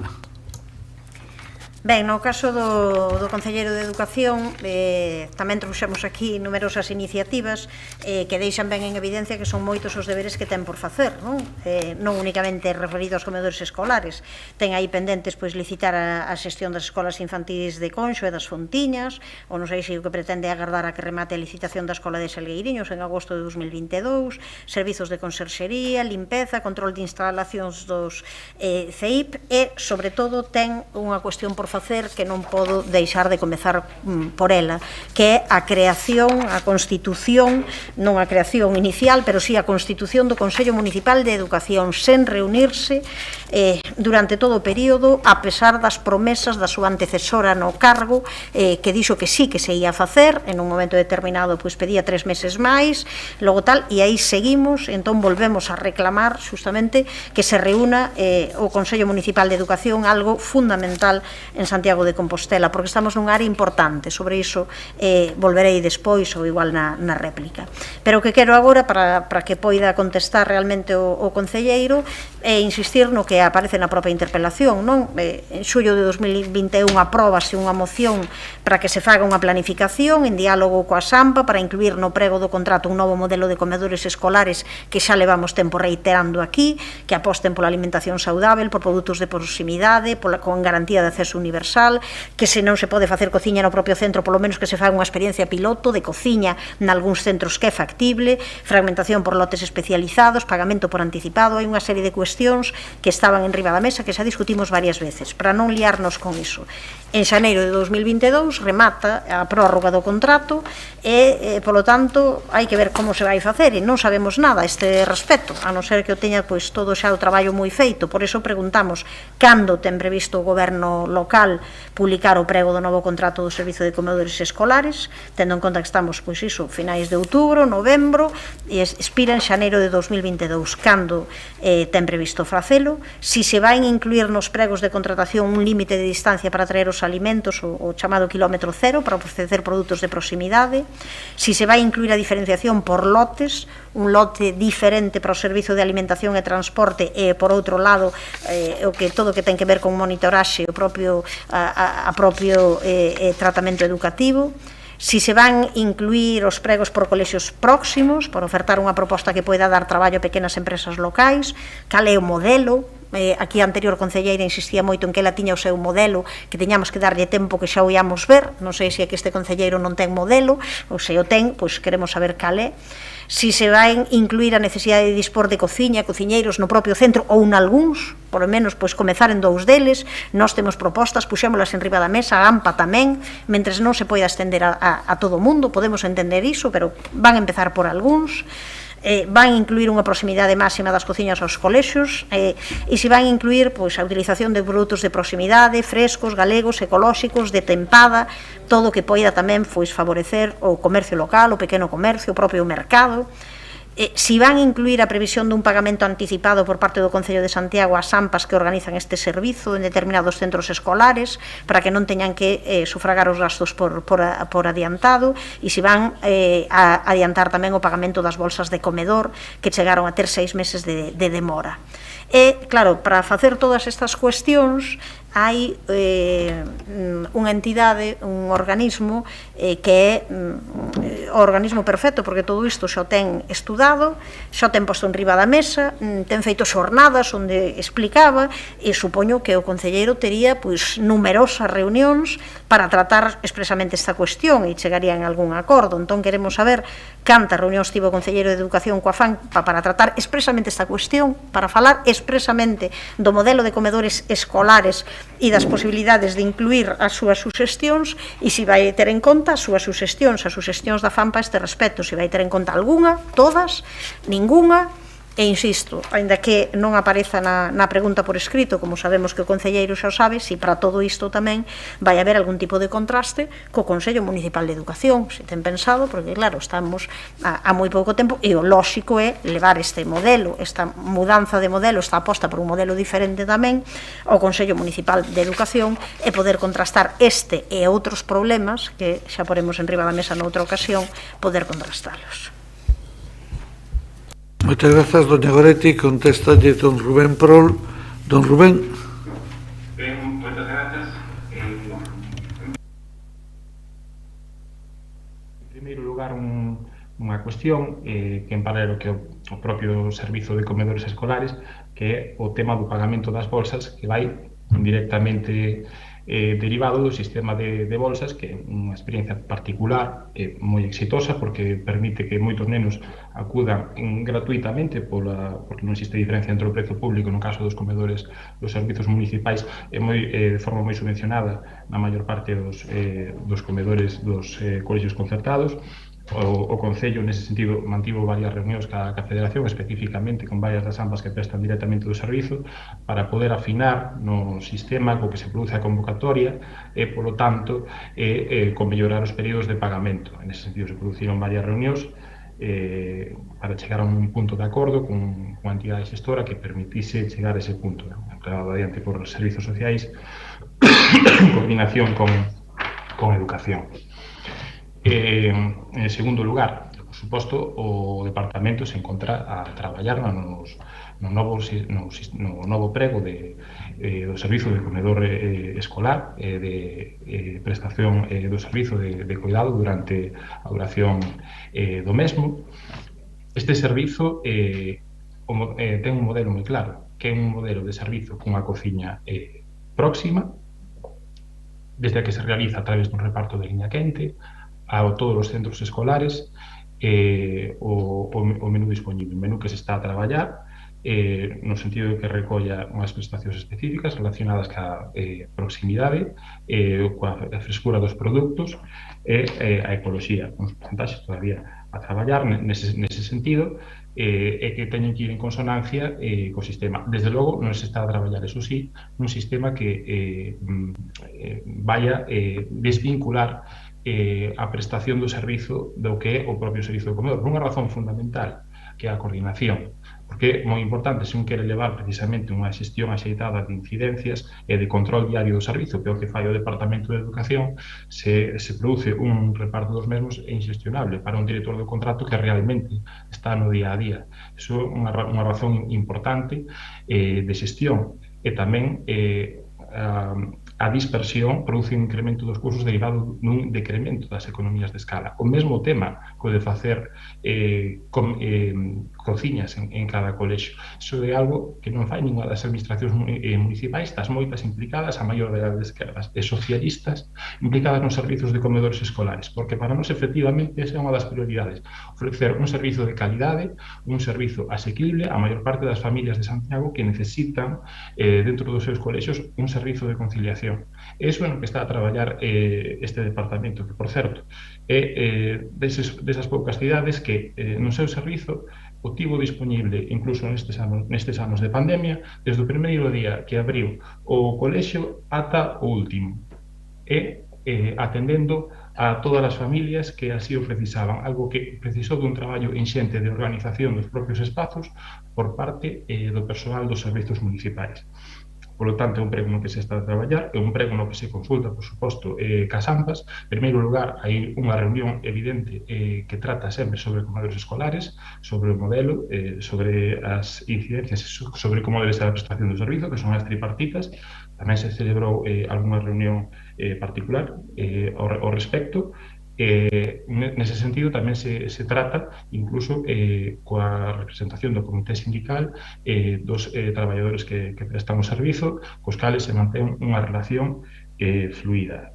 Por lo tanto, en resumo, o servizo está a preparar os pregos, o servizo está a preparar uns pregos moi centrados en que teñan un menú saudable, contrastado con nutricionistas, que teñan dentro do seu SEO un estudo sobre as porcentaxes axeitadas de produtos frescos e de proximidade, e está preparado para afrontar un servizo que debe ser tamén non só da calidade necesaria, senón da xestión oportuna das incidencias, tendo en conta que se inxire nun entorno escolar que require dunha axeitada coordinación con todos os actores para prestar un servizo de calidade. Moitas grazas.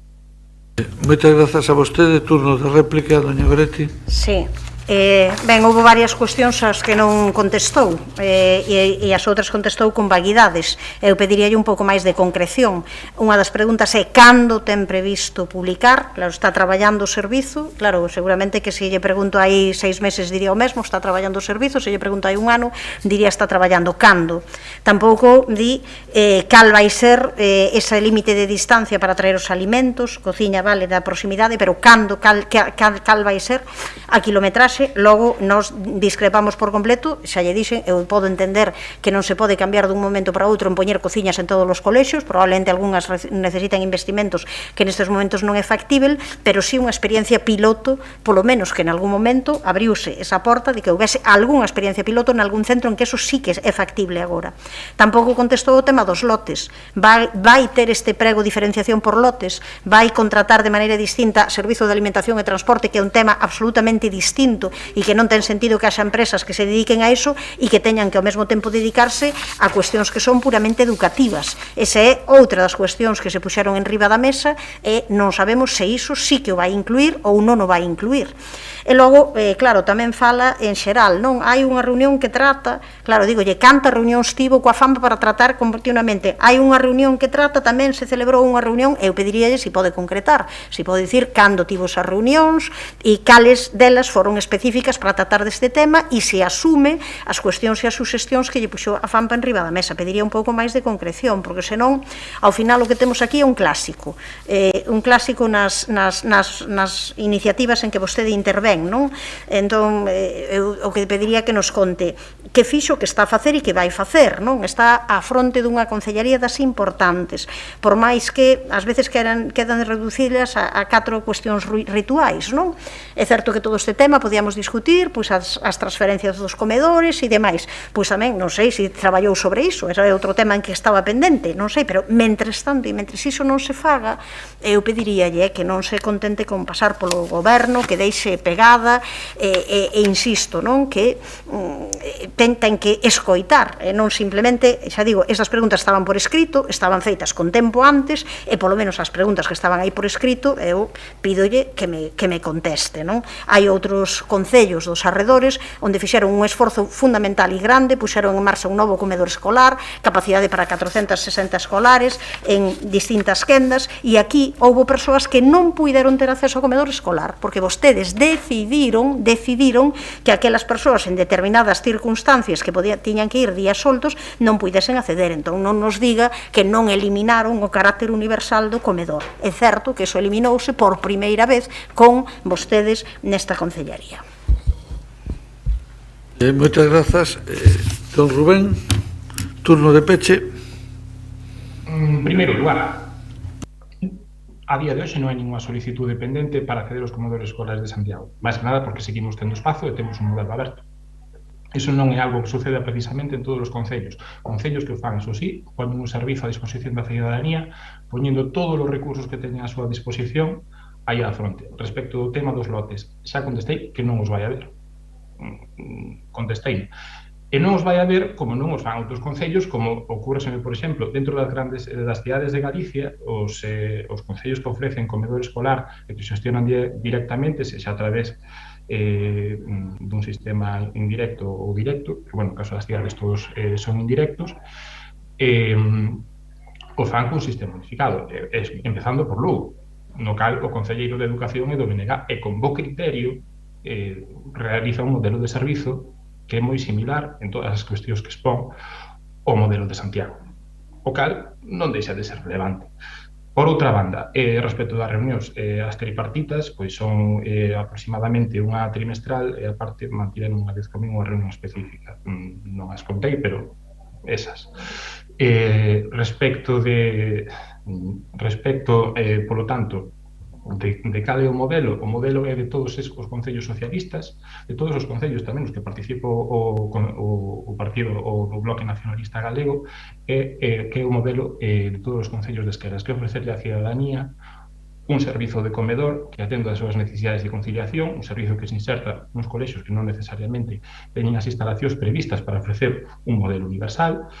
Ese modelo universal, de feito, non se aquí en todos os casos. En Santiago, por sorte, no momento conseguimos facelo, agora mesmo non hai problemas de aforo en ningún comedor escolar, onde que, como dixen, profesora Fabiola, por razóns de espazo, podería ter algún ao longo do curso, e falamos dun departamento que se está a preocupar de facer uns pregos que continúan na liña de ofrecer unha cociña, como está agora mesmo, que está radicada dentro do termo municipal e que establece un sistema de puntuacións para permitir, por un lado, que se garanta unha competitividade entre as empresas e que exista un incentivo moi forte para que as cociñas se radiquen dentro do termo de Santiago. Por lo tanto, eu non entendo esa digamos, esa intención de facer ver como que o Departamento de Educación fai algo extraordinariamente distinto do que realizan o resto de concellos gobernados pola esquerda de Santiago, sinoradamente Lugo ou Ferrol, que son concellos socialistas ou socialistas co BNG, ou Ames, que realizan realmente un esforzo tremendo por inserirse nos servizos educativos complementarios e ofrecer uns servizos de calidade para a cidadanía. E o certo é que eu teño que decir que creo que en todos os casos, sí, igual que en cultura, normalmente que uns departamentos de educación que non terían todo o persoal que Don Rubén, pero achegamos un servizo de calidade á cidadanía. Moitas gracias. Moitas gracias a vostede. Ben, se lles parece ben, entón facemos agora o noso descanso e ás 4 da tarde continuaremos coa interpelación ao señor Sindo Guinarte. Sí.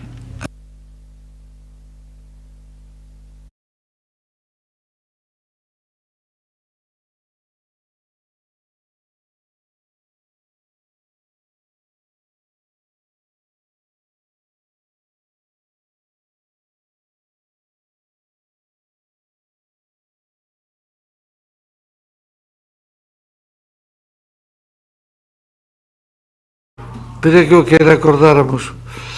Ten vostede algo? Quero que acordáramos facer o descanso ahora, doña María. O sinto. Pero...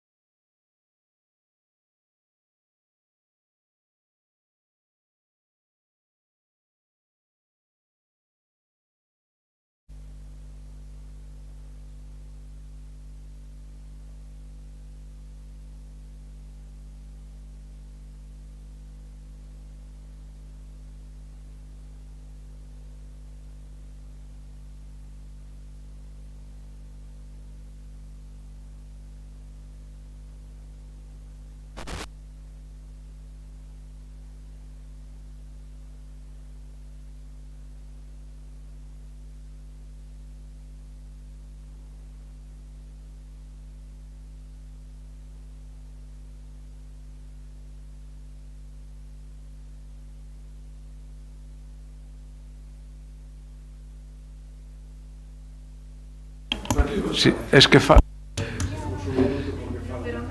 Moi boas tardes, señoras e señores concelleiros, por favor, vayan acomodándose para comprobar que temos quórum.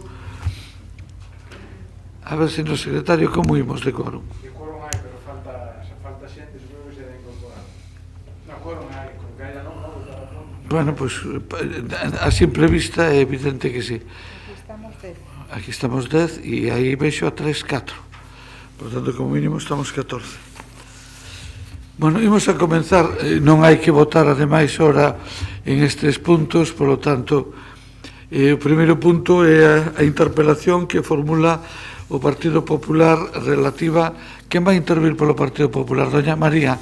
Sí, Doña María está ali, a vemos ali, pois entón, se lle parece ben, Doña María, cando vostede queira, pode empezar. Grazas, alcalde, boas tardes. Señor Guinarte, ten como obxectivo visibilizar o nulo diálogo do seu departamento cos grupos da oposición, pero tamén co conxunto de xentes económicos e sociais que directa ou indirectamente están relacionados co turismo no Concello. Vostede é da escola de ningunha mala palabra, ningunha boa acción, e leva así xa 2 anos prometendo a máxima participación, o máximo debate, pero realmente non o cumpre. Os feitos desminten sempre as súas boas palabras.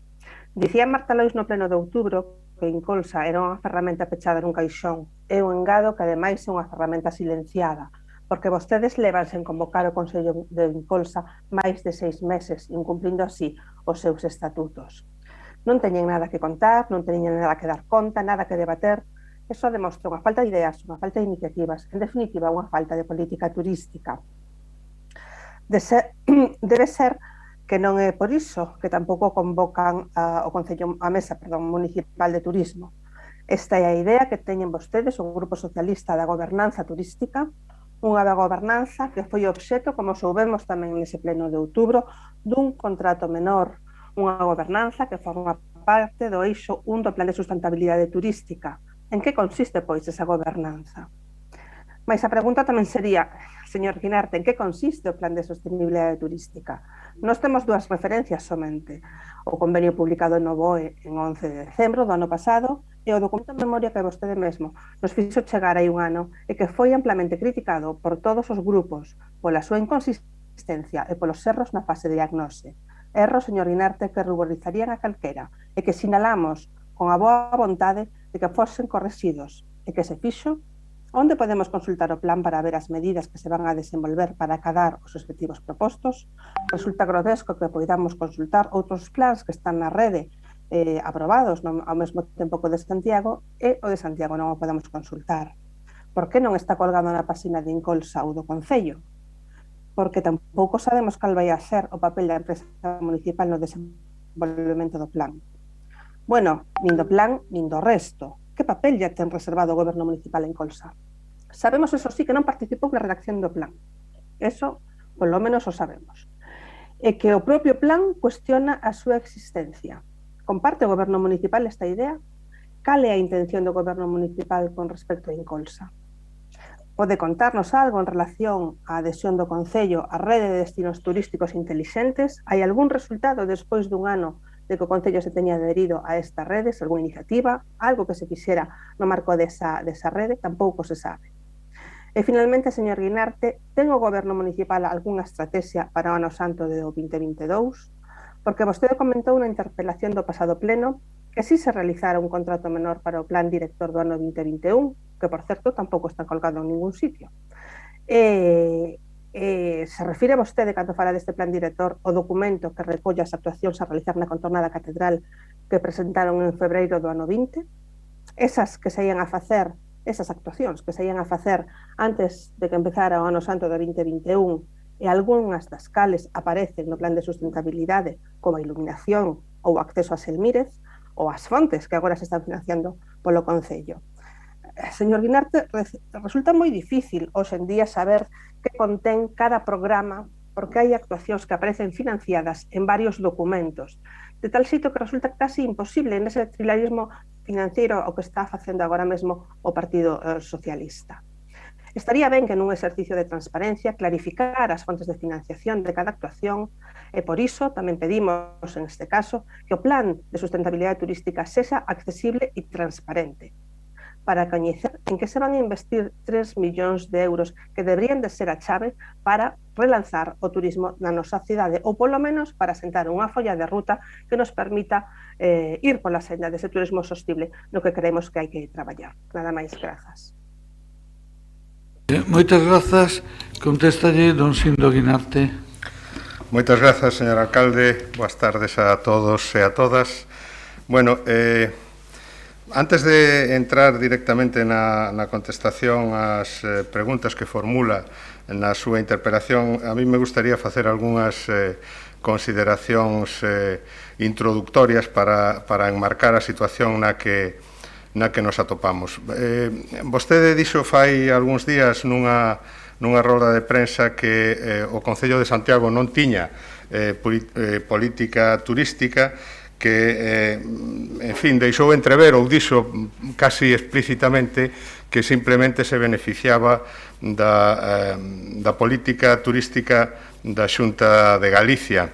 Eu non lle vou negar, evidentemente, que a política turística, si entendemos por política turística, política de promoción e marketing da Xunta de Galicia, influe, evidentemente, en Santiago de Compostela, porque Santiago é Galicia, pero influye recíprocamente, porque tamén Galicia se beneficia de que Santiago de Compostela é unha marca turística global e ten unha capacidade de atracción da que se beneficia o conxunto de Galicia. Parece que ás veces queremos esquecer a situación pola que pasou Galicia, pola que pasou Santiago, pola que pasou España e pola que pasou o mundo nos últimos 18 meses, non? Nós tivemos que afrontar unha situación absolutamente descoñecida e de unha gravedade inusitada, especialmente para este sector que é o principal sector de actividade económica da nosa cidade, non? Bueno, primeiro atendemos a apoiar o sector da hostelería e do turismo, ao igual que apoiamos tamén o comercio e a cultura para tratar de que poidese sobrevivir a esa situación, e logo deseñamos un plan de reactivación que foi aprobado, sí, no Consello de Incolsa, e do que modestamente pois os resultados eu creo que falan por sí solas. Santiago foi posiblemente o destino turístico urbán con mellor comportamento en España, tanto en xullo como en agosto conseguimos un máximo histórico de pernoctacións de turistas españois na cidade, e en agosto tuvemos case os mesmos datos, non chegamos, pero tivemos case os mesmos datos que en agosto de 2019.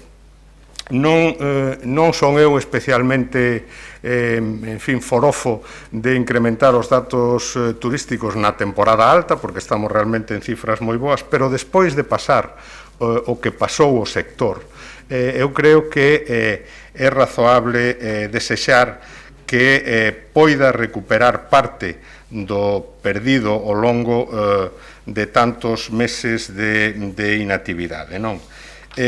Bueno, os datos de pernoctación non son os únicos, porque, en fin, o noso aeroporto tivo máis conexións que nunca, máis conexións internacionais que nunca, ten uns datos que, en fin, que saltan á vista, pois, por exemplo, no mes de xullo cunha caída do 22%, cando a caída media de pasaxeiros nos aeroportos de AENA foi do 48%, en agosto caemos o 8,6%, en setembro o 17%, cando a caída media foi do 39%, somos o que menos caeu dos 16 aeroportos con máis pasaxeiros de España.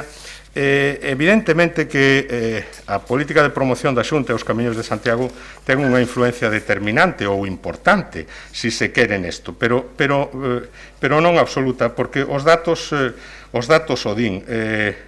tivemos, por exemplo, no mes de setembro, entre un 25 e un 30 menos de peregrinos que no ano 2019, pero, sin embargo, non estamos máis alá dunha caída de pernoctacións do 10%. É que hai moitos máis visitantes e moitos máis viaxeiros e turistas en Santiago dos que vemos na Praza de Obradoiro coas súas mochilas. Con isto, quero decir que o Concello ten unha política turística que tivo que desenvolver nunha situación de extraordinaria dificultade, e ben é certo que é unha política turística que non aposta pola promoción indiscriminada ou pola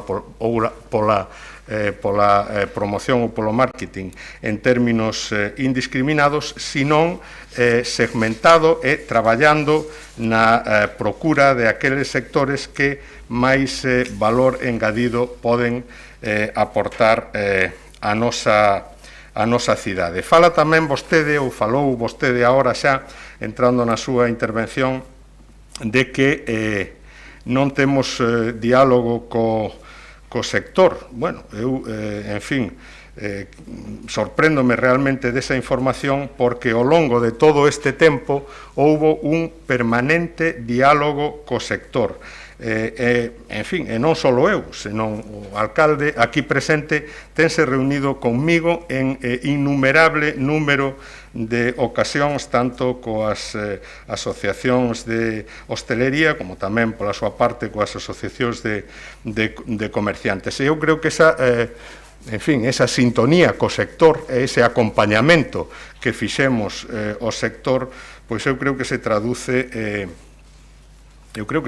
nas súas manifestacións públicas. Eu, en fin, non creo que haxa ningunha declaración do actual ou do anterior presidente da Asociación de Hostelería de Compostela na que se queixe desa falta de interlocución entre o Concello e o sector, non?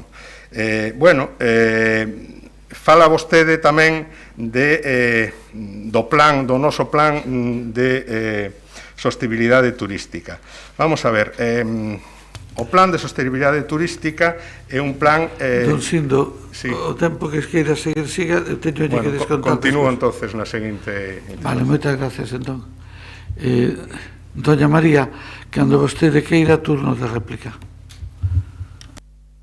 Está claro que, señor Guinarte, o dixen hai uns días que non tiñan política turística, tamén o dixen hoxe, antes e agora. Eu non lle pedín un balance dos datos turísticos da cidade. Eu lle pedín que dixera que medidas dese misterioso plan se están realizando entre decembro e agosto para decir, como dixo vostede, que os grandes resultados deste verán son froito desas accións. Cales son as accións? Nos non a coñecemos. Como non coñecemos a súa política turística, non coñecemos nada máis que o que hai no programa de Incolsa. O plan de sustentabilidade é un misterio. E non somos nós quen esquecemos a situación originada pola COVID. É vostede quen se esconde detrás da palabra COVID para explicar que todo parou e que vostede está parado e segue parado un ano despois. Justamente nos momentos de crise, que cando máis se necesita reflexión, a planificación e abrir canles de diálogo e colaborativos, vostedes están pechados. A COVID debe ser unha oportunidade, non só un problema, e vostedes o ven sempre como un problema. Mire, señor Guinarte, hoxe soubemos máis das súas intencións en política turística do goberno municipal da boca da señora Abal, que di que hai que instaurar unha taxa turística para recaudar máis. É curioso que a señora Abal veña a decir a vostede que ten que instalar unha taxa turística cando ademais vostedes non son capaces de xestionar o orzamento que teñen. É curioso que queran recaudar máis, non se sabe para qué. É curioso tamén, señor Guinarte, que a señora Abal siga dicindo isto porque vostede se explicou no pleno pasado que o Concello ten instrumentos para penalizar, entre comillas, o turismo e obter ingresos. Eu tiña entendido que vostedes dous falaban entre sí e que vostede, ademais, a señora Abal está no Consello de Administración de Incolsa. Non debería ter ela máis información porque parece ser que está tan perdida como nós. Señor Guinarte, vostede parece un turista en Pazo de Raxoi, porque realmente aquí non hai un fío conductor, aquí non hai, volvo a decir, unha política turística. Onde está? Aquí non hai unha actualización da página web, cousas pequeniñas que demostran que hai un desleixo total en Pazo de Raxoi polo turismo. Vostede se centra nos datos? Pois vale. Ao final le vou ter que dar a razón a Marta Loisa, mira que me doe, Decir que vostede está apostando polo turismo a granel, unha palabra que eu detesto, e ademais coido que son unha persoa que sempre rema a favor do turismo, pero neste caso vou ter que darlle a razón, porque vostedes só se escudan os números. Detrás deso non hai unha soa idea. E non só non hai unha soa idea, senón que hai paus de cego. Por exemplo, vostedes contrataron 3 estudios vinculados ás vivendas turísticas. Vostede dixo no pasado pleno que finalmente eses estudios non se realizaron, pero vostedes están facendo unha modificación do PEXON precisamente en contra das vivendas de uso turístico. Con que documentación están facendo entonces esa modificación do PEXON? Sobre que base están fundamentando a súa proposta? Señor Guinarte, vostede non ve que todo isto está absolutamente deslavazado? Eu só lle pido que me responda as 3 cuestións ou as 4 cuestións que se plantexan na interpelación en sí. Breve e conciso. E a partir de aí se me dará... Doña María debe rematar. Rematou? Pois moitas grazas, doña María. Don Sindo, turno de réplica. Sí, bueno, remataba dicindo na primeira intervención que os plans de sostenibilidade turística, o noso tamén, son froito da aportación de 3 administracións públicas do Estado, da Comunidade Autónoma e do Concello. O organismo para o control da xestión deses plans de sostenibilidade turística é a Comisión de Seguimento, na que están as 3 administracións, como moi ben coñece vostede. Xa tivemos 3 reunións desa Comisión de Seguimento. En que estamos traballando? Estamos traballando en moitas liñas do plan. Claro, hai formas diversas de executar un plan de sostenibilidade turística. O noso, ou nós pretendemos executalo a través de accións que son moi diversas, que exixen unha maduración, porque o plan efectivamente houve que facelo nun tempo récord de un mes, prácticamente no mes de agosto. Algúnha outra cidade con plan de sostenibilidade turística pois licitou a mitade do plan cunha única licitación por a metade dos recursos totais, por 1,5 millón de euros, claro, a favor de unha grande consultora, das grandes consultoras que hai en España, para que execute. Nós non escollemos ese camiño. Estamos licitando a oficina técnica, estamos traballando con Segitur e coa Universidade de Santiago na definición do pacto local para o desenvolvemento do turismo sostible. Por suposto, teremos en conta a Mesa Municipal de Turismo como un actor importante nesa actuación, pero non imos chegar á mesa a decirlle fágannos un pacto local para o desenvolvemento do turismo sostible. Queremos potenciar Santiago de Compostela como un destino de turismo gastronómico. Estamos traballando noutra das accións importantes, que é a iluminación sostible ornamental dos edificios das plazas da Catedral. Estamos tamén traballando na mellora da sinaléctica turística. Por tanto, en moitas accións diversas que efectivamente tiveron que ser maduradas no plan e que serán postas en marcha ao longo dos 2 próximos anos. O plan hai que valoralo no seu conxunto, cando remate o seu período de execución. Non vale decir, bueno, como no primeiro ano se executou pouco, como acontece moitas veces cando se trata de plans plurianuais desta naturaleza, o plan non se vai executar. Santiago no ano 22 vai a ser un destino turístico moi importante. O máis importante que ten que atender no ano 22 é a acollida, é atender a xente que vai chegar á nosa cidade, dar servizos a esa xente. A nos preocúpanos, a nos preocúpanos moi especialmente o 23, o 24 e o 25, porque despois do 22 van a vir outros anos e temos que manter a flote un sector que é o primeiro sector económico da cidade. Moitas grazas, don Sindo.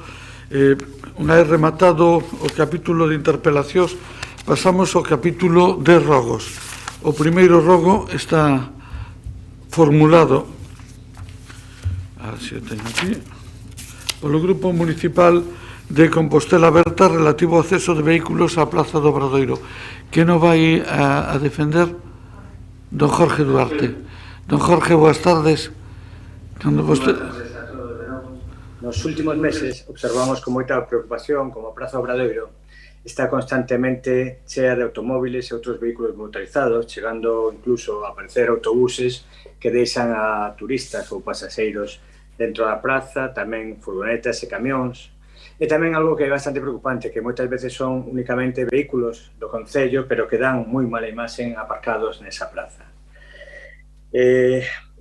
O caso máis grave, o caso que motivou este rogo en concreto, foi cando, despois de pasar por comisión asesora, unha petición do RACE para facer un evento na Praza do Obradoiro e posteriormente na Alameda, que contou ca desaprobación, tal e como o prevía o informe da subcomisión da ponencia da comisión asesora, que contou con un voto negativo, tal e como decía. Bueno, pois a pesar deso, o propio día que estábamos na comisión asesora, observamos con estupefacción como se estaba montando realmente ese mismo evento, a pesar de contar ca denegación da comisión asesora. Para nós é preocupante que a Praza do Obradoiro sexa pasto dos vehículos, tanto autobuses como vehículos municipais, como cualquier tipo de evento e podan entrar camións de gran tonelaxe. O rogo que os traemos é bastante sincero, que cumpren as determinacións que fixo a comisión asesora para o ámbito da Praza do Obradoiro, o mismo que fixo para outras 3 plazas que rodean a catedral, e que a presenza de vehículos sexa limitado o máximo posible. Parécenos realmente fácil de seguir ese rogo, esa petición da comisión asesora. Polo tanto, hoxe o que pedimos é que se cumpran as determinacións da comisión asesora e que se limite ao acceso de vehículos a Praza Obradoiro, nada máis. Grazas, don Jorge. Contéstalle o concelleiro don Gonzalo Muiños. Don Gonzalo. Don Gonzalo.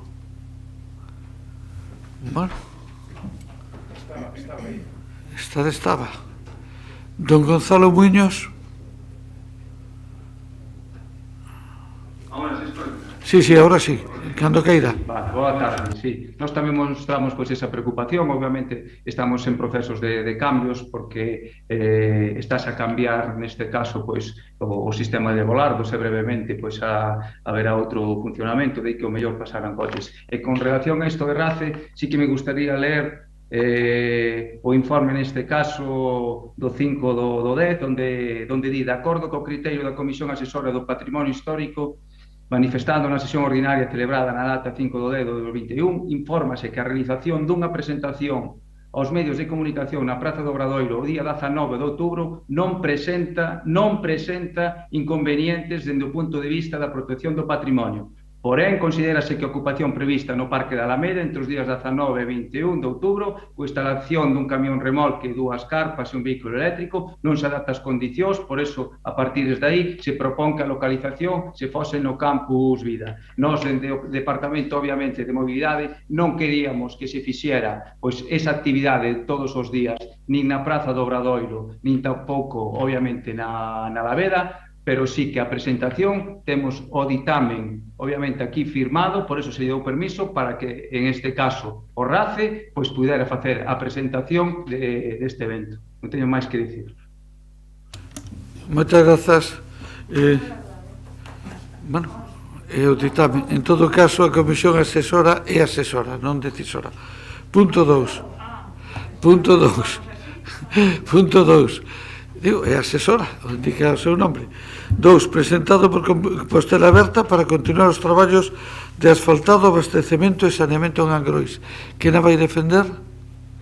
Eu tamén. Moi ben, don Jorge. Eu tamén, que ahora mismo casi cambiaría o rogo e pediría a este goberno que faga caso ás determinacións da comisión asesora, pero vou facer o rogo que realmente iba a facer, porque me parece un pouco grave o que dio o señor alcalde. En este caso vamos a falar de obras, de algo bastante sinxelo, porque durante o anterior mandato en Angrois fíxose na Rúa da Estivadiña un arranxo dotando de abastecemento de auga para as vivendas existentes e tamén co asfaltado da mesma. Estes traballos deberían terse complementado con unhas medidas similares na Rúa da Penalada, con instalación de abastecemento de auga, e ademais tamén deberíase instalar o servicio de saneamento, xa que, debido ás pendentes, neste caso podíase dotar de saneamento, como decía, ata a Rúa do Sandino e conexión cara a Ponte Marzán. Esta obra prevista no anterior mandato incluía ademais o asfaltado do final da pista aquí en Angrois. Esta é únicamente unha das peticións da Asociación Veciñal que traemos como exemplo, porque xa trouxemos anteriormente outras como cumprir as reclamacións do convenio ca Fundación de Ferrocarriles Españois ou as actuacións tantas veces pedidas de dotar de beirarrúas a Rúa do Limpadoiro. Tendo en conta todo o anterior e que se había estudios previos realizados para dotar de saneamento, abastecemento de auga e mellorar esta rúa, o que facemos agora é transmitir ese rogo da Asociación Veciñal para que o Goberno Municipal acometa estas obras que entendemos que son moi necesarias para este pequeno núcleo, esta rúa de Penalada, pero que complementaría as obras feitas durante o anterior mandato. Moitas grazas, don Jorge. Contéstalle don Javier Fernández. Don Javier, boas tardes. Boa tarde, señor alcalde. Boa tarde, compañeiros e compañeiras. Bueno, eso de que é sinxelo, que hai estudios previos, eso xa casi estou aburrido de escoitalo, non? De que todo é moi fácil. Pero bueno, perdoa que lle diga, pero na pregunta parte dunha premisa, eu penso que equivocada, non? Son 2 anos de actividade, despois de varios anos de parálise. Efectivamente, trátase dunha demanda veciñal que coñecemos perfectamente e que temos na nosa xenda, como non podría ser de outra maneira. Dentro do Departamento de Obras, por suposto que estamos ao tanto deso, e mesmo estou seguro que tamén na Concellería de Medio Rural. Agradezo este rogo, como non podría ser de outra maneira, como dixen antes, pero precisamente por ser unha obra moi necesaria para a parroquia de Angrois, pero confeso que me descoloca un pouco, non? Porque primeiro dinnos que non invistamos en obras. Agora dinnos que hai que facer esta obra e outras obras. Eu casi agradecería que se aclaren un pouco. Entendo a súa función de oposición, pero que non entendo é os seus cambios de criterio, que en nada benefician a veciñanza da cidade. Eu nesto quero, Jorge, ser moi claro. O sea, xa sabemos que eu coñezo ben a rúa, non é unha actuación fácil de facer, porque senón xa habría desfeito anteriormente nos 4 anos, e bueno, pero a teremos en conta para futuros investimentos e para metelo no ordenamento. De todas maneiras, moitas gracias. Moitas grazas, don Javier. Pasamos ao rogo terceiro presentado polo BNG sobre o recorte de profesorado no Centro de Ensino Monte dos Postes de Fontiñas. Doña Navia. Sí, grazas e boa tarde. A AMPA do Centro de Ensino de Montes dos Postes e tamén o das Fontiñas levan xa diversas movilizacións nas que, bueno, este grupo... Don Javier, corte o micrófono, por favor. Don Javier, corte o micrófono, se non escoitamos a conversación. Siga, doña. Grazas. Iso, que estas AMPA levan xa diversas movilizacións feitas nas que este grupo municipal do BNG estivo, bueno, participou tamén con elas, despois de que 3 docentes foran asignados en itinerancia pola Xunta cando deben estar a xornada completa. Esta situación causou numerosos problemas, mesmo obrigando a reconfigurar o horario docente de titorías e fai que 900 nenos e nenas compartan profesorado semanalmente, o cal, bueno, está lonxe do recomendable para a prevención no marco que estamos de pandemia. Estamos falando de 3 prazas, dun titor, de audición e linguaxe, pedagogía terapéutica, que requiren a asignación de docentes a tempo completo e o respeto ás características das prazas de acordo cos catálogos dos centros de ensino. Entón, o rogo é que o goberno local se interese pola situación, que ten a súa gravidade, que demande da Xunta a asignación do profesorado necesario para estes centros educativos para manter a calidade do servizo público no noso concello. Moitas grazas, doña Navia. Don Rubén. Don Rubén. Cando queira.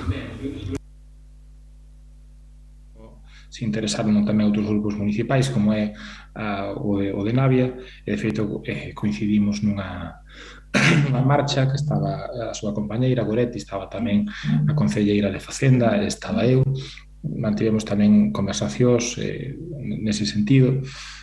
Efectivamente, a falta un titor compartido pois produce unha disrupción pedagóxica, porque a regra xeral en primaria é que o profesor titor sexa o mesmo para todas as materias, así como secundarias se fai ao revés, con un profesor especializado na materia, precisamente porque xa non é necesaria a continuidade pedagóxica que é máis desexable na primaria.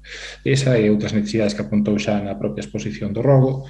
Ben, a Xunta, pois, bueno, tai un programa ARCO, neste momento, pois, eu xa dubido que acaben poñendo profesorado, pero, sen dúbida, é unha necesidade, bueno, pois, completamente de acordo ca exposición, en ese sentido coincidimos plenamente. Moitas grazas. Moitas grazas, don Rubén. O seguinte rogo, que é o número 5, é formulado polo BNG para a mellora das beiras rúas na Avenida de Ferrol. Doña Navia tamén. Sí, este grupo municipal recibiu a preocupación da veciñanza da contorna da Avenida de Ferrol pola deterioración das beirarrúas con enlousado levantado durante meses. Xa vimos que isto foi amañado, así que alegrámonos de que estas cousas sirvan para que o goberno local actúe, pero quería sí lembrar que este problema se estende a numerosas zonas da cidade, que non é só unha cuestión da Avenida de Ferrol, e, bueno, vese claramente que non é unha cuestión de falta de diñeiro, o goberno local dispón de importantes partidas de orzamento que deixa sen executar, así que non hai disculpa, e se este se amañou, pois, que se amañen todos os que sexa necesario, nada máis. Moitas grazas, doña Navia. Contéstalle don Javier Fernández. Don Javier. Don Javier. Don Javier, ahora ten o micro pechado, ahora ten que abrilo. Ahora. Quero contestar, non, bueno, efectivamente, vexo que pasachedes por ali, bueno, pois decirche nada, que dentro do Departamento de Obras temos unha folla de ruta, como non podría ser de outra maneira, e por eso mismo que temos unha planificación, tanto nas actuacións de reasfaltado como do continuo mantemento das beirarrúas.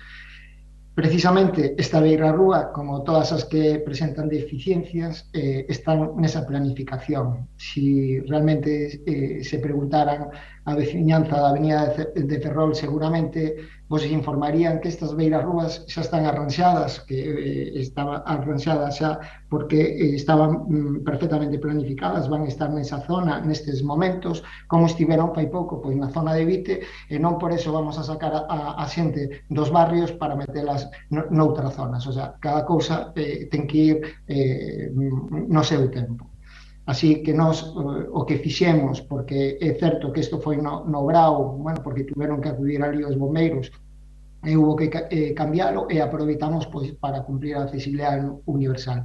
Pero bueno, agradezco que traiga este rogo, porque así me dá a oportunidade de informar a veciñanza que de todo o que estivemos a traballar, tanto en Vite como en García Lorca, como en Blanco Amor, ou barrios como Fontiñas, Vista Alegre, Castiñeiriño.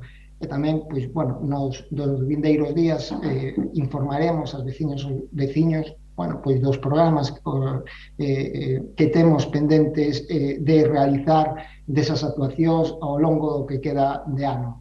Este goberno, asegúrolle que está coa veciñanza atendendo os problemas que xurden no día a día.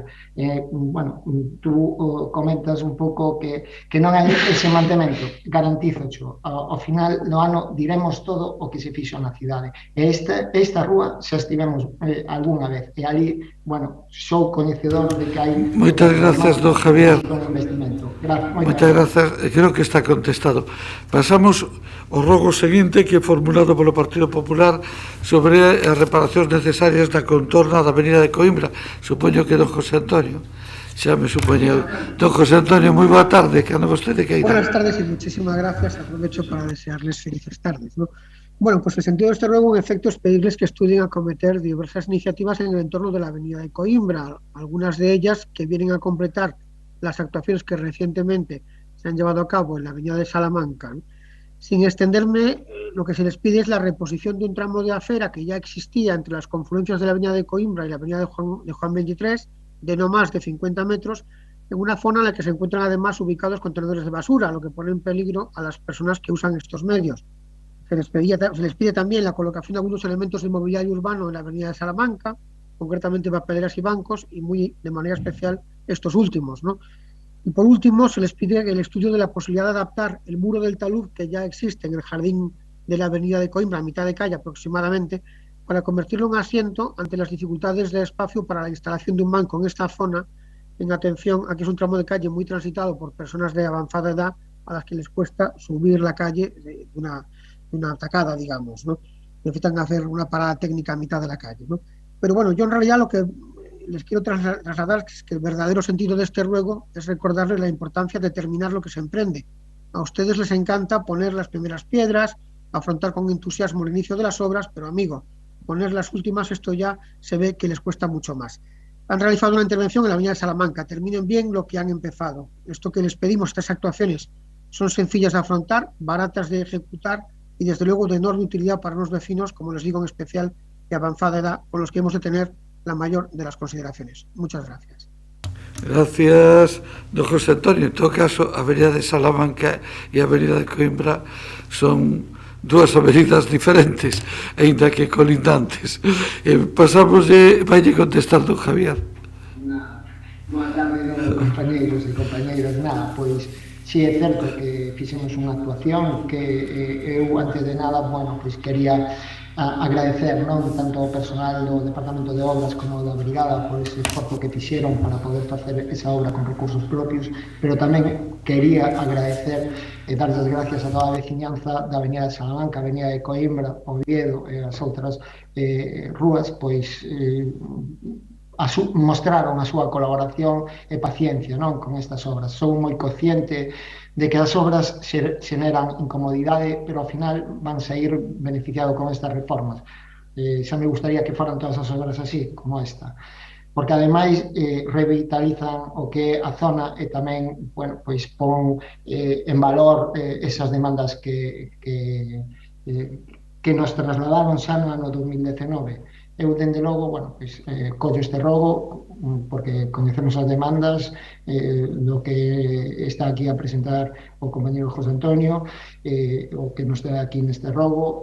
Por eso, precisamente, ademais de coñecer todas estas demandas, pois intentaremos, na medida do posible, recollelas. Estamos a traballar xa no proxecto dende fai uns días. Pensamos leválo á Comisión de Patrimonio para a súa aprobación. Dende logo, a nosa intención é continuar hasta só el 23, como xa o dixemos. Espero que tamén se pasen a ver esa actuación que para nós é moi importante, para os veciños tamén quedaron moi agradecidos. En canto ao mobiliario, pois xa se colocaron bastantes bancos, colocouse algunha papeleira na zona. E nada, intentaremos na medida do posible, pois se podemos actuar no muro e facelo banco, pois tamén o faremos. Nada, agradecer a súa aportación e, por suposto, pois atenderemos todas estas demandas na medida do posible. Moitas gracias. Moitas gracias a vostede, don Javier. Ben, pasamos á seguinte pregunta, número 7, formulada polo Partido Popular sobre o tránsito de peóns na avenida Xoán Carlos I, á altura da estación de servicio. Doña Beatriz, boa tarde. Boa tarde, alcalde, boas tardes, compañeiros. A seguridade peonil nas proximidades da estación de servicio radicada na avenida Xoán Carlos I vese comprometida pola inexistencia de beirarrúa en dous puntos concretos, coincidentes coa entrada e saída de vehículos para a citada instalación. A zona presenta un elevado nivel de tránsito a pé o supoñer un cómodo acceso para as persoas que dende o ensanche a través da rúa Rosalía de Castro e a Rapa da Folla se dirixen a Alameda, a través das escaleiras do Pilar. O feito é que a beirarrúa desaparece en dous tramos de alrededor de 15 metros cada unha e afecta a seguridade dos peóns, posto que ao non estar limitada a zona de paso, os condutores non teñen ningún indicativo da súa existencia, podendo producirse situacións de perigo. Para evitar iso, habería que sinalar este tránsito peonil e lograr unha maior visibilidade para as persoas que acceden no seu vehículo, sobre todo para aquelas que se ven na obriga de atravesar esta zoa onde a beirarrúa non ten continuidade. Esta circunstancia xa foi posta de manifesto no mandato anterior por este grupo, sen que se tivera feito efectiva a delimitación deste paso e sen que, por fortuna, tivera acaecido ningún percance por este motivo. A vista do anterior, o noso grupo, o Grupo Popular, reitera o seguinte rogo, que por parte do Goberno municipal se dean as instruccións precisas para advertir e sinalar, xa sexa con marcas transversais discontinuas no firme, unha advertencia vertical ou coa solución que se considere o tránsito de peóns pola beira rúa situada na avenida Xoán Carlos I, nos accesos á estación de servicio ali existente. Moitas gracias. Moitas gracias a vostede, dona Beatriz. Contéstalle don Gonzalo Muñoz. Don Gonzalo. Boa tarde de novo. Somos conscientes, obviamente, pois desa situación. Estamos a falar, ademais, dunha propiedade pois que é privada. Non obstante, pois intentaremos, neste caso, xa falando mellor tanto ca propiedade ou incluso si realmente pois con algún incremento de sinalización por parte nosa, para que obviamente pois esa unha zona de maior seguridade, sobre todo para os peatóns. E de aí pois agradecer neste caso pois todos estes rogos que sexan con carácter constructivo, o cal non debe ser fácil de facer, porque estamos falando dunha gasolinera que debe ter máis de 50 anos e sempre estivo así, esa é a realidade. Grazas. Moitas grazas. Con todo no tempo que lle queda, vou utilizar eu para decir algo. Esta gasolineira estaba primitivamente na Plaza de Galicia, diante do edificio Castromil. De ali permutou o Ministerio de Fomento ao Campo da Estrela e de ali permutou o Ministerio de Fomento a ubicación actual. Por lo tanto, o espacio que ocupa é unha cesión do Ministerio de Fomento da que nos subrogamos no Concello no momento en que esa vía pasou a ser de titularidade municipal. Por iso é a razón de que sea unha propiedade privada, que é un pouco sorprendente, non é concesión. Ora, efectivamente, é a que hai o rogo que se presenta e intentaremos darlle unha solución. Pasamos á pregunta número 8, que é formulada por Compostela Aberta sobre unha marquesiña na parada de autobuses de Lamas de Laraño. Don Jorge Duarte. Don Jorge. No lugar de Lamas de Laraño, xusto diante do Centro Superior de Hostelería, hai unha parada de autobús que desde fai algún tempo conta cunha marquesina, aínda que para sorpresa da veciñanza e de calquer usuario, esta marquesina non está no espazo onde para o bus. Tendo en conta que esta parada de servicio, tanto o servicio municipal como tamén o servicio metropolitano, desde Compostela Aberta facemos unha petición que realmente, se non é o Concello, que a traslade onde teña que ser. A petición é moi clara, pedimos que desde o Goberno Municipal, ben sexa por iniciativa propia ou instando a Xunta de Galicia, reubique esta marquesina para que se sitúe nun lugar máis aceitado para dar servizo aos usuarios do transporte colectivo, tanto do municipal como do comarcal. Esta é unha petición bastante sinxela, xa espero que se conteste e antes falaba Javier dos cambios de criterio. Bueno, por desgracia, cambios de criterio na vida hai moitos e algún, cando escoita a Javier, despois de haberlo visto como representante municipal, bueno, pois tamén é triste ver esos cambios de criterio. Solo eso. Esta pregunta é sinxela, ou este rogo é sinxelo, e que sexa ben por iniciativa propia ou estando a Xunta de Galicia para que realmente esta marquesina se poña donde realmente dé servicio aos usuarios. Moitas grazas, don Jorge. Contéstalle tamén don Gonzalo Muñoz. Don Gonzalo. Boa tarde. Coido que este rogo xa foi traído pois este pleno, me parece que polo BNG. Nós xa fixemos as distintas xestións, neste caso pois ca Xunta ca Dirección Xeral de Mobilidade para o traslado e tamén ca ASI. Nos contestaron afirmativamente e coidamos eso, que no momento en que dispoñamos dunha pequena partida presupostaria, neste caso por parte de TUSA, pois obviamente pois imos dar traslado, porque aí sí que ten razón, neste caso pois Duarte está nunha ubicación onde realmente pois non é axeitada, é de fácil pois arranxo. E tamén pois agradecer neste caso este recordatorio pois deste rogo, sobre todo para dar ese bo servizo pois tanto pois a xente que vai a estudar a Bárcea como pois aos veciños e veciñas. Debería de contestar a Jorge, pero bueno, lo contestaré luego. Bueno,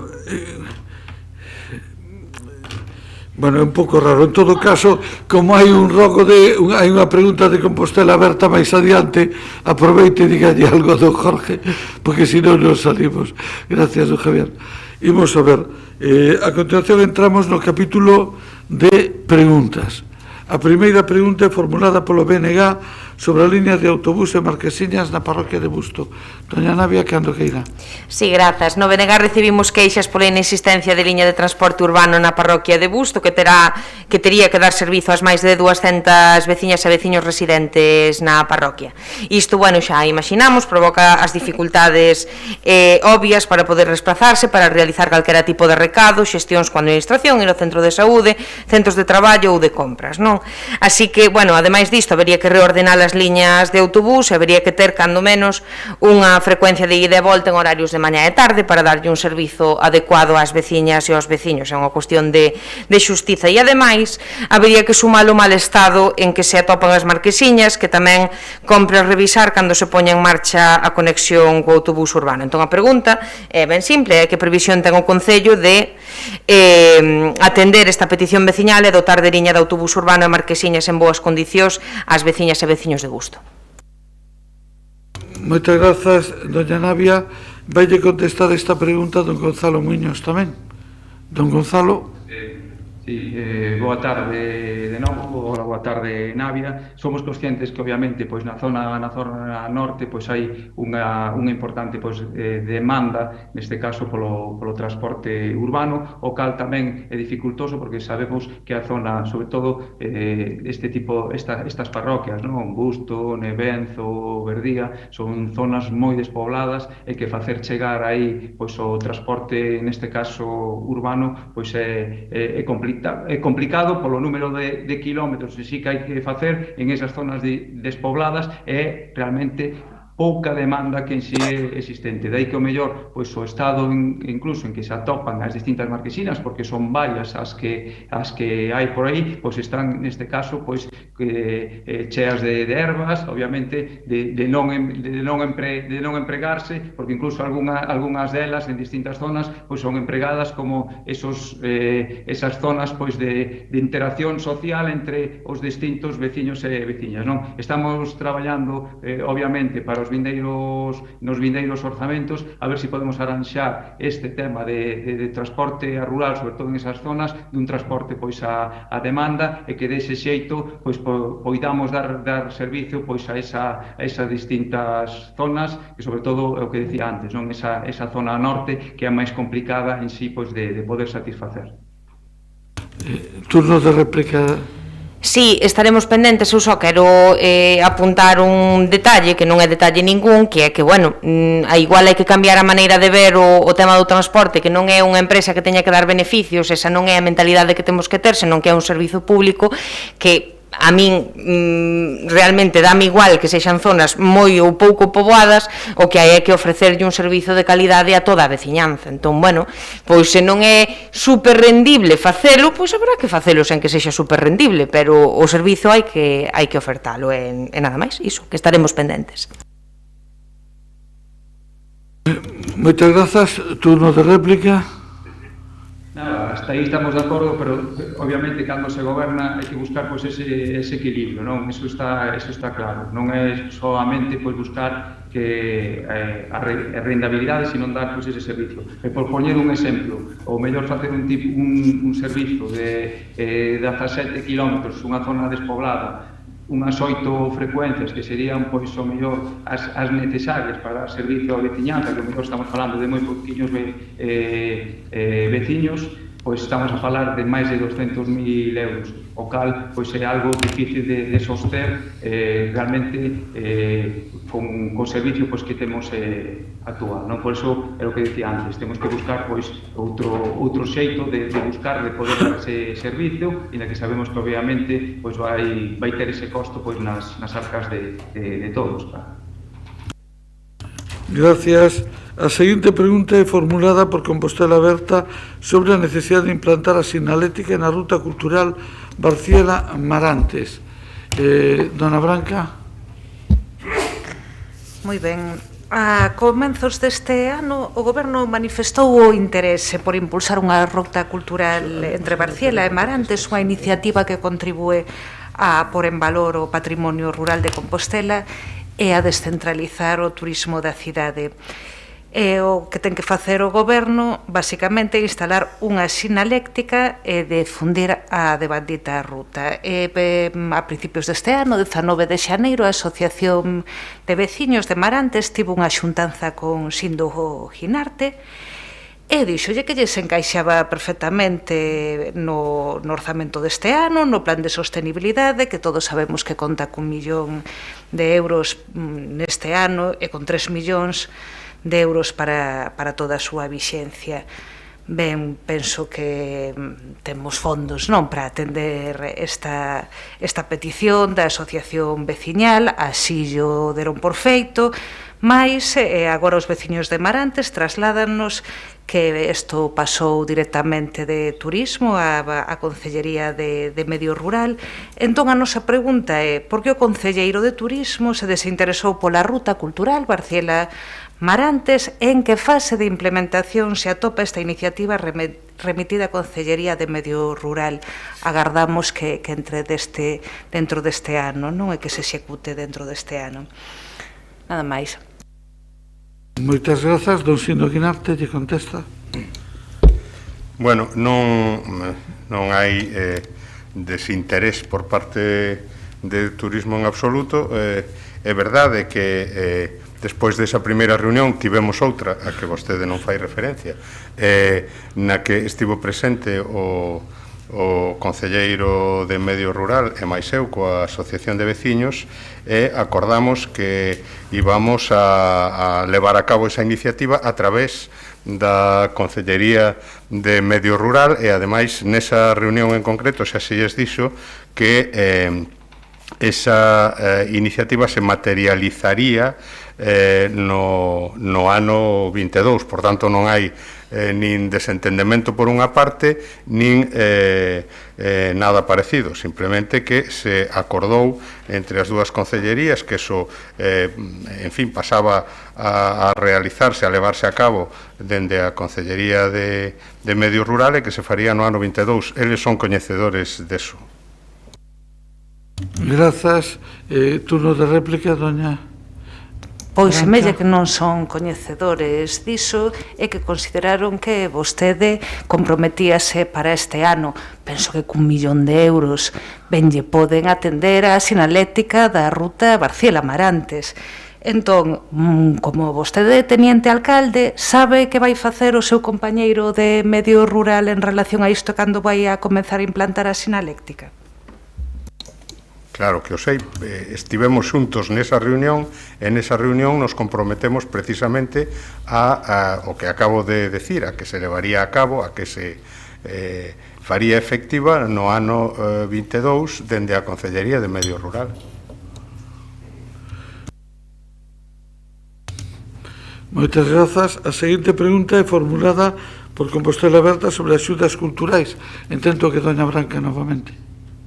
Sí, bueno, como é un tema que xa tratamos ben abondo na comparecencia, vai sobre o futuro, non, dos fondos desa partida, que é unha partida de axudas por concorrencia competitiva, e que queremos saber, a pregunta é, cal será o destino dos fondos acadados polas entidades profesionais e asociativas do sector cultural que tras de existir, lembremos que había varios desestimentos xa na propia resolución e que consideramos por información que nos dan algunhas empresas que acadaron financiamento pero que non van ir adiante cas actividades. Entón, tras de existir do apoio acadado, non puderon realizar as actividades subvencionadas. Entón, queremos saber que van a suceder con eses fondos cara a final de ano, porque agardamos que non se perdan, non? Moitas grazas. Contestaría doña Mercedes. Bueno, sobre un pouco volvendo sobre o que falamos pola mañá sobre a convocatoria de axudas ao sector profesional, en principio a espera da xustificación está esgotada, e sobre no que atinxe o sobrante da convocatoria de asociacións os 38.800 máis ou menos euros que sobrantes de esa convocatoria, pois imos intentar, como dixen pola mañá, pois recuperalo para a través dunha modificación de transferencia de crédito, poder utilizalos para completar as actividades do Nadal. Ese é a nosa previsión, en eso estamos traballando.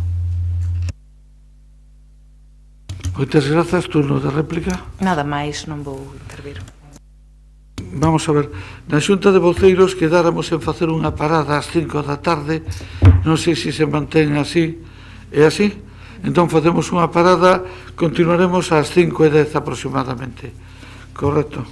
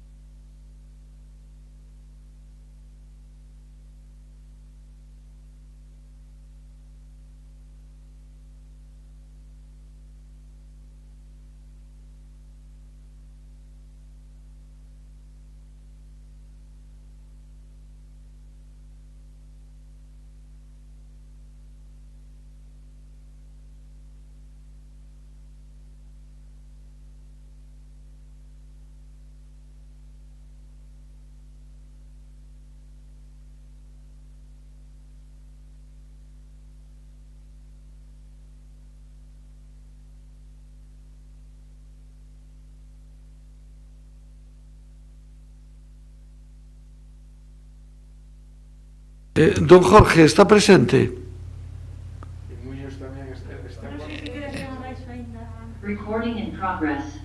Bueno, está en progreso, pero...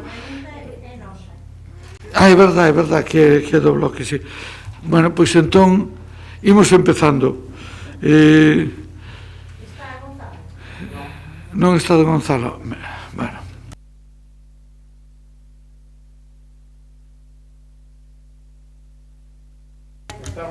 Ben, entón empezamos xa.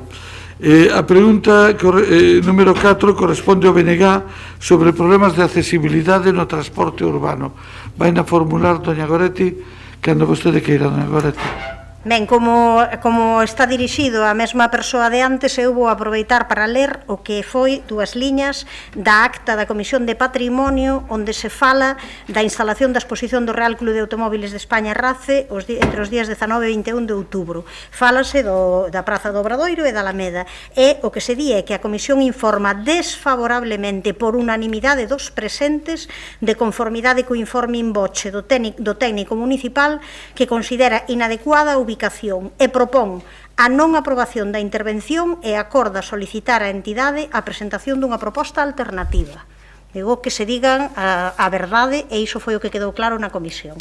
Esta pregunta refírese ao problema que hai nos autobuses de Compostela e que xa tratamos en máis ocasións, referido a que as persoas con mobilidade reducida que utilizan cadeira de rodas que teñen algún problema de accesibilidade, os autobuses non teñen rampa, non poden subir e ademais os condutores non teñen, condutores e condutoras teñen indicacións de que non poden levantarse a axudar a estas persoas. Entón non podemos agardar ao novo prego, a nova concesión, non se pode dicir como sempre que isto xa se fará máis adiante, senón que entendemos que isto hai que darle unha solución agora. Entón, a pregunta é clara, isto xa pasou pola Comisión de Queixas, foi motivo de debate noutras ocasións, pero nós o que dicimos é, se ten previsto o Goberno local, proceder a solucionar os actuais problemas de accesibilidade, que son, desde a nosa perspectiva, absolutamente decimonónicos nesta altura, como se pode facer, porque non nos vale, xa digo, que se instalarán as rampas e inclusión de plataformas automáticas, xa entendemos que sí, no prego do concurso de transporte público, pero, mentres tanto, que se vai facer para non excluir as persoas con mobilidade reducida do dereito a utilizar o servizo público de autobús urbano? Moitas grazas, doña Goretti. O dos autobuses decimonónicos me sorprende un pouco, pero a ver que nos contesta don Gonzalo. Vou contestar as dúas cousas.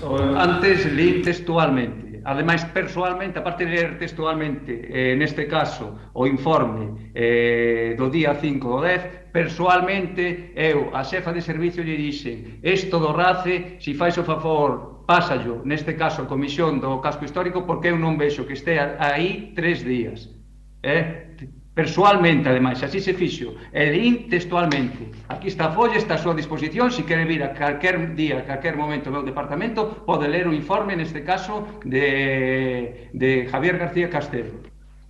Con respecto ao tema dos autobuses, sí que estamos preocupados, mantivemos xa unha xuntanza neste caso cos membros de Cogami e tamén ca Asociación de Amigos, porque realmente houve algunha casuística e tamén, obviamente, nos puxemos en contacto tanto verbalmente como despois se mandou un requirimento neste caso á empresa e por parte, neste caso, do dono da empresa, el personalmente é un tema que lle preocupa moito, a pesar de estar amparado, obviamente, nesa ordenanza de transportes, que no seu artigo 35 di que deben ir acompañados, el, obviamente, non quere eso, entonces quere incluso que si en algún momento sucede algún casuística destas, que se lle poña no seu coñecemento. Xa no novo pliego, obviamente, haberá que modificar tamén esa ordenanza de transportes, xa donde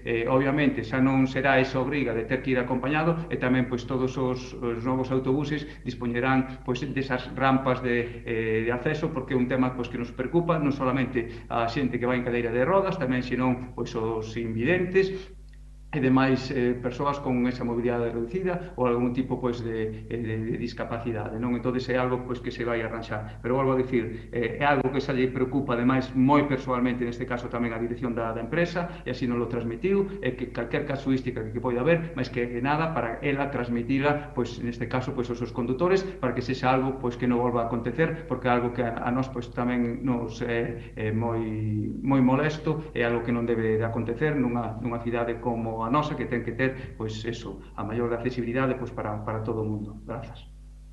Moitas grazas, don Gonzalo. Turno de réplica. Sí, de acordo nesta segunda cuestión, no da accesibilidade e as posibilidades de acceso, esperemos que sexa así. Sobre o primeiro, eu tamén lin directamente. Aquí que pasa? Que hai un problema, que este informe non se fixo chegar por escrito á comisión, senón que foi un tema que se meteu por urxencia no orde do día, e polo tanto o informe foi feito in voce polo técnico municipal, pero eu acabo de ler o resumo que a secretaria da comisión puxo na acta, e que o día xustamente que aprobamos esta acta, eu insistín, ese día era o día que estaba sendo neses momentos que estaba tendo lugar o acto, e entón xustamente o que insistín eu, cuidado, acabamos de decir que isto é inadecuado, e por tanto como pode ser que isto este aquí, e iso quedou claro, insisto, Gonzalo leu directamente ese informe, eu leu directamente a acta da comisión, e na acta pon informa desfavorablemente por unanimidade dos presentes que considera inadecuada, non se aproba esa intervención e se acorda solicitar a presentación dunha proposta alternativa. E o que digo é que non se pode utilizar a comisión asesora como un pim-pam-pum, cando interesa sí, cando non interesa non. Será ou sí ou non. Gracias, doña Goretti. Don Gonzalo. Xa respoitei dabondo sobre o tema na pregunta anterior e máis ahora isto. Con respecto ao tema dos autobuses, que en siga a pregunta que vai, volvo a incidir. É un tema que nos preocupa, neste caso, calquer membro do grupo municipal, tanto noso como dos distintos grupos, se ven algún tipo de casuística desta, pois sí que rogaría que non lo comunicaran, máis que nada para que de inmediate pois comunicarlo pois a empresa, porque son actuacións que non deben pois de acontecer neste caso no transporte público nunha cidade como a nosa. Grazas. Grazas, don Gonzalo. A seguinte pregunta é formulada polo Partido Popular, tamén referida á rotonda provisional entre a Rúa do Hórreo e a Rúa de San Pedro de Mezonzo. Doña María Castelao. Grazas, señor alcalde. O proxecto da Rúa do Hórreo, de reforma da Rúa do Hórreo, contempla, como saben, pois unha zona limitada a 10 km por hora na que está previsto que convivan os peatóns cos vehículos. Como consecuencia da execución das obras, instalouse unha rotonda provisional na subida a San Pedro de Mezonzo, que creemos que solventa un acceso ao ensanche necesario que antigamente existía e que ven a resolver unha situación que creemos que vai a xenerar a propia actuación unha vez rematada, que é un pequeno colapso da circulación nesa zona, porque sabemos que é un eixo central de circulación da nosa cidade, de saída, de entrada, especialmente nas horas de saída de entrada dos colexios, de entrada dos funcionarios, e pois os viernes de saída da cidade, non? Creemos que instalando esta rotonda de xeito definitivo se podería solucionar e liberar de tráfico esa zona na que van a convivir os peatóns cos vehículos e, pois darlle ao ensanche un novo acceso e unha nova saída tamén, porque creemos que esa rotonda pois facilitará a circulación sin ter que subir a que está na entrada pois máis próxima ao Parlamento de Galicia. Nos pois preguntamos ao Goberno local se ten previsto manter esta rotonda, que agora funciona, pois creo que podería funcionar mellor incluso unha vez rematada a obra, porque agora mesmo ten un semáforo xusto a continuación que limita a circulación dos vehículos, pero creemos que tamén eliminando este semáforo, que previsiblemente sexa así cando funcione como dicíamos, con esa limitación a 10 km por hora, pois facilitará ainda máis esa circulación. Nada máis, moitas grazas. Grazas, doña María. Contestalle don Gonzalo. Boa tarde de novo. Efectivamente, como ben decía, pois é algo que está realmente pois funcionando medianamente pois dun xeito correcto e pois non deixa de ser pois un novo acceso, neste caso o ensanche. É algo que ademais eso está colocado con unhas New Jerseys e realmente pois é algo pois que está, como decía antes, non funcionando medianamente ben. É algo que temos que estudar, aí obviamente dentro do Departamento de Obras nos terá que botar unha man porque é necesario se realmente hai que facer pois ese estudo, realmente pois hai que arranxar o que é as distintas vías rúas, ou se realmente se quere neste caso pois dar esa continuidade a ese tramo que se está a facer pois agora, e por parte do Departamento de Tráfico se estudiará, se valorará e se realmente pois é algo que unha vez remate o primeiro tramo, neste caso do Hórreo, vendo pois esa pacificación de tráfico, se realmente se considera necesario pois facer esa glorieta, pois obviamente pois levará a cabo, obviamente pois ca distinta partida presupuestaria que poida ser necesaria por parte do Departamento de Obras. Grazas. Grazas, don Gonzalo. Turno de réplica, doña María. Bueno, nada máis que dicir que agradecemos que se vaya a estudiar porque obviamente requiere de saber como está funcionando. Nos desde a mera observación vemos que está dándolle unha solución aos veciños que a están empregando e constanos que moitos non lo teñen comentado como algo positivo. Creemos que requiere dunha actuación moi sinxela porque é unha rotonda que cun diámetro mínimo, que cunha actuación da brigada e unha sinalización en pintura quedaría resolta. Agradecemos que se vaya a estudiar e esperamos que se execute. Nada máis, moitas grazas. Moitas grazas, don Gonzalo. Algo que añadir? Moitas grazas, don Gonzalo. Pasamos á seguinte pregunta que é formulada tamén polo Partido Popular e está referida á venta de alcohol e o uso dos aseos públicos nos quioscos de concesión municipal. Se retirou. Retirouse? Non, José Antonio, don José Antonio. Sí, muchas gracias. Bueno, sí, gracias de nuevo, alcalde. Bueno, después de varios años de espera para su puesta en valor, el Ayuntamiento por fin saca la licitación de la explotación de dos kioscos, el del Parque de la Alameda y el de la Plaza de Vigo. En el pliego que contiene las condiciones de esta nueva concesión, en el apartado dedicado a productos autorizados para su venta y tras realizar una somera enumeración de artículos, materias y consumibles, se recoge textualmente que queda prohibida la venta de bebidas alcohólicas a menores de 18 años. Por supuesto, esta prohibición que compartimos plenamente nos extraña en el punto de que no se extienda al conjunto de la población, con independencia de la edad del comprador, tal y como sería recomendable en instalaciones como la que nos ocupan, precisamente ubicadas en parques usados o transitados por niños y adolescentes, y precisamente como nos recuerdan pues las diversas estrategias nacionales e internacionales en materia de prevención del consumo de alcohol, o el propio texto que sugiere la Federación Española de Municipios y Provincias para regular el consumo indebido de bebidas alcohólicas, en cuyo articulado, entre las prohibiciones, se detalla la de hacerlo, la de vender estas bebidas alcohólicas en kioscos, puestos de helados, locales, tiendas de artículos variados, etcétera, instalados permanente o ocasionalmente o temporalmente en la vía pública. Y desde luego sentido común para evitar convertir los parques en botellódromos.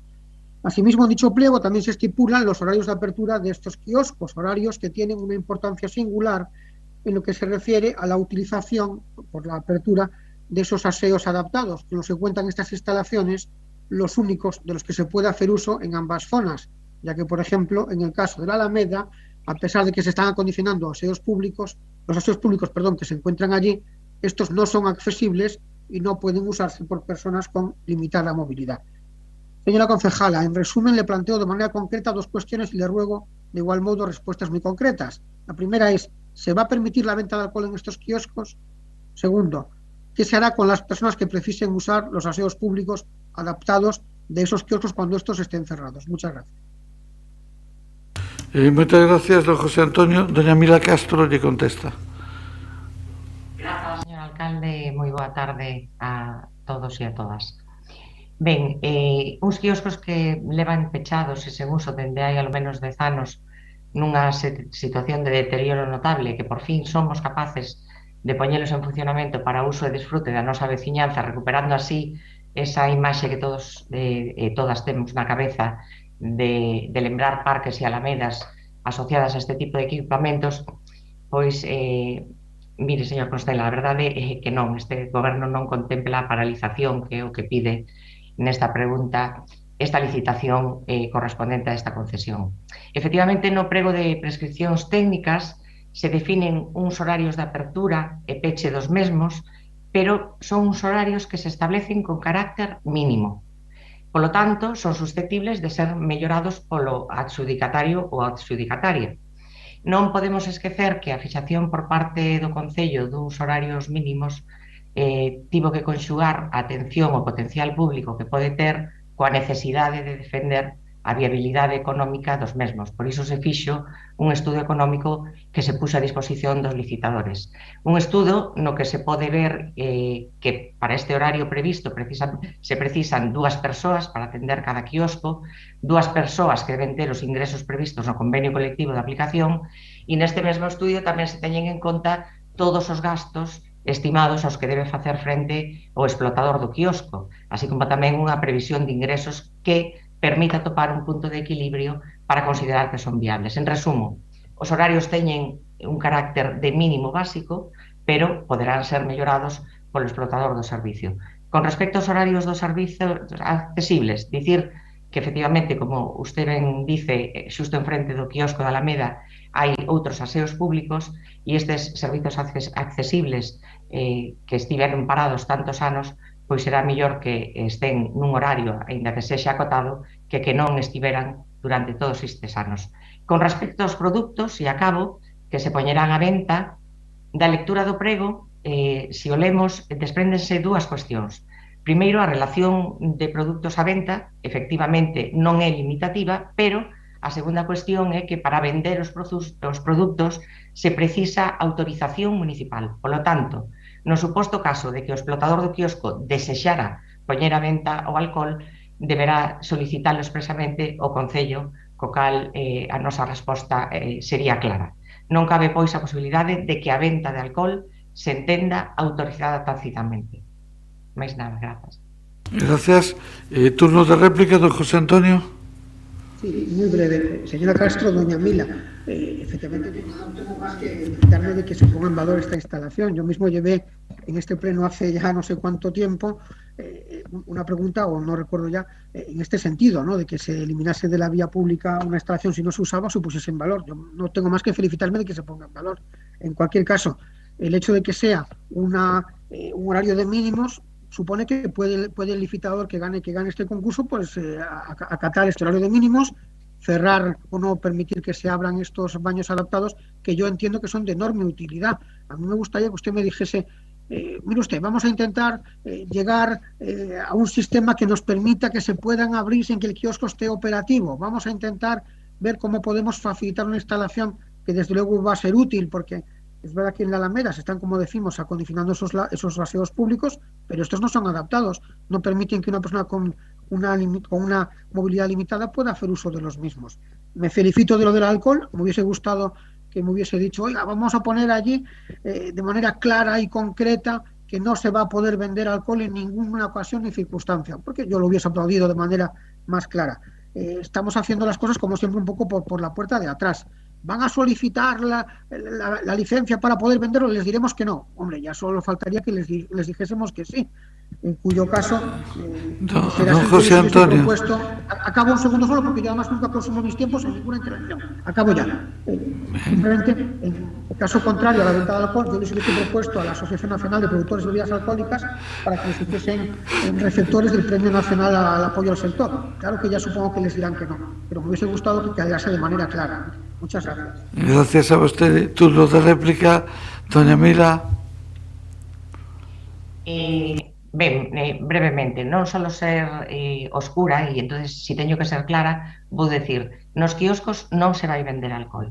Nos encargarémonos de que non se venda alcohol nos quioscos. E con respecto ao horario do aseo adaptado, pois podo decir que, efectivamente, desde que se poñan en marcha, poderemos mirar se hai algunha forma de que ese aseo, unha vez que se pechen. Pero, en principio, insisto, eu creo que todos nos temos que saudar, e eu espero que a veciñanza así o recoñeza, de que uns equipamentos que levan 10 anos pechados, sin ningún horario, nin de servicios adaptados, nin de outra cousa, sencillamente un equipamento que estaba morto de risa, que por fin se poña en funcionamento. Grazas. Moitas grazas, doña Mila. Pasamos á última das preguntas, que está formulada por CA sobre os traballos desenvolvidos polo tractor rozador anteriormente dependente. Don Xan, cando vostede queira. Grazas, alcalde. Boa tarde. No anterior mandato, no noso mandato, desenvolvemos os orzamentos participativos co nome de Compostela Decide. Esta liña de participación e, sobre todo, de decisión permitiu a cidadanía decidir sobre unha elevada porcentaxe do capítulo de investimentos dos orzamentos. Froito deste mecanismo de participación, a veciñanza da zona rural votou por a adquisición dun tractor rozador. O vehículo foi licitado, 120.000 euros foi o custo, co obxectivo de que fora un elemento básico para manter a rede viaria do ámbito rural. Nos contactos que temos habitualmente cos colectivos veciñais, foron moitas as persoas, para a nosa sorpresa, que teñenos mostrado a súa queixa e a súa extrañeza porque este tractor rozador desaparecera da paisaxe do rural compostelano, ao tempo que sí ven ou observan que está traballando nas zonas urbanas do municipio. Por iso queríamos saber que actuacións ten feito o tractor rozador nos últimos meses, en que ámbitos, con que frecuencia realiza os seus traballos no rural de Santiago, e de que concellería depende ou que departamento é o que toma as decisións sobre onde vai rozar ou non, e que planifica as súas actuacións. Grazas. Moitas grazas. Vai contestar don Javier Fernández. Boa tarde. Bueno, eu quero recordarlles que vostedes efectivamente mercaron un tractor para a zona rural, que estaba dentro da participación que había por parte da veciñanza e que foi acollido como unha proposta. Eu entendo que sí, foi ben mercado, non vou a discutir eso, pero nesa xestión esqueceronse de algo fundamental, non? Entendo eu que é o capital humano, porque para os dous tractores o que se necesitan son os condutores. Non había personal para facer esa labor, iso sábenlo ben vostedes antes e agora. E iso é o que non lle comunican á veciñanza, non? Realmente, falan de que teñen maquinaria, pero se non temos quen o conduza, mal vamos. Neste momento, este goberno está a traballar para que haxa unhas listas de agarda e poder cubrir as plazas de conductor tractorista. Pero non estamos aquí para falar da súa xestión, porque xa se avaliou no ano en maio do 2019. Eu respondo pola miña xestión e este concelleiro actúa polo principio de operatividade, algo que vostedes non souberon facer. Digo isto porque os contratos son os mesmos, pero a toma de decisións son diferentes. En este momento a veciñanza ve o traballo que se está a facer. Sobre se se ten feito actuacións de desborce na zona rural, evidentemente sí, pero sendo o máis operativos posibles. Como ben saben, hai os tractores que son do Concello, é un contrato de desborce que nestes momentos se centra principalmente no rural. En canto a quen dependen os tractores, os que tomamos as decisións evidentemente son cada departamento, como non podría ser de outra maneira. Nesta primeira intervención, nada máis. Moitas grazas. Turno de réplica, don Xan. Concelleiro, de verdad que eu nas súas respostas quedo fascinado sempre. Non as que me responde a min, a que responde en xeral en este pleno, porque primeiro, nunca contesta, desenvolve un discurso así confuso que non acabamos de entender o que nos di, nunca contesta. Logo, agardo que na primavera de 2023 non volva a escoitar que vostedes no seu mandato non fixeron. Está gobernando. Eu estou na oposición, porque o decidiu a cidadanía, pero vostede está gobernando. E para gobernar, o primeiro que ten que dar é rendir contas. E non decir que traballa desde o minuto 1, que a cidadanía sabe, se a cidadanía soubera, a nós non nos viñan preguntar onde estaba ese tractor rozador. E se non ten persoal, por que está o tractor rozador no ámbito urbano traballando? con ese mesmo persoal que funciona no ámbito urbano, funciona no ámbito rural. Céntrese no seu traballo, deixe de botar balóns floras e aprenda a explicarse e a responder as preguntas que lle fan. Moitas grazas, don Xan. Don Javier. Bueno, eu me gustaría que non se puxera nervioso nesto, non? Xa sabía que me iba a atacar con ele, non se preocupen. Eu llevo a responder, non? Dentro do departamento que eu dirixo, xa que funciona, vale, dende o principio de operatividade, como ben claro lle dixen antes. No resto das cuestións creo que quedaron bastante aclaradas. Eu, cando fan aí mención do minuto 1 ou minuto 0 ou tal, bueno, pois é unha realidade. Nos, desde que comenzamos este novo período, que confiaron a cidadanía de Santiago, que estamos a gobernar, como non podría ser de outra maneira. Estou seguro que a xente, os veciños, así o perciben. Non hai nada. Grazas, don Javier. Ben, rematado o capítulo de preguntas, pasamos a toma en consideración de mocións. A priori tiñamos 10, unha está aprobada, que é a do bloque sobre a violencia de xénero, que quedou aprobada.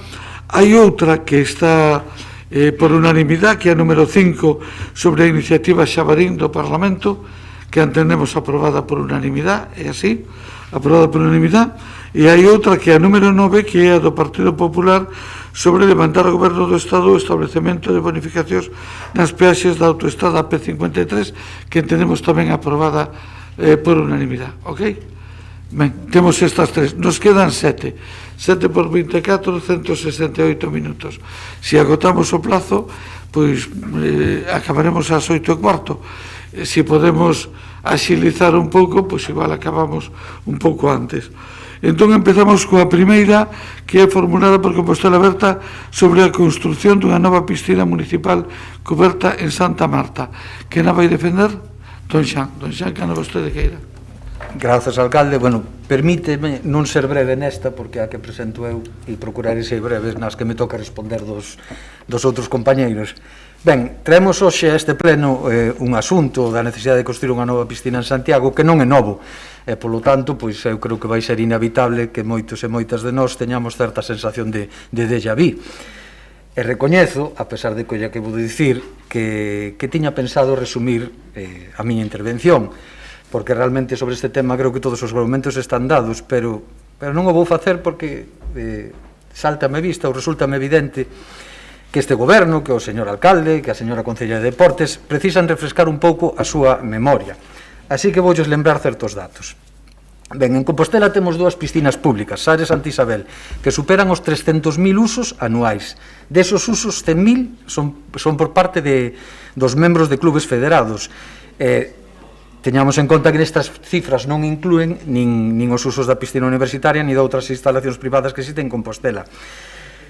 Por que me refiro a estes números? Porque entendo que deixan claro que existe unha enorme demanda para este tipo de instalacións e deixan claro tamén que estos equipamentos non son suficientes.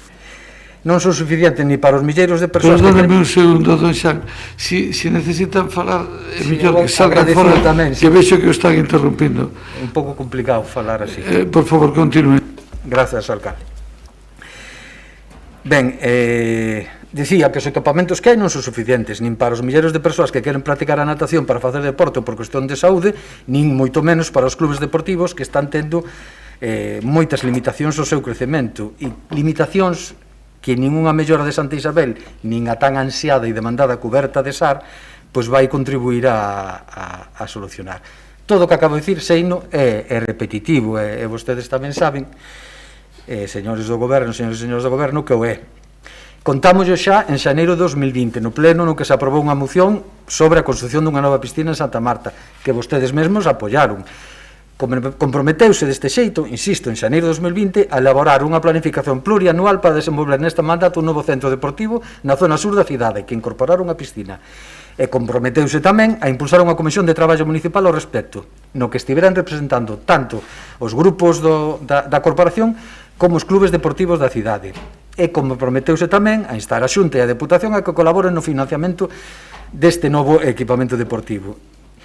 En aquel pleno no que asumiron estes compromisos, insisto, xaneiro de 2020, a concelleira Ester Predosa non só mostrou apoio a esta moción, senón que dixo, e cito textualmente, que o Goberno mostraba o seu compromiso absoluto por facer a piscina, pero non unha piscina, senón a mellor das piscinas.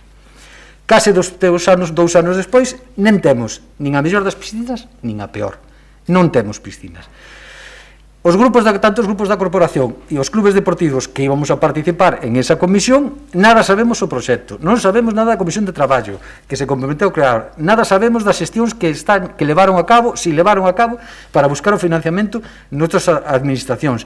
E non sabemos nada, a pesar que en outubro de 2020, 9 meses despois daquele acordo primeiro, volvimos preguntar no pleno pola piscina de Santa Marta. E a concelleira reiterou o seu compromiso, e mesmo falou dun anteproxecto de iniciativa privada, non pública, como se acordara, que lle sería chegado á oposición. Pois tampouco se lle chegou. Así que hoxe volvemos aquí, sinto ser pesado e repetitivo, coa mesma demanda e cos mesmos argumentos, pero con maior indignación, a nosa e a que nos trasladan os clubes deportivos e usuarios e usuarias. Tamén no seu nome exiximos que cumpran o acordado en xaneiro de 2020 e que rinden contas do feito e explican o que non fixeron, se é que hai algunha explicación ao caso. Moitas grazas. Moitas grazas a vostede, don Xan. Doña Navia. Sí, grazas. Ben, como a moción é repetida, a miña intervención tamén non vai ser, polo menos en parte, non? Ainda que intentarei comprimila un pouco. Naquela iniciativa aprobada e que ademais contara con intervencións de veciños de Santiago no pleno que tiñan interese no tema, pedíase efectivamente a construción dunha piscina pública en Santa Marta. Xa sinalamos en numerosas ocasións que as instalacións deportivas no noso concello están quedando escasas e temos feito desde este grupo municipal nos últimos anos moitas propostas nesta liña de cara a crear novas instalacións e a condicionar as existentes para o uso e disfrute da veciñanza. Xa sinalamos tamén que as instalacións do multiusos do SAR e de Santa Isabel non dan abasto. Eu mesma como usuaria escoito desde hai anos prácticamente a diario que a piscina está chea, que habería que ter máis piscinas e demais. De feito, cando a piscina do multiusos non está climatizada, a demanda de Santa Isabel aumenta e literalmente non dá abasto pola cantidade de xente que a usa, pero tamén polos múltiples campeonatos que se producen ali.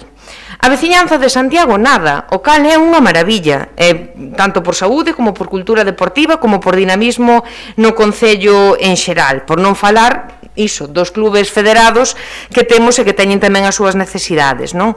En un concello de case 100.000 habitantes, 2 piscinas públicas non chegan, isto é así, e a coberta do multiusos é certo que vai mellorar a situación, pero non a vai solucionar, continúa sen chegar. A demanda segue, non se fixo nada desde a aprobación daquela moción, que, por suposto, o BNG apoiou como fixeron o resto dos grupos, e se fixo algo, pois a concelleira terá que explicalo, porque non nos chegou absolutamente nada. Xa falamos daquela do aumento de poboación e de poboación nova que hai neste barrio, en esa área en xeral, e do acaído que sería que houvese ali unhas instalacións deportivas públicas que poderían tamén, xa que estamos ir máis alá dunha piscina coberta, lembro de novo, e o número, o aumento en número de habitantes pois debe vir acompañado dun aumento de servizos, senón pois non ten sentido. Isto é de sentido común para garantir unhas boas condicións de vida e as necesidades das instalacións deportivas son evidentes, así que como fixemos naquela ocasión, pois nesta tamén votaremos a favor da moción, nada máis. Moitas grazas, doña Navia. Turno de intervención polo Grupo Popular. Don Evaristo, cando vostede queira. Buenas tardes, alcalde. Compañeras, compañeros de corporación, bueno, yo anuncio que nuestro voto va a ser positivo a esta iniciativa, igual que lo fue en enero del año 2020. Lo que sí, señor Duro, querría matizarle algo, ¿no? Porque veo que el acta sí la ha leído, porque ha hecho mención a las palabras de la concejal Ester Pedrosa, pero lo que no ha recordado, ha hecho una transcripción de cuál era su moción, pero no ha hecho mención a cuál fue la enmienda que nosotros metimos, que fue aceptada y que decía así, es más, completando su moción, en la que hablaba de una piscina olímpica y hablaba de un contenedor deportivo para deportes que se pudieran practicar bajo techo. Es verdad que el gobierno socialista votó a favor del punto 1 y votó a favor del punto 3 y se abstuvo en el punto 2, en lo que es lo referente a la comisión. En todo caso, recordando esto, nosotros vamos a votar, como no puede ser de otra manera, a favor de esta iniciativa, y yo voy a pretender ser breve, pero muy rápidamente, lo que sí me llama la atención de esta iniciativa es que nos vamos enterando de los progresos al respecto de este tema por los debates mediáticos que sostienen el alcalde con la concejal de deporte, la señora Pedrosa, y así, esta semana, transcripción literal de las declaraciones, el señor alcalde dijo: antes de finais non se poderá licitar a piscina de Santa Marta porque el Departamento de Deportes vai moi lento na elaboración dos seus informes. A lo que al día siguiente, a través de una rueda de prensa también, la concejal de deporte dijo: a licitación estaba pendente dun informe do Servicio de Deportes, este informe xa foi entregado onte, a partir de agora empezará a licitación. Eso que leva administrativamente, o tempo que leve, non podo dicir máis. A lo que al día siguiente, el señor alcalde, tamén a través de un medio de comunicación, dijo lo siguiente: buena novedad, pois se completaría onte en concreto quedaron entregar o seu informe, que era o que faltaba, pero non está completo. É dicir, era imprescindible o informe de deportes.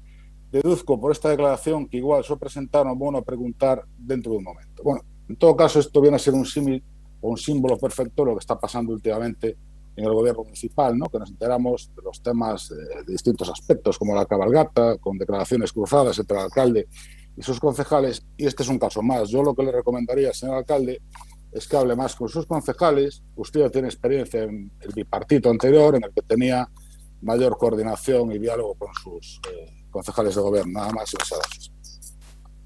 Muchas gracias, don Evaristo. Doña Esther.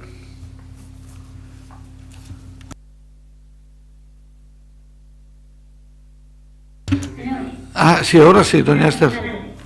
Gracias, alcalde. Boas tardes a todos e a todas. Claro que nese pleno, señor San, o goberno local fixose eco da demanda cidadán e dende aquela non deixamos de traballar. Sí que houbo conversas cos distintos clubs, xiraron en torno á piscina de Santa Isabel. Falouse das características necesarias do vaso para a realización do seu deporte e tamén dos vestuarios e das almacés. Tamén mostraron a preocupación por o estado da cuberta. A día de hoxe temos elaborado un anteproxecto que recollería as necesidades tanto dos usuarios como do deporte federado. Un anteproxecto que recolle a remodelación da piscina existente con melloras na accesibilidade, a reparación da cuberta e a construción dun vaso anexo con 4 canles. Dende o Departamento de Deportes apostamos por a piscina de Santa Isabel como lugar para fixar o deporte federado. Neste momento, estamos á espera da resposta por parte de Augas de Galicia para ver se podemos construir na marxen do río. É certo que estamos tardando, pero os que tardan son Augas de Galicia, non nos. En canto contesten, encarregaremos o proxecto. Logo, reanudaremos os encontros cos clubs para ir perfilando a piscina e se, como vostedes mostran interés, queren participar, os invitamos. Decir que, según nos comunica o consorcio, en canto a piscina de Sar, xa está rematado o concurso e as obras van a empezar en breve. E, bueno, con respecto ao complexo deportivo de Santa Marta, está en vía administrativa. O proxecto, se o quere ver a oposición, está no Servicio de Deportes, sempre estivo ali, se o queren ver, poden ir a visitalo. O complexo estará dotado de piscina máis un vaso pequeno e 4 salas de usos múltiples e, por suposto, terá carácter concesional e as expectativas son de traelo probablemente ao pleno de decembro. O noso voto vai a ser abstención, pero seguiremos traballando para que tanto Santa Isabel como Santa Marta sexan unha realidade o máis pronto posible. Nada máis. Moitas gracias, doña Esther. Repetimos o turno de intervencións, don Xan. Ben, en primeiro lugar, un inciso a Evaristo. O que recollo a moción tal cual está recollido na acta do pleno. Se non é correcta, evidentemente, pois pediremos que se corrixa a acta, pero sen dúbida mantemos o que se aprobou nese pleno, incluído a emenda que parece ser que fora embaxe, por eso pois pode haber algo de confusión na acta. E logo, pois, señora Esther, agradezo que me convide a participar, pero lembrolle que o que acorda o pleno é que se cree unha comisión ca participación de todos. Isto non é un acto concesional da súa concería cara a nós, é un acordo plenario que debería cumplir. E insisto, como dixen antes, o Goberno está incumplindo o acordo pleno polo de agora. Só escoito as súas declaracións, tamén íbamos a ter a mellor piscina do mundo mundial hai 2 anos e seguimos esperando, pero incumplen ese acordo, algo que realmente xa estamos afeitos. E non só incumplen, sino que realmente asistimos os últimos días a un despropósito que empeza a ser norma de funcionamento deste Goberno. O 19 de outubro, na cadena COPE, o alcalde afirma que o seu objetivo era facer unha piscina de Santa Marta, que estaba pendente dunhos informes que estaba tardando o Departamento de Deportes por eles. 2 días despois, vostede declara en roda de prensa que os entregara o día anterior, e que non pode dicir máis porque depende de trámites administrativos. O alcalde dixo que sairá a licitación ao longo do ano que ven porque este ano xa non dá tempo. Logo, o día 22, o alcalde dijo ao Departamento de Deportes que dará a entregar o famoso informe, que o entregou o día anterior pero que non estaba completo. É dicir, había informes, pero logo non había informes, pero logo estaban a metade. Logo non se podía licitar, logo se podía licitar, ahora xa non sabemos se se pode licitar ou non. Non sei, esta semana, señor alcalde, a comunicación cos seus concelleiros patinou bastante no da piscina e, como mencionou Evaristo, pois no da cabalgata tamén. E é evidente que na cuestión da cabalgata escoitou as críticas e rectificou. Pois escoitenas tamén nisto, avancen, escoiten os clubs, falen con eles, porque nos sentamos, reunimos con eles e non nos trasladen que este recollendo ningunha chega delas, máis ben nos trasladaron que no caso de facerse, e cito literalmente, os clubes deportivos non poderán empregar esas instalacións. Don Xan, dígame. Que vayas bastante. Gracias. Disculpe, estaba concentrado en el discurso. Ben, en definitiva, que van facer? Vanlle encargar a unha empresa privada a construción, a explotación, en réximen como os parkings, dadas as amplias experiencias que temos do éxito que temos nesta cidade. Insisto, menos excusas, menos promesas, e póñanse, por favor, a facer o que teñen de facer, manteñan informados os grupos e cree esa comisión, non me convide personalmente. Moitas grazas, don Xan. Continuamos. O bloque non volve a intervir por parte do Partido Popular. Don Evaristo. Don Evaristo. Espero, solo un segundito, espero, señor alcalde, que haya visto usted el proyecto y que no se tengan que enterar de él visitando el Departamento de Deportes. Nada más y gracias. Gracias por as súas boas intencións, don Evaristo. Doña Esther. Bueno, don Evaristo, voulle decir que o primeiro que veo o proxecto foi o alcalde Maiseu, o sea que xa sabe de que vai o proxecto. Creo que o importante é sacar este tema adiante, estamos a traballar nel e facendo todo o posible. Polo camiño tuvemos unha pandemia, creo que todos olvidaronse deste tema. A pandemia saturou o servicio de deportes, estamos a facer todo o que podemos, nada máis. Moitas grazas, doña Esther. Vou dicir en este caso, incluso casi por alusións, alguna cousa. Aparte do da cabalgata, que a comunicación foi perfecta, pero que houve unha rectificación, porque non me importa reconocer que cando un chega a conclusión de que debe cambiar, pois se cambia, e este foi un caso así, despois dunha noite de insomnio. E con relación á piscina, quero clarificar algo tamén. Nos plantexamos, e o dixemos aquí no pleno, que a nosa idea era sacar unha piscina en réximen concesional, porque non víamos a capacidade financiala con recursos municipales, é unha inversión moi potente e víamos dificultades de financiala. Tamén teño que dicirlle que a todos os grupos que manifestan un interés tan potente, ningún deles presentou esa proposta. Por exemplo, recientemente, cando hubo que asignar, por exemplo, os remanentes, pois o que é certo é que na parte que decideu o pleno un pouco sin contar co goberno municipal, ningún céntimo foi para actuacións, todo foi para axudas, porque se entendeu que esa era a prioridade. Bueno, seguramente o ano que ven volveremos a ter que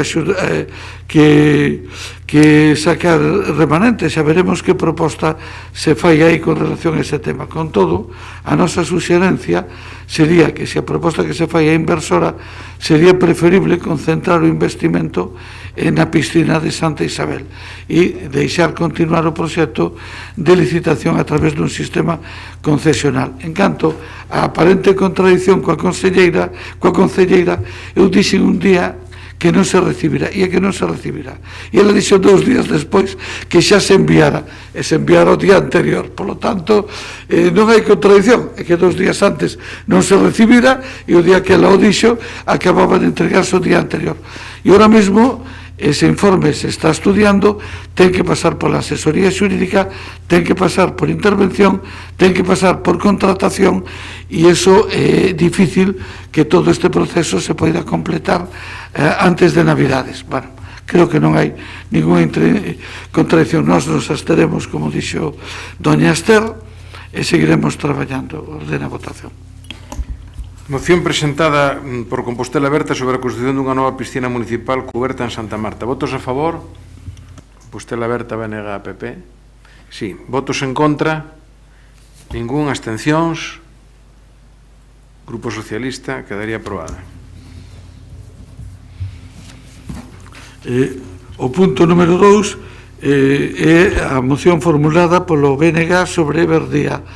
Doña Navia, cando vostede queira. Sí, grazas. Ben, nunha reunión que tivo recentemente, que tivemos o grupo do BNG coa directiva da Asociación Veciñal de Verdía, trasladaronnos diversas necesidades de servizos básicos no relativo ao transporte público, abastecemento e saneamento de auga, seguranza viaria, recollida de residuos e espazos para lecer para a infancia e maiores, necesidades que me consta que o grupo de goberno tamén coñece.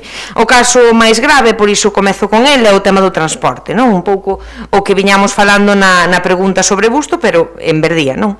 A veciñanza quedou prácticamente incomunicada desde que Tusa asumiu o servizo de transporte, logo da eliminación de liñas de autos gravanxa de que o transporte escolar deixase de prestar este servizo combinado para a veciñanza. Entón, pois a primeira cousa, a máis importante, buscar solución para os 300 veciños e veciñas da parroquia é que o goberno local se comprometera no seu momento incluir cando menos frecuencias de ida e volta en horario de mañá e tarde, o mesmo, para conectar co centro urbano. Que significa este feito de quedarse en transporte? Bueno, xo sabemos, xo dixen tamén antes, que moitas persoas viven na práctica illadas e dependen de familiares e veciños para facer recados, para acudir a citas como ir ao centro de saúde ou para traballar. E se non teñen quen lles bote unha man é un vehículo, pois non teñen maneira de facelo simplemente.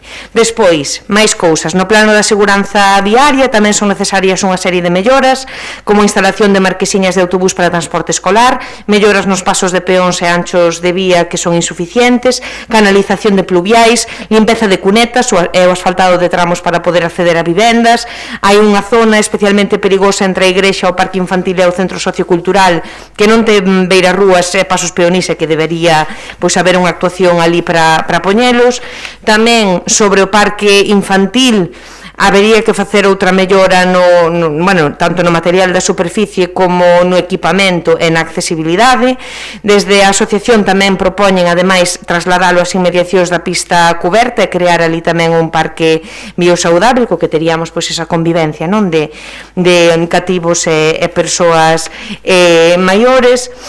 Tamén demandan que a antiga estación preste servizo á veciñanza e que se realice ali un proxecto para dar a coñecer e favorecer un novo espazo de encontro. E, logo, máis alá destas cuestións máis concretas, outra cuestión grave que non por repetida nos parece que non se deba dicir, que é a dos incumprimentos do Pacto polo Rural, non, asinado por todos os partidos políticos, no relativo a conseguir investimentos para dotar as redes de saneamento e abastecemento de auga, recollida selectiva de residuos e mellora da iluminación pública. Un incumprimento que clama ao ceo xa desde hai tempo e que afecta, por suposto, a todo o rural, non só a Verdía. Por último, recollemos tamén a demanda de que a Vía Verde, cuxo proxecto se está a desenvolver con éxito noutras localidades da comarca, se inclúa tamén na nova convocatoria para conseguir os fondos económicos para acometer esta obra por parte do goberno municipal. Recollendo todas estas cuestións e pensando en dignificar e dotar de condicións a parroquia de Verdía, o que propoñemos é que o goberno local adopte as medidas necesarias para a mellora destes servizos básicos, de acordo coas propostas da Asociación Veciñal de Verdía. E só quero engadir que sendo todo isto necesario, como necesario é mellorar os servizos no rural compostelán en xeral e acabar con ese histórico abandono e todo isto, a cuestión do transporte é especialmente sangrante. E si xa sei que poñer 2 frecuencias de mañá e 2 de tarde son 200 millóns de euros. O que non, e digo non, é que se tache directamente de inasumible polo que dixen antes, é dicir, se é un servizo público hai que ofertalo e punto, facer os cálculos necesarios para que dea, pero se se quere, dá. E xa remato, ter unha parroquia sen transporte público é o que non pode ser, pola cantidade de xentillada que teñen e porque o rural non pode estar sen bus, non se pode vivir no rural sen transporte, e esta pois é a cuestión, si xa remato e descontemos se quere da seguinte, é unha cuestión que non se pode adiar e que non pode haber diferenza entre unha persoa que vive pois nunha parroquia e unha persoa que vive noutro sitio, iso é o que non pode ser, nada máis. Moitas grazas, doña Navia. Abrimos o turno de intervencións por Compostela Aberta. Don Jorge, moi ben. Boas tardes de novo. Realmente esta moción, bueno, o que ven a incidir e a poñerse claro é o interés que ten este goberno municipal polo que pasa no rural. Vemos que se firman papéis, compromisos, teóricos compromisos, como o Pacto polo Rural, e que acaba sendo papel mollado, e cada vez que nos reunimos con unha das asociacións, xa non só o noso grupo, penso que todos os grupos nos reunimos e que todos nos transmiten exactamente o mesmo, vemos que desos compromisos do Pacto polo Rural non hai nada, nin vontade, nin interese. En este caso hai 2 exemplos moi claros. Fala esta moción, igual que houve unha pregunta anterior en Busto, que ten que ver co transporte público. Eu teño falado co concelleiro, tamén co xerente de TUSA, por que non hai este servicio que unha vez que finaliza a concesión en decembro de 2020, Autos Garavanza deixa de prestar un servicio que para eles non era rentable, non ten obriga e deixa de prestalo. O goberno municipal, se tuvera un mínimo interés en atender o rural, faría exactamente o mesmo que fixo ca liña do aeroporto, dar unha orden de servizo e poder prolongar unha das liñas para dar servicio rural. Pero non, como non lle interesa, total, o rural norte hai poucos votantes, hai pouca xente, non lle interesa. Volvemos unha vez máis ao maltrato do rural. E eu creo que son exemplos moi claros. Acabou de prestar o seu servicio para o aeroporto, o Concello de unha orden. Acabou no rural norte, perdía Busto todas as parroquias do rural norte e non houbo ningún interés en poñer unha prolongación que dera as frecuencias mínimas. Este é un caso moi claro. O resto dos casos que aquí se denuncian, pois evidentemente falta acción en Verdía, como no resto das parroquias, e aquí con un agravante, que me gusta tamén que podamos facer fincapé. Antes falaba a San de que parece que estamos no día da marmota, porque volve a vir o da piscina. Bueno, que cada vez que volvemos a falar outra vez da Vía Verde, que, que casualidade, está en marcha en todos os concellos, menos no Concello de Santiago. Despois será que están traballando desde o minuto 1, que non sei de quen é culpa, ou de quen é culpa. Igual hasta foi culpa do anterior goberno, que vai acabar a legislatura e todo sigue sendo culpa nosa. Pero bueno, vemos un caso moi claro de falta de atención ao rural, xa non do mantemento do parque infantil, de atender a certas cousas menores, senón cando había que prestar un servicio de transporte público, son poucos, pasamos. Cando hai que poñer en marcha iniciativas que van a dinamizar e facilitar a vida no rural norte, como pode ser a Vía Verde, ou poder darlle un uso á estación, bueno, pois non facemos nada e despois xa veremos a quen lle votamos a culpa. Nós, evidentemente, imos a votar a favor, estamos de acordo con todo o que aquí se solicita e creemos que é o momento de decirle a este goberno que está moi ben firmar o pacto polo rural, pero se non cumpre, xa non vai colar. Da igual o que se conte. Cantas mentiras se volvan a decir de quen é culpa ou non é culpa, pero non están cumplindo o seu compromiso. Gracias, don Jorge, polo Grupo Popular. Doña Ana Sabel. Doña Ana, moi boa tarde. Hola, buenas tardes a todos, compañeiros. Gracias, señor alcalde. Bueno, o Grupo Popular vai a apoiar esta moción e, bueno, apóyase todos os criterios e todos os as ideas que se presentaron e se puseron nos motivos de dita moción. É certo que Verdía foi desmantelada, xa foi desmantelada cando se lle quitou o tren, e ahora mesmo co tema de que estaban falando meus compañeiros de retirada do servicio de autobús, pois, bueno, o Concello, ao final, o que fixo foi crear unha débeda coa veciñanza de Berría, non?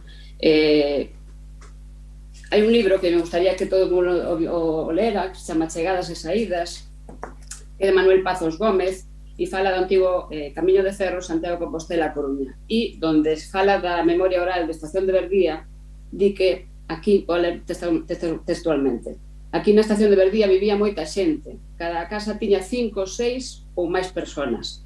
Chegou a haber 3 tabernas. A xente que collía tren viña de Challán, Busto, Nemenzo, non se ia por estrada, collese o tren na estación para onde cadrara, cara a Santiago, cara a Ordes e cara a Coruña. Saía moita madeira de piñeiro, chegaba en carros ou en camións, xuntaban e cargaban nos vagóns. Tamén cargaban taboleiros porque aquí había un serradoiro. É dicir, Berría foi, bueno, no principio, unha parroquia moi importante dentro do que é o Concello de Santiago, pero que pouco a pouco quedou signada. E está quedando signada, por encima os servicios que se está prestando no Concello son paupérrimos. Respecto ao transporte, en setembro do ano pasado falei con José Ramón, o xerente de Tusa, pedindo explicacións tamén polo tema de quitarlle as frecuencias de autobús. Estamos en outubro de 2021 e non recibín todavía contestación. É certo que o Concello de Santiago firma convenios, ou quere firmar convenios cos concellos veciños de Teo, de Ames, cando de repente presta, somos moi bons e prestamos servicios veciños colindantes, pero os propios veciños do noso Concello deixámonos abandonados. É moi triste, tal como dicía a compañeira Navia, de que haxa mulleres que queiran ir a traballar, mulleres entre 50 e 60 anos, que no seu día, como había servicios, non sacaron o carné de conducir ou non teñen vehículo porque non se permite a súa condición económica, e ahora mesmo vense abogadas a que os propios veciños teñan que socorrelas para ir a traballar.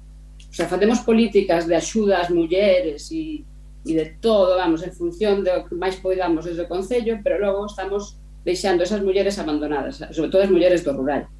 Entonces, veu, máis que nada, o que pretendemos é que desde o rural se apoie, e desde o Concello, sobre todo, se apoie a toda esta xente que ao final paga os seus impostos e necesita ter os servicios. Respecto ao que fala tamén aquí na moción de que a asociación advirte dos cumprimentos do Pacto polo Rural asinado por todos os partidos políticos, eu descoñezo a día de hoxe que se haxa firmado o Pacto polo Rural, o sea, fixéronse reunións, pero todavía non está asinado. Eu creo que o Concello, neste caso o equipo de goberno, non ten intención.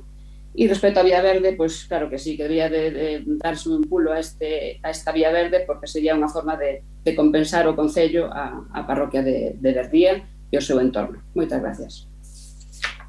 Moitas grazas, dona Ana. Contesta polo goberno don José Manuel Pichel. Don José Manuel, boas tardes. Sí, boa tarde a todas e todas, compañeiros e compañeiros. Gracias, señor alcalde. Centramos o tema no transporte. É certo que é un problema importante, e máis que non só afecta a Berría, senón que é extensible a máis parroquias do rural, sobre todo as que dan ao río Tambre, non? Sea Santa Cristina, San Xoán de Fecha, Busto, Nemenzo, Cesar, tamén Carballal, ainda que non dá tanto a Tambre ou non dá, polo que podemos falar de que afecta, só tendo en conta estas parroquias mencionadas, a unhas 1.500 personas que son moita xente, ainda que parezca o contrario.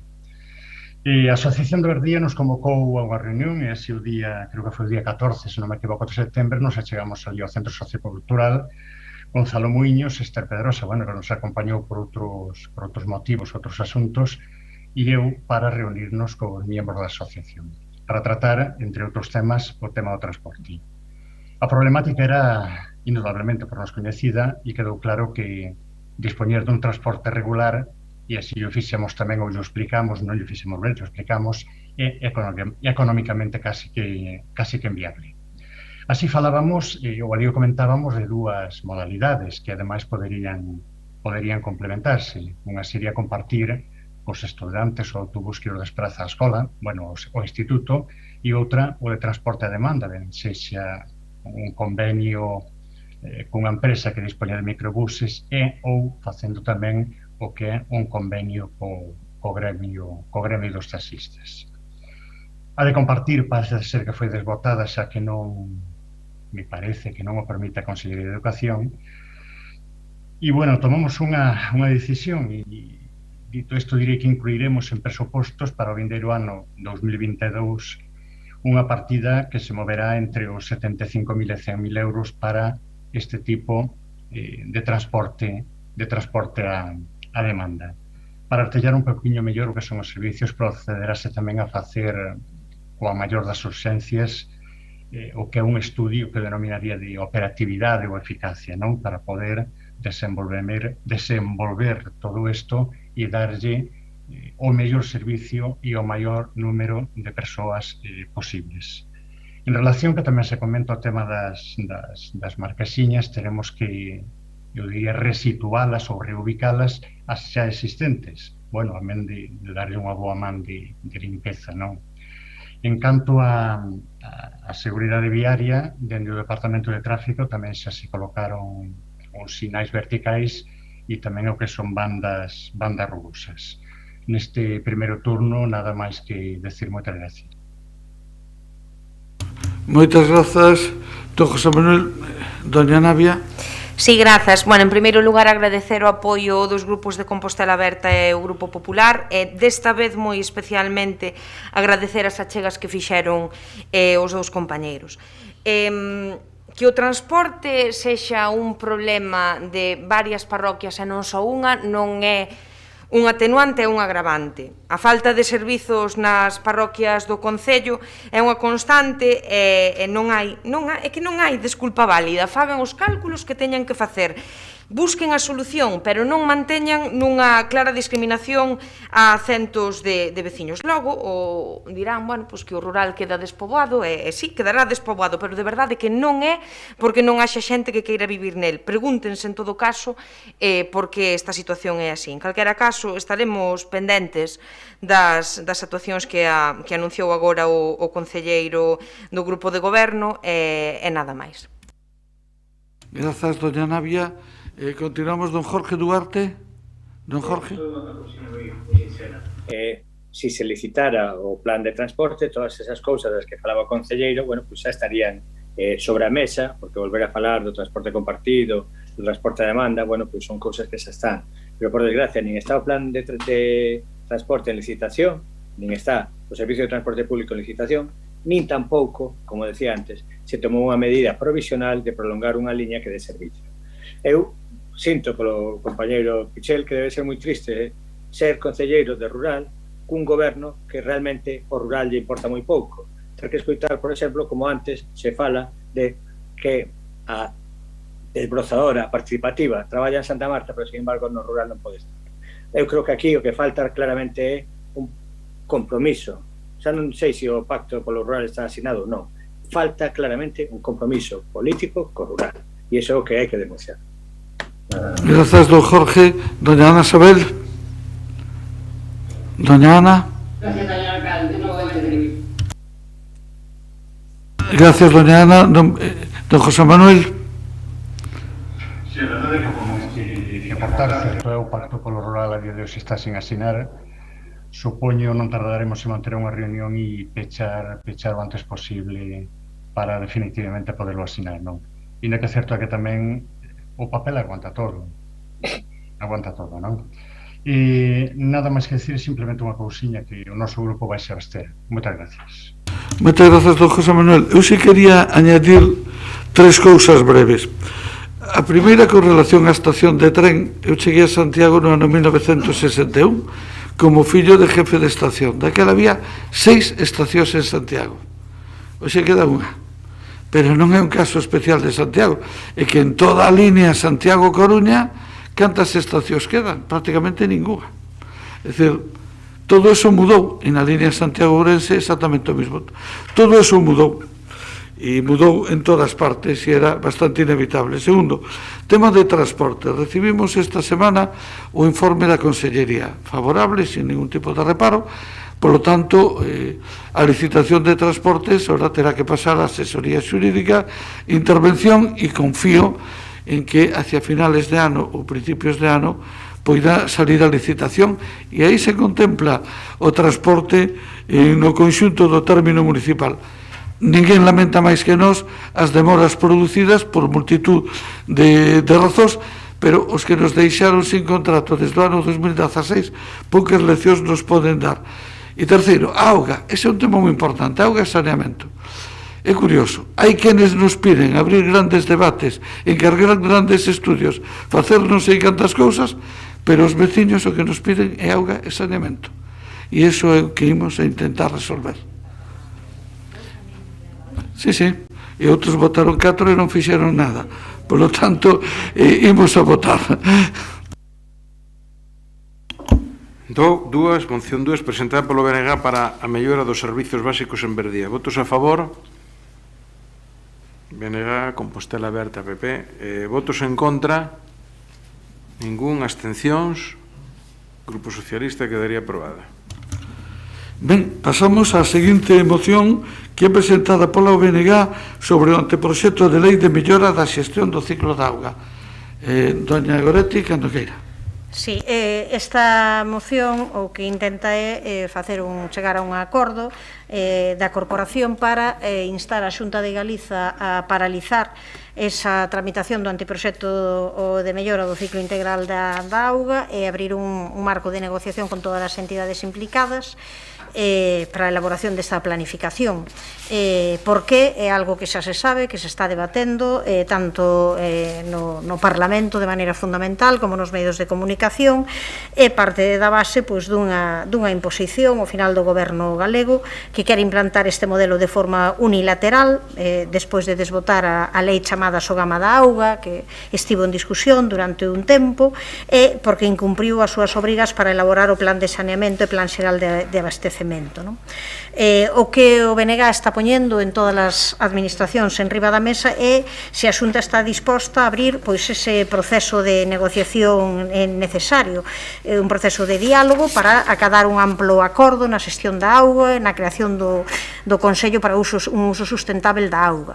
O que reclamamos é iso, que se retire o anteproxecto, que se haga un proceso de diálogo con todas as partes. Eu non dou escoitado a voceira do BNG. Perdón, que se... É por o alcalde, que non deixa de falar.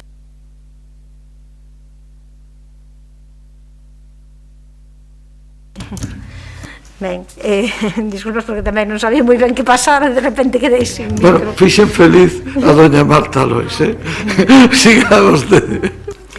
Ben, do que se trate de reclamar justamente esta retirada do anteproxecto e de abrir un proceso de diálogo e elaborar unha planificación xeral, non? Nós entendemos que o que fan nestes momentos, desde logo, é unha especie de atraco, non, para os concellos e para as persoas usuarias, non? Insistimos que isto non o di únicamente o BNG, e xa sabe todo o mundo que houbo posicionamento da FEGAN, das 4 deputacións provinciais, poñendo en riba da mesa cuestións varias polas que esta lei é lesiva para os concellos, lesiva para o conxunto da poboación. As 4 deputacións provinciais coinciden en que esta lei resulta unha inxerencia nas súas competencias, ao ter que financiar elas os concellos de menos de 20.000 habitantes. Desde a FEGAN reclaman que a Xunta non se precipite, que o que non é necesario sacar unha lei ás presas, que se pode establecer un diálogo, pero ademais puxeron en riba da mesa tamén distintos estudos onde se fala desa suba do recibo da auga, segundo unha estimación do persoal técnico justamente da FEGAN, que di que unha familia de 3 membros cun consumo en torno aos 39 metros cúbicos, a factura aumentaría alrededor dun 60%, non? Ademais, A nova lei prevé unha carga fiscal que a propia FEGAN sitúa no 60%, e a realidade é que a súa lei crea novas taxas como a de depurar as augas da chuvia e un canon de abastecementos. Por tanto, nós o que sabemos, o que queremos poñer en riba da mesa é que resulta moi importante a xestión da auga, corrixir as deficiencias que poida ter. Unha lei destas condicións ten que ter o consenso de todas as administracións, maior diálogo e todas as mesas de traballo que sexan necesarias para sacar adiante unha lei co maior consenso posible. Entendemos que o Concello de Santiago é unha administración que vai tamén sufrir estes prexuizos e toda a veciñanza, e, por tanto, o que instamos nesta proposta, nesta moción, é justamente esta paralización deste proxecto, esta retirada, e a un marco de negociación que dé lugar a unha planificación dialogada e consensuada con todos os sectores implicados. Moitas grazas.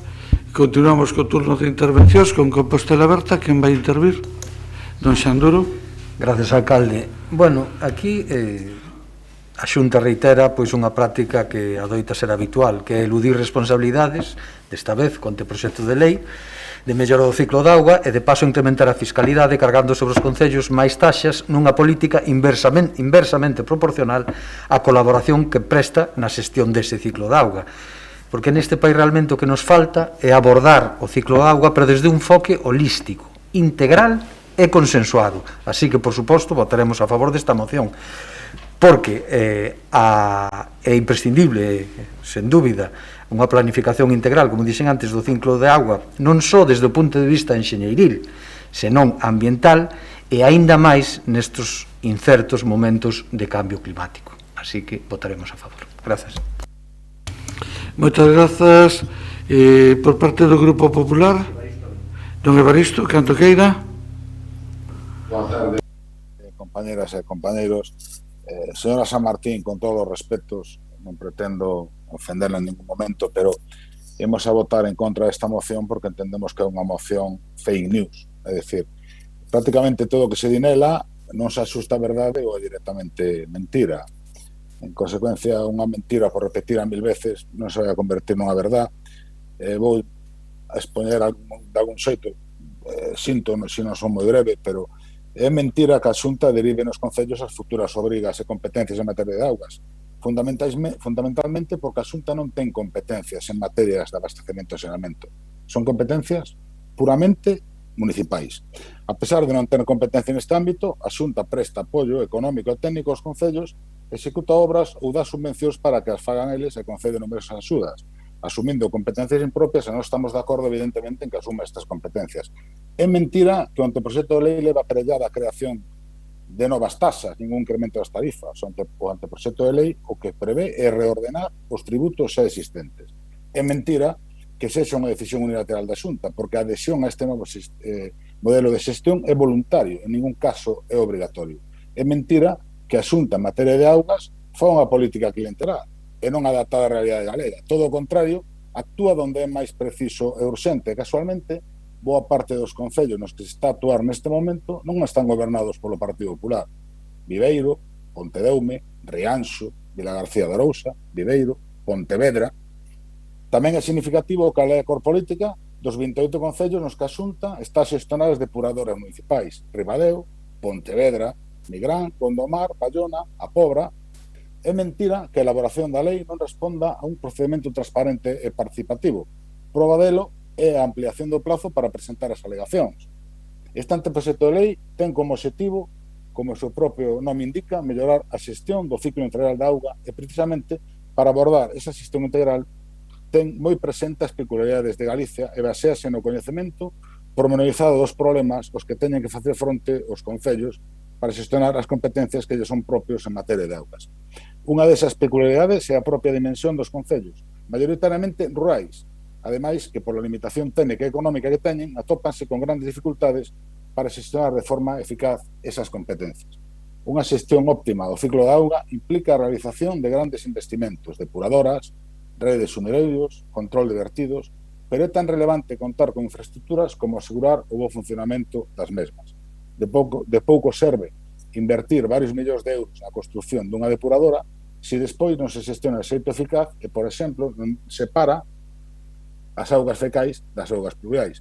É un feito que a metade das depuradoras que están xestionadas polos concellos teñen deficiencias no seu funcionamento, con todos os presuicios que iso conleva aparellados. A Xunta, para dar un dato, nos últimos anos ten invertido neste concepto máis de 1.100 millóns de euros. Afrontar a execución destas obras require a implicación das distintas administracións e dos concellos por ser as entidades interesadas e competentes nesta materia. En todo caso, nós entendemos que o que teñen que facer ustedes, señores do BNG, é sumarse á Deputación de Ourense, que si está disposto a apoiar e entrar nesta cuestión, e na competencia das súas vicepresidencias nas Diputación, instalos para axudar os concellos. Non estamos falando dun concello como Santiago, que ten unhas capacidades distintas. Estamos falando maiormente nos concellos rurais que non teñen estas capacidades. E entre todos, asumindo as competencias que temos e as deputacións como Casa dos Concellos, botar unha man para solucionar un problema que é fundamental para o futuro e para o presente de Galicia. Nada máis e gracias. Moitas grazas, don Evaristo. Polo Grupo Socialista contesta polo Goberno doña Mila Castro. Doña Mila. Señor alcalde, boa tarde de novo. Ben, considerando positivo, desde logo, e acertado que haxa un impulso e unha nova regulación que contemple un trato integral do ciclo da auga, a verdade é que a nós parecenos erróneo o texto remitido e o Partido Socialista así o ven expresando, tanto a través das alegacións que se fixeron desde as diputacións como a través da FEGAN. Polo tanto, nós tamén pedimos que antes de seguir adiante con este proxecto de lei, creemos que debería de haber un debate profundo e unha reflexión. Os seren os concellos os principais afectados e son os que prestan directamente o servizo á súa veciñanza. A través da FEGAN, como entidade de representación ante a Xunta, os concellos xa expresaron o seu parecer sobre o anteproxecto. Por unha banda, a reconsideración da tramitación deste anteproxecto, en tanto non se leven a cabo mesas previas de debate e diálogo entre as tres administracións implicadas, Xunta, FEGAN e Deputacións. E isto, de cara a elaborar, como decía a señora Goretti San Martín, elaborar un texto consensuado.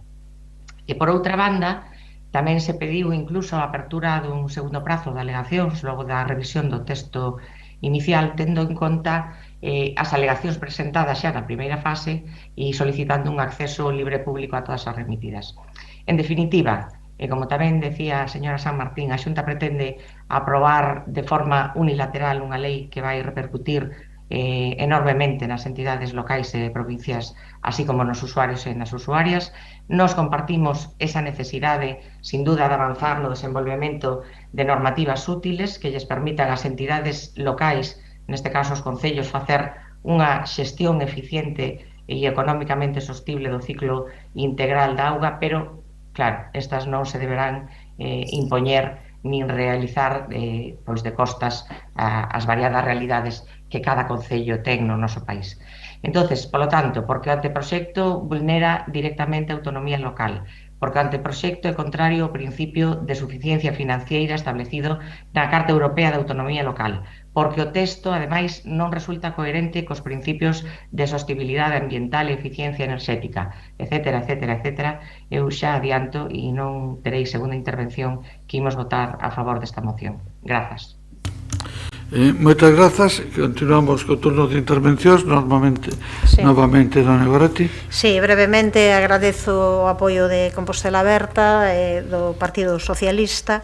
A respecto da intervención do Partido Popular, está claro que o que fixo foi botar mando argumentario do Partido Popular, que leva dicindo, non, por activa e por pasiva, que o que poñemos en riba da mesa son mentiras, cando logo, claro, resulta que isto, eu diríades que se apliquen o que moitas veces din, escoiten, non? Porque aquí hai distintos grupos con diferentes visións e ao xeral todo o mundo coincidimos no mesmo. Independentemente do que aparezan toda a exposición de motivos, o que poñen os acordos é moi claro. O único que se pide é paralíceno e abran un proceso de negociación e fágase isto dunha maneira consensuada. Está ben claro porque, insisto, non o di únicamente o BNG, dino a FEGAN, dino as deputacións. Está ben claro que aquí hai xustamente un problema clarísimamente clarísimamente contra os concellos, establecense unhas condicións abusivas para os concellos nos momentos económicos moi delicados, os concellos vanse ver obrigados a realizar un desembolso moi grande, que claro, isto da voluntariedade e obrigatoriedade xa sabemos o que pasa con Sogama, o que pasa con outras legislacións, con outras normas que se poñen en riba da mesa e onde ao final, claro, as cláusulas punitivas, coercitivas, pois é moi difícil ao final, co problema financeiro que teñen moitos concellos, ao final negarse a facelo. Entón, claro, a Xunta ten en conta as dificultades dos concellos para asumir estas obrigas neste contexto de recensión económica. Entón, o único que pedimos, e eu creo que isto é de xustiza e é de lógica, é, entendendo que isto causou non só unha alarma, senón unha alarma con datos, unha alarma con cuestións e con datos que se puxeron en riba da mesa por parte da FEGAN, por parte de distintos concellos, por parte das deputacións. O único que pedimos é, o BNG tamén, e súmanse a iso outros grupos políticos, que se abra un marco de negociación novo, diferente, e que se dé o tempo suficiente e que non se fagan as cousas de maneiras precipitada e acelerada, única e exclusivamente por imposición do Partido Popular. Moitas grazas. Turno de intervencións, Compostela Aberta. Don Xan. Moitas grazas. Don Evaristo. Gracias, alcalde. Brevemente, señora San Martín, es obvio que yo he tirado de argumentario de mi partido, lógicamente. Obviamente, si hubiera tirado del argumentario del suyo, entraría en contradicción conmigo mismo y con cualquier propuesta que haga la Xunta de Galicia. Mire, son más frecuentes los xacobeos en Santiago que el apoyo del BNG a cualquier propuesta que venga del gobierno de la Xunta de Galicia. El único cambio que ha habido en los últimos años es que su no permanente a todas las propuestas que se hacen desde el Partido Popular o desde la Administración Autonómica está más edulcorado, es decir, es un no más suave, es un no más sutil, pero siempre es un no. En consecuencia, como de usted no podemos esperar más que un no, en este caso nosotros también le vamos a dar a usted claramente un no en un tema que es muy difícil de entender desde Santiago de Compostela, que no es la casuística que afecta a la mayoría de los ayuntamientos de Galicia.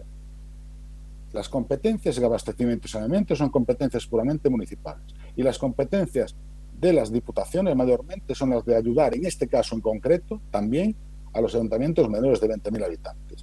Estamos hablando de un tema que va mucho más allá de una ciudad, que en este caso Santiago también la afecta por todo el término rural que hemos comentado antes, que tiene carencias significativas, y tenemos que hacer algo por solucionarlo, o podemos seguir esperando que el tiempo transcurre, que los que tenemos todos los servicios en las zonas urbanas los sigamos disfrutando y que aquellos que no los tienen, sigan esperando en el limbo del sueño de los justos. Nada más y muchas gracias, señora San Martín.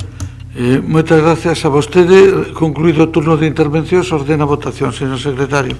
4. Moción presentada polo BNG sobre o anteproxecto de lei de mellora da xestión do ciclo de agua. Votos a favor? BNG, Compostela Aberta, PSOE. Votos en contra? Grupo Popular, abstencións ninguna, quedaría aprobado. Moi ben, pasamos a moción número 6, que é formulada por Compostela Aberta. Perdón un segundinho, señoría. Hai unha moción se incorpora e se entiende por unanimidade, non? Estamos no punto 5. No, xa o dixemos ao principio. Sí, pero él non ten ningún texto escrito. Non hai ningún texto. Non ten o texto formalmente hai que, bueno, por unanimidade. Sí, é por unanimidade. O dixemos ao principio. Perdón. E pasolle tamén, entón, por se acaso non o ten, a moción número 10, que tamén será por unanimidade relativa á P53. Non sei se ten o texto. O 9, sí, é a número 9, para que non haya dúbidas. Esa ten, ben, perfecto. Pasamos entón a moción número 6, que é formulada por Compostela Aberta para a implantación de melloras no refuxio de Bando. Doña María Rozas, cando queira. Moi boa tarde a todas e a todos. Como todos sabedes, o refuxio de Bando foi adquirindo nos últimos anos unha dimensión metropolitana ou supramunicipal, con un incremento do número de concellos aos que dá servizo importante. Na actualidade aténdense en as instalacións do refuxio de Bando aos cans e os gatos abandonados nos concellos de Compostela, de Teo, Vedra, Boquisón, Touro, Trazo, Dodro, Brión, Padrón e Valdodoura. E a pesar deste insente incremento do servicio e do traballo, o persoal do refuxio de Bando segue a ser case o mesmo que o da súa creación, non? ca única excepción da modificación que se realizou no 2016 coa división dos postos de persoal directivo e persoal veterinario. E actualmente pois existe un incremento de animais, especialmente en gatos, sobre todo este último ano, non? Cando a poboación do refuxio de Bando en gatos era aproximadamente de 60-70 animais, agora mesmo estamos a falar de 200.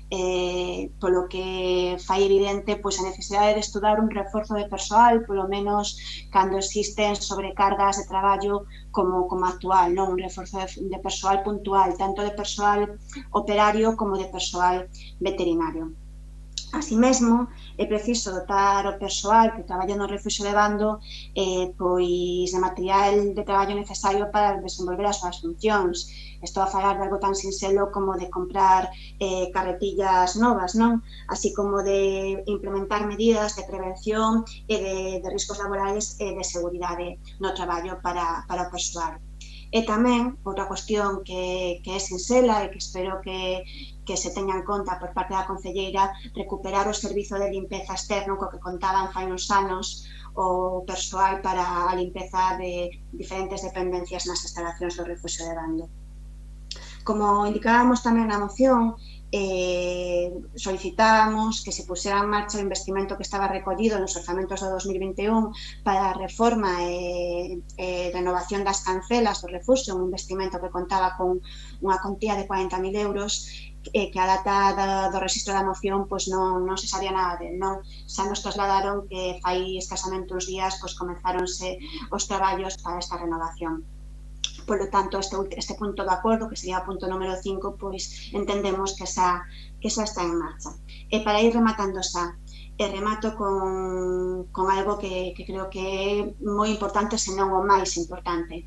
A necesidade de que o Concello de Santiago retome as campañas de sensibilización e de colaboración coas clínicas veterinarias para a esterilización de gatos que se facían en mandatos anteriores de diferentes cores, non? Tratase de iniciativas que se tiñan impulsado e que son moi necesarias.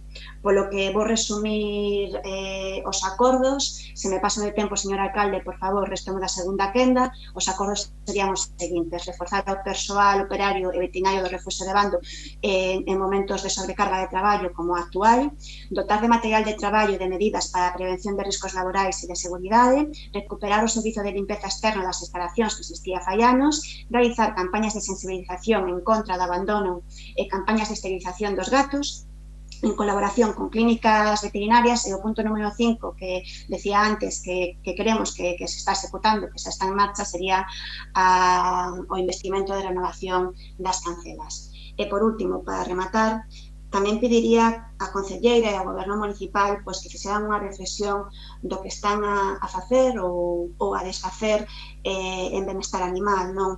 Porque é moi chamativo que cando registramos esta moción, máis de 1.600 persoas en Change.org pedían a dimisión da Concelleira de Benestar Animal e tamén da de Políticas Sociais, Milagros Castro, non? E agora mesmo xa son máis de 1.800 persoas e hai unha concentración este sábado na Praza do Obradoiro, convocada por unha cuestión do Departamento, dunha mala xestión ou falta de xestión do Departamento de Benestar Animal, non? Esperemos que solucionen canto antes ese problema, que lle paguen as facturas pendentes ás voluntarias que adiantaron eses cartos e que se encargaron de facer todas as xestións para buscarlle refuxio a eses 78 animais, aparte dos gastos que asumiron dos seus petos, e sobre todo agradecerlle o traballo realizado. Mais nada. Moitas grazas, doña María. Abrimos o turno de intervencións, doña Navia. Sí, grazas. Ben, no BNG nin que dicir ten que este é un tema que nos preocupa, o tema do refuxio de Bando, e non pouco, tanto polo seu funcionamento en precario en xeral, como infelizmente pola deixadez que vemos por parte do grupo de goberno. O refuxio de Bando non dá abasto, e como concordamos coa diagnose que fai o grupo de Compostela Aberta, a min gustaríame resumila en 3 puntos. Primeiro, incremento do servizo, cubrindo máis concellos. Segundo, incremento en números de animais aos que atender. Terceiro, mesmo persoal e máis ou menos recursos. Entón, claro, o resultado é que a situación non é sostible nestas condicións. Nin se pode dar un bo servizo, nin se poden garantir as condicións laborais das traballadoras do refuxio, nin se pode entender convenientemente o asunto do benestar animal en Santiago e contorna. Entón, Bueno, xa chegamos, tamén hai que dicilo, a 2019 cun refuxio afogado, xa se vía daquela desbordado, non viñamos tampouco dun mundo happy flower, iso está clarísimo, desbordado en carga de traballo repartida en poucas mans, moitos problemas para cubrir a demanda e atender os animais que chegan, e, bueno, por suposto, agora tamén, a iso hai que sumarlle un abandono claro por parte da Concellería correspondente, desde onde mesmo se chegou a mencionar a posibilidade de privatizar o servizo, cousa que consideramos desde o BNG non só unha irresponsabilidade, senón pois tamén que non é a solución para o refuxio, que o que necesita é máis recursos, iso é o que hai que conseguir, esa é a gran cuestión, unhas instalacións mellores, máis mans e mellores condicións laborais, e mirar un pouco máis polo persoal do refuxio e polas asociacións que fan o que poden e moitas veces fan máis do que poden. Iso sí, quería tamén puntualizar unha cuestión, xa que se fala na moción daquelas campañas de esterilización de gatos que houve no pasado, que sí que habería que retomar en colaboración con clínicas veterinarias. A min gustaríame lembrar que ese traballo dependeu dunha maneira moi significativa das asociacións. O Concello poñía os cartos, é certo, os veterinarios facían as esterilizacións, por suposto, pero quen recollía os gatos, quen se encargaba de leválos, traelos e preocuparse por eles, daquela e máis hoxe tamén, era a xente das asociacións, e como nin se mencionan na moción, pois que menos que recoñecerlles un labor tan importante e poñelo en valor. E este é o punto, ao final, que hoxe tamén dependemos dunha maneira crucial das asociacións para que alguén se preocupe realmente polo benestar animal neste concello, que por parte do goberno, pois desafortunadamente non está vindo esta preocupación. Entón, pois remato, porque tanto cos puntos de acordo como co espírito crítico que hai detrás desta moción concordamos, pois nin que dicir ten que apoiaremos a moción á espera de que o refuxio de Bando se lle dé ao lugar que lle corresponde, nada máis. Moitas grazas. Polo Partido Popular, quen vai intervir? Don Evaristo, ben. Don Evaristo. Buenas tardes, señor alcalde, compañeros, compañeras. Nosotros en esta moción ya anuncio que nos vamos a abstener y voy a intentar explicar el porqué. Estando de acuerdo prácticamente con casi todo lo que se dice en la misma, hay una cosa que nos genera algún tipo de duda, que es el punto primero, que dice reforzar el personal operativo y veterinario de refugio de Bando. Yo entiendo que esta petición, esto debería estar sustentado por un informe de servicio o alguien que realmente nos aportara esta necesidad, ¿no? Pero independientemente de esto, lo que nos motiva, lo que nos lleva a abstenernos es lo siguiente. Como bien se dice en esta moción, ahora mismo el refugio de Bando está dando servicio al Ayuntamiento de Santiago y 9 más. Incluso hay otros ayuntamientos que sí se quieren adherir y ahora va a ser muy complicado que tal como están las cuestiones o las circunstancias que se dan en la actualidad puedan ser aceptados. Nosotros entendemos que este servicio, a tal efecto, hemos presentado ya una iniciativa en la Diputación Provincial que se batirá en el pleno del mes de noviembre. Creemos que este servicio lo tiene que dar la Diputación Provincial, tanto en Santiago como en otras zonas, porque es un servicio que es un servicio supramunicipal.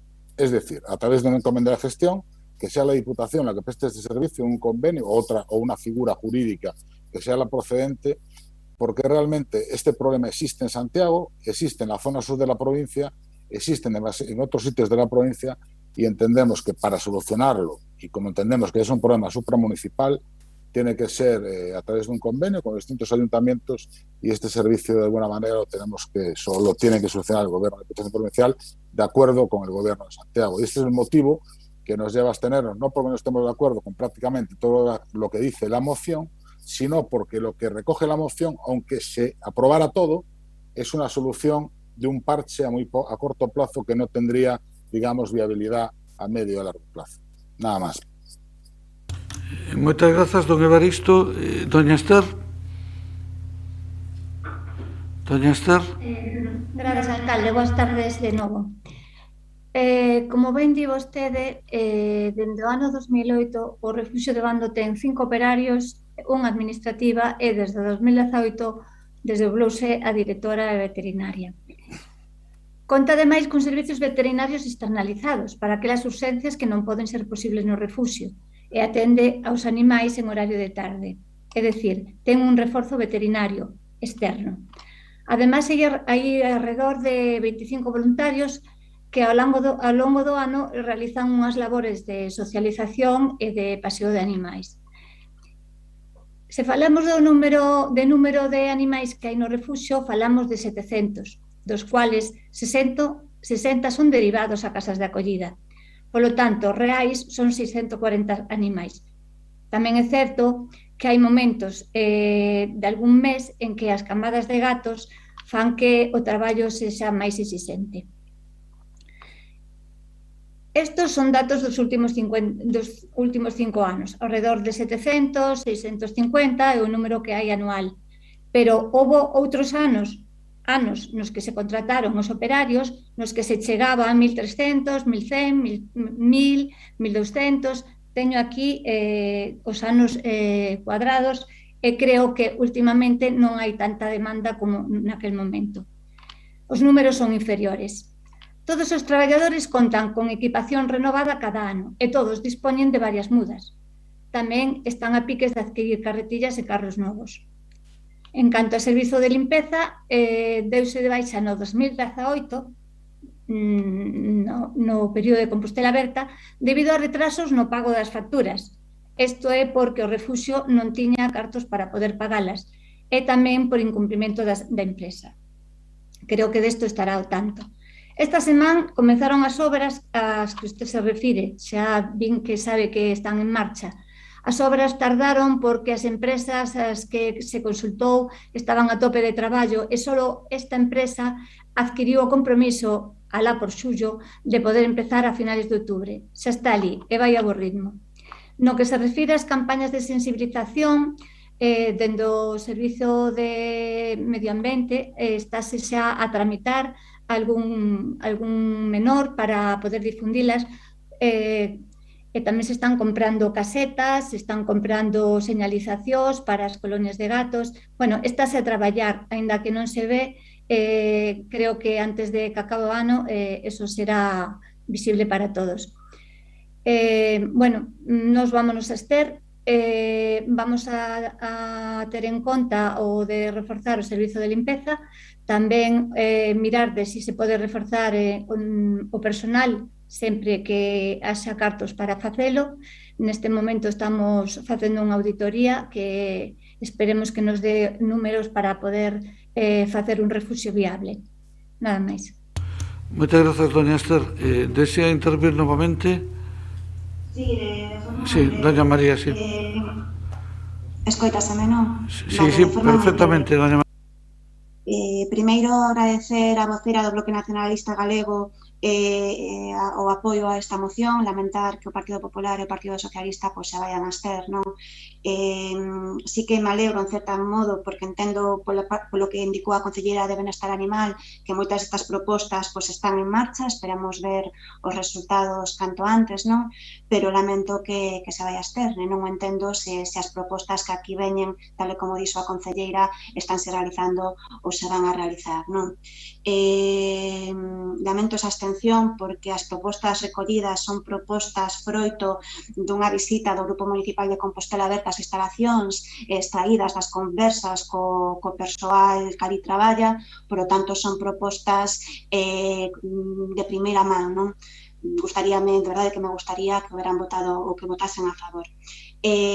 Para rematar, simplemente decir que, por suposto, agradecemos o traballo das asociacións animalistas, sempre importantísimo, sen a súa colaboración moitas políticas de benestar animal que se realizaron no Concello de Santiago nos últimos anos houbera sido imposible, non se hubieran podido realizar, así que moitísimas gracias, non hai forma de agradecerlo, máis nada. Moitas grazas por parte do Bloque, non intervén por parte de don Evaristo. Tampouco. Gracias, don Evaristo. Por parte do Grupo Socialista e do Goberno, con permiso de doña Ester, vou intervir eu. Mire, hai algo que me chama a atención en esta moción que teño que suliñar. Hai unha fundación pública independente do Concello con personalidade xurídica propia da que forman parte o Concello de Santiago e outros 8 ou 9 concellos que é o organismo que ten que tomar as decisións sobre esta cuestión. En esa fundación pública están representados todos os grupos políticos municipales. Por lo tanto, a mí me dá a impresión que determinados debates e, desde logo, as decisións se teñen que tomar en ese órgano e non en este.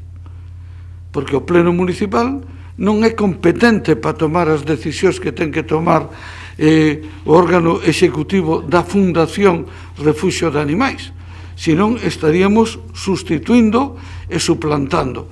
E, ademais, é un escenario no que non están presentes nin representados unha gran parte dos socios que constituyen esa fundación. Esa é unha reflexión que é importante que debemos ter en conta. A segunda, hai un problema financiero que se ven arrastrando desde hai moitos anos, que se deriva de gastos extraordinarios que se asumiron e que se deriva de que os recursos se están dedicando prioritariamente a pagar o personal e, por lo tanto, se veu desplazando o pago de determinados servicios externos, que xenera unha situación bastante inaceptable na que hai un período medio de pago que acada os 300 días en esos servicios externos. Eso é inaceptable. O Concello de Santiago asume a decisión, que por certo está ao día no pago, asume a disponibilidade de facer frente á súa cuota parte para regularizar esa situación.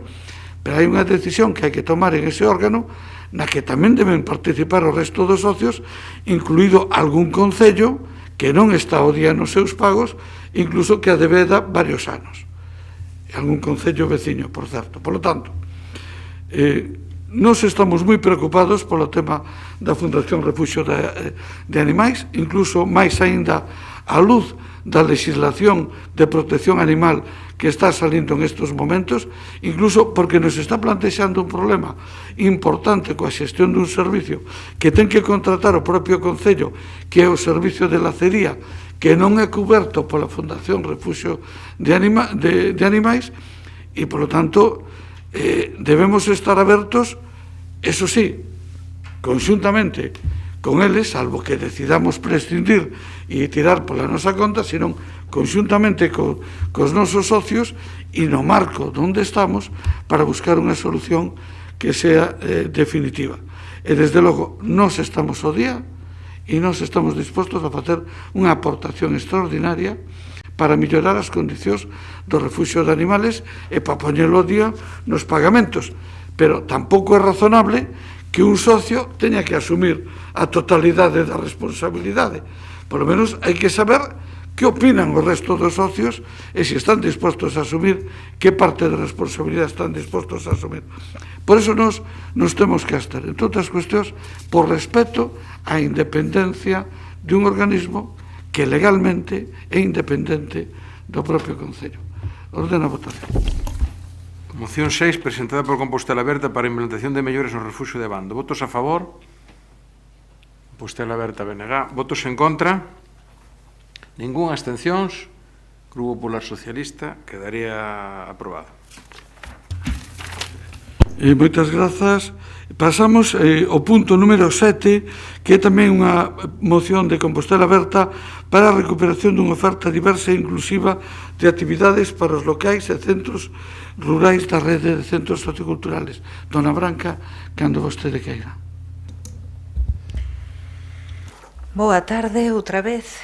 Traemos outra moción que atende o compromiso que debemos manter co espazo rural. Temos que percibir que a pandemia desencadeou certas mudanzas na forma de entender os espazos. Existe unha revalorización dos espazos abertos ligados ao medio rural. Consideramos que se abre unha nova etapa cunha enorme potencialidade para atender a estes lugares e como espacios para programar actividades. Así debería ter sido neste inicio de curso nos centros socioculturais, que abrangue o ano 21, final do ano 21 e ata xuño do 22. O espazo rural, percibímolo todos, é un espazo agora máis desexado para o encontro, para actividade colectiva, un espazo con numerosos equipamentos municipais que no noso concello, ademais, están moi vencellados a atención das persoas maiores, nas que históricamente gárdase unha atención a atender a xente maior para arredalos da soidade non desexada, que penso que é un dos maiores males neste momento, non? Ben, consideramos que hai unha necesidade de atender estos espazos e que ademais é necesario abrir novas canles veciñais para cuidar dos nosos veciños e veciñas maiores que residen no rural, actividades que fomenten o relacionamento social neses espacios, e consideramos que hai que facer unha ampliación. Precisamente hai que atender a esa ampliación nos espacios rurais, non tanto nos barrios superpoboados na cidade, que normalmente a través da atención do servicio que desenvolvemos en centros socioculturais están ben atendidos. Non é así no medio rural, compre virar esa visión, non?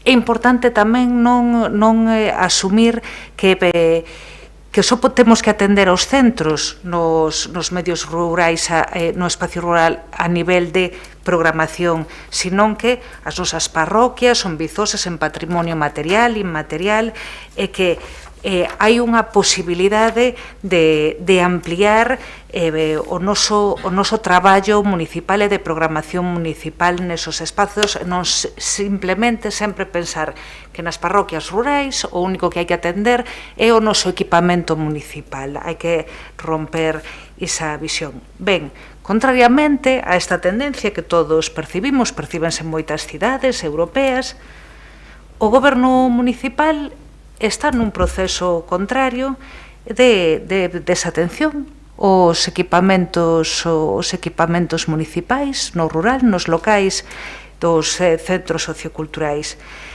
Así vexo que sucede nos novos pregos aprobados en Xunta de Goberno local esta semana. Non recollen esta tendencia e vexo no prego, o prego vai ser por lotes, estes pregos van ter moita problemática, non só isto, pero bueno, xa entraremos en próximos plenos, avalialos polo miúdo, que penso que vai haber bastante problema para que isto vai adiante.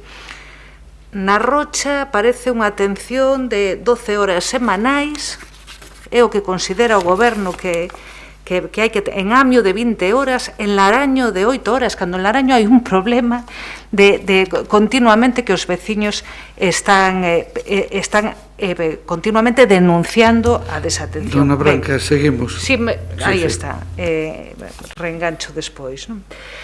Pero en vez de atender a información que nos chega e o impacto da pandemia, nos locais e centros socioculturais do rural, seguimos desatendendo e penso que cara ao próximo curso, con estes pregos e que van adiante, que dubido bastante, hai unha desatención a nivel de horas de animación sociocultural nos pregos que sigue con esta tendencia. Parece que non pasou a pandemia polo Departamento de Centros Socioculturais lendo estes pregos.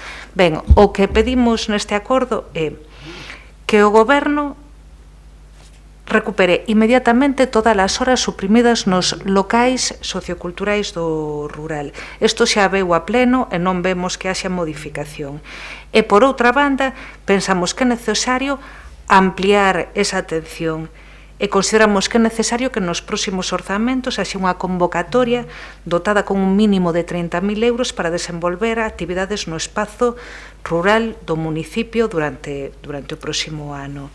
Penso que debedes atender os procesos de desenvolvemento rural pola propia natureza do noso concello e non desatendelos. Agardamos que nos próximos orzamentos isto poida ir adiante. Gracias. Moitas grazas, doña Branca. Continuamos o turno de intervencións, doña Goretti. Sí. Como acaba de comentar Branca agora, esta iniciativa correspóndese parcialmente cunha que trouxemos nos ao pleno de setembro, e o que non coincide parcialmente, que é o tema de facer esta nova convocatoria, non, para para publicar pois unha oferta de actividades no rural. Concordamos, por tanto, xa anuncio que imos votar a favor desta proposta. Nós nesa pregunta que fixamos no pleno de setembro xa advertíamos do que estaba acontecendo, non? Ademais da falta de servizos públicos básicos, pois reducción drástica a metade das prazas a respecto do ano anterior en plena pandemia. Para este ano, vamos, unha oferta que, lembrade que falamos aquí, dixémolo, que tiña unhas cifras absolutamente escandalosas, non? Pasando en Arins de 45 a 0 prazas, en Laraño de 83 a 20, en Villestro de 85 a 44, na Gracia de 98 a 50, en Nemenzo de 24 a 6. A verdade é que cando hai demanda e desaparecendo actividades fundamentais que tiñan ademais unha demanda importante, baile tradicional, pandeireta, ao final un desmantelamento. Entón, claro, falamos de conciliación, de que a xente viva no rural, pero non hai transporte, non hai actividades, reducímolos ao mínimo. Isto é absolutamente escandaloso. Daquela o goberno díxonos que ia corrixirse, que fora que tivera problemas administrativos, que iso non fixera posible pois facer que algunhas destas actividades puidesen darse, que iba a ver como se resolvía. Entón tamén nos aproveitamos para que se nos conteste agora desde o goberno se isto se resolveu ou como, pero non parece, non? En todo caso, aproveito para lembrar, porque aquí tamén se acaba de facer referencia a iso. Claro, o incumprimento do Pacto polo Rural, que agora parece que o problema é se está asinado ou non. Eu simplemente o que lles digo é que non fagamos nada, como na rotonda de Conxo, non? Porque fotos para dicir que estamos de acordo co Pacto polo Rural houve unhas cantas, antes e despois das eleccións. Entón, daquela, fomos a reunións, reunímonos ca Ferusa, cas asociacións, e ali todo o mundo, despois de moitas discusións, chegamos a un acordo de Pacto polo Rural. O acordo estaba, que non se asinase, non se fixe un acto realmente protocolario de asinatura, pero todo o mundo dixemos, e estábamos de acordo nese Pacto polo Rural. Agora pasou o tempo e agora resulta que non está asinado e iso non vale para nada. Claro, así se entende silencio de iniciativas ao prol do rural cando se reúnen e negocian investimentos para Santiago, coa Xunta ou a través da convocatoria de proxectos. O certo é que o rural aí desaparece, nunca se pide, pois déannos, non temos cartos para saneamento e abastecemento, pois pídanlle a Xunta, negocien que dentro dos investimentos que poñan Santiago, que se inclúa eso, dificultades existentes para que negocios e iniciativas dinamizadoras se instalen no rural. E logo ao final o que temos é moito paternalismo e discurso que non vale, non? Ou seja, creo que a estas alturas, eu desde logo fun a algún acto con mulleres do rural onde o alcalde se dirixiu con un ton paternalismo que, claro, entón, nós o que queremos é que a xente o que quere que se escoite e que ao final haxa recursos. Entón, poñan iso en riba da mesa, recursos, non paternalismo, e comprométanse, non se comprometan só para a foto antes ou despois das eleccións. Estou segura de que 3 meses antes das eleccións van dicir que o seu compromiso co Pacto polo Rural é a tope. O que lle poñan van a asinar, porque senón empecemos a ver o que dixo o PSOE no momento de campaña. E agora resulta que non, que o Pacto polo Rural non existe. Non é problema se está asinado ou non. Asistín e aquí Pichel estivo en varias, Mila estivo noutras, outra xente estivo noutras, fomos a distintas reunións e ali houve un acordo dese Pacto polo Rural que se está incumprindo. Entón, eu creo que un pouco menos de brincadeiras con estes temas e saibamos se estamos polo rural de verdade ou non, non? Gracias. Doña Goretti, polo Grupo Popular, quen vai intervir? Doña María Antón. Grazas, vexome obrigada a contestar un momentiño a Goretti San Martín as palabras da miña compañeira Ana Sabel, que precisamente ela o que estaba querendo decir cando comentaba que non se asinara o Pacto polo Rural era precisamente que a mellor falta esa asignatura para darlle forza a un compromiso que efectivamente todos os grupos políticos suscribimos antes do inicio desta legislatura, e que precisamente o mellor esa falta de asignatura é o que de alguna forma legitima o goberno para non facer nada no rural de Santiago. Non era unha excusa, señora San Martín, sino que era unha constatación de que realmente o Pacto polo Rural ao final é papel mollado nas mans do goberno municipal. E indo xa ao que nos ocupa, concordamos con Compostela Aberta na necesidade de que o noso rural necesita maior atención e que as actividades dos centros socioculturais se recuperen e mesmo se melloren. Algo que se ve é imposible. A prestación do servicio pola empresa adxudicataria segue a ser deficiente e o señor concelleiro non é quen de poñer freno a esta cuestión. Todo o contrario, máis dun ano de prórroga do servicio, gastando inxentes recursos económicos do municipio. E o que é peor, unha descoordinación evidente ante as diferentes áreas de goberno. Señor Fernández, sabía vostede que o pasado fin de semana programáronse actividades dentro do Festival de Galicreques nun centro sociocultural do rural, que foi anunciado un día que non era de tal xeito que cando chegaron os pais con as crianzas o espectáculo fora o día anterior? E fora o día anterior para quen? Para a directiva da Asociación de Veciños chamados de urxencia para que aquilo non se cancelara. Isto é o que está pasando, señor Fernández. Esa é a súa xestión. E nós propuxemos a Compostela Aberta unha emenda no sentido de que hai que optimizar os recursos existentes, porque a empresa sigue cobrando eses importes importantes, como decía antes, que non se está a prestar o servicio requirido.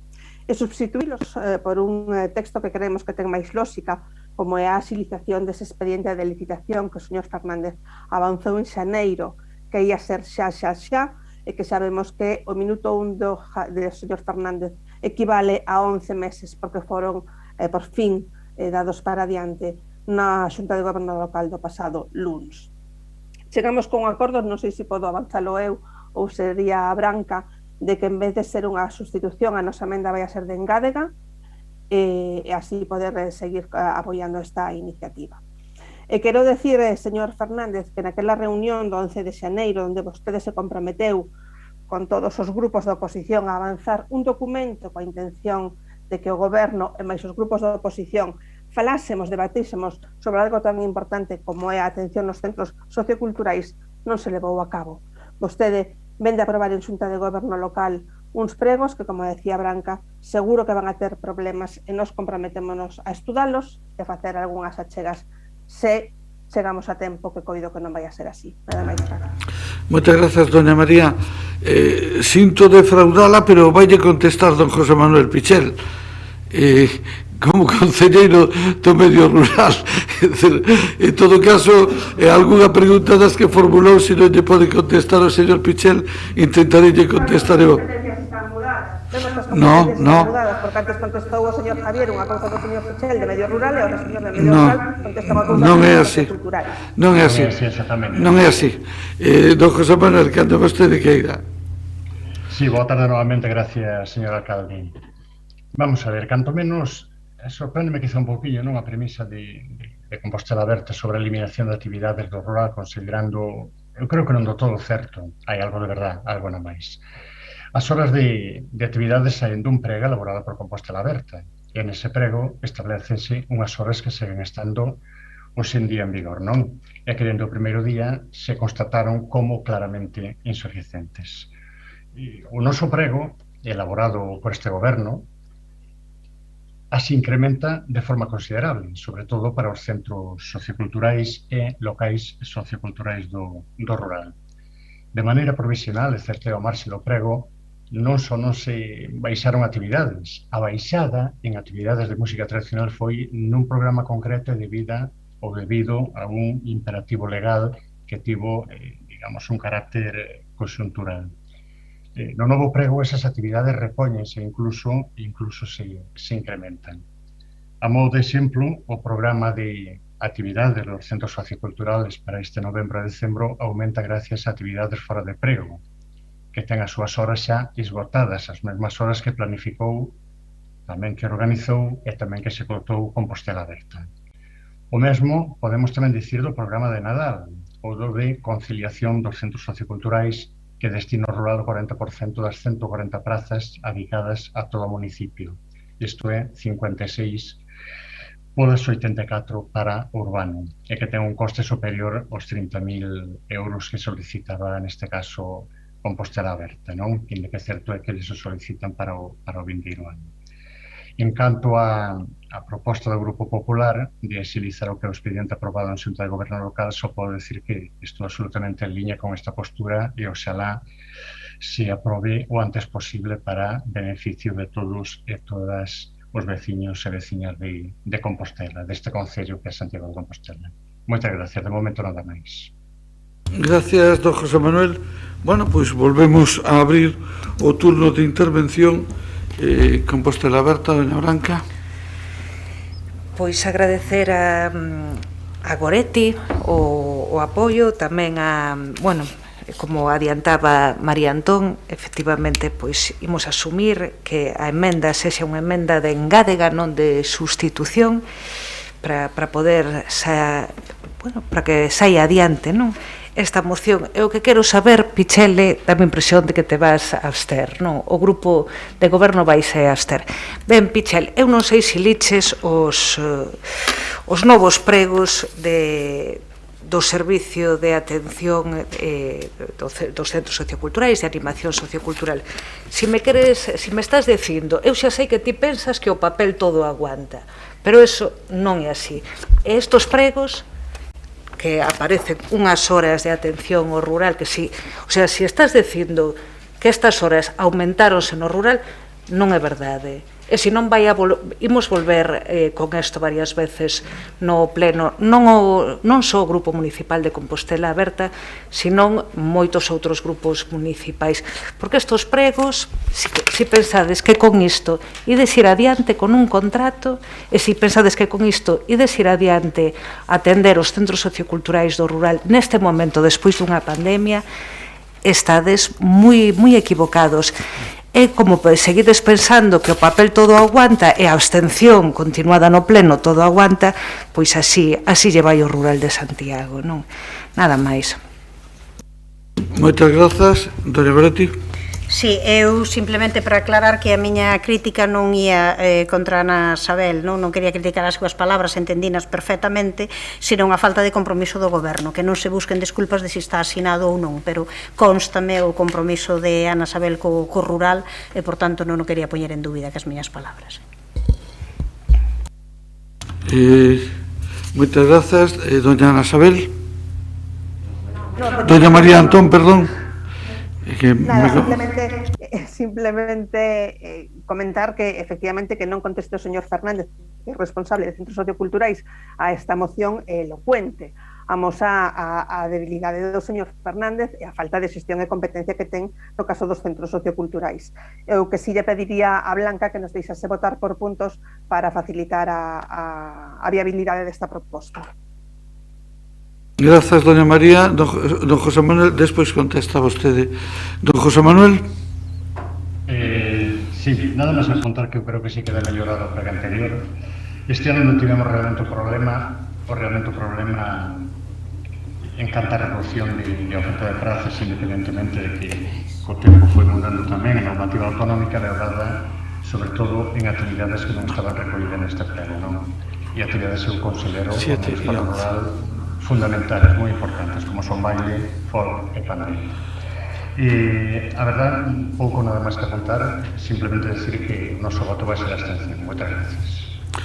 Moitas grazas. Eu, en todo caso, o único que quería salientar, porque non o contestou especificamente o señor Pichel, é que a convocatoria para o novo contrato de centros socioculturales está na plataforma desde o día 26, polo tanto está aprobada, está convocado e está en licitación.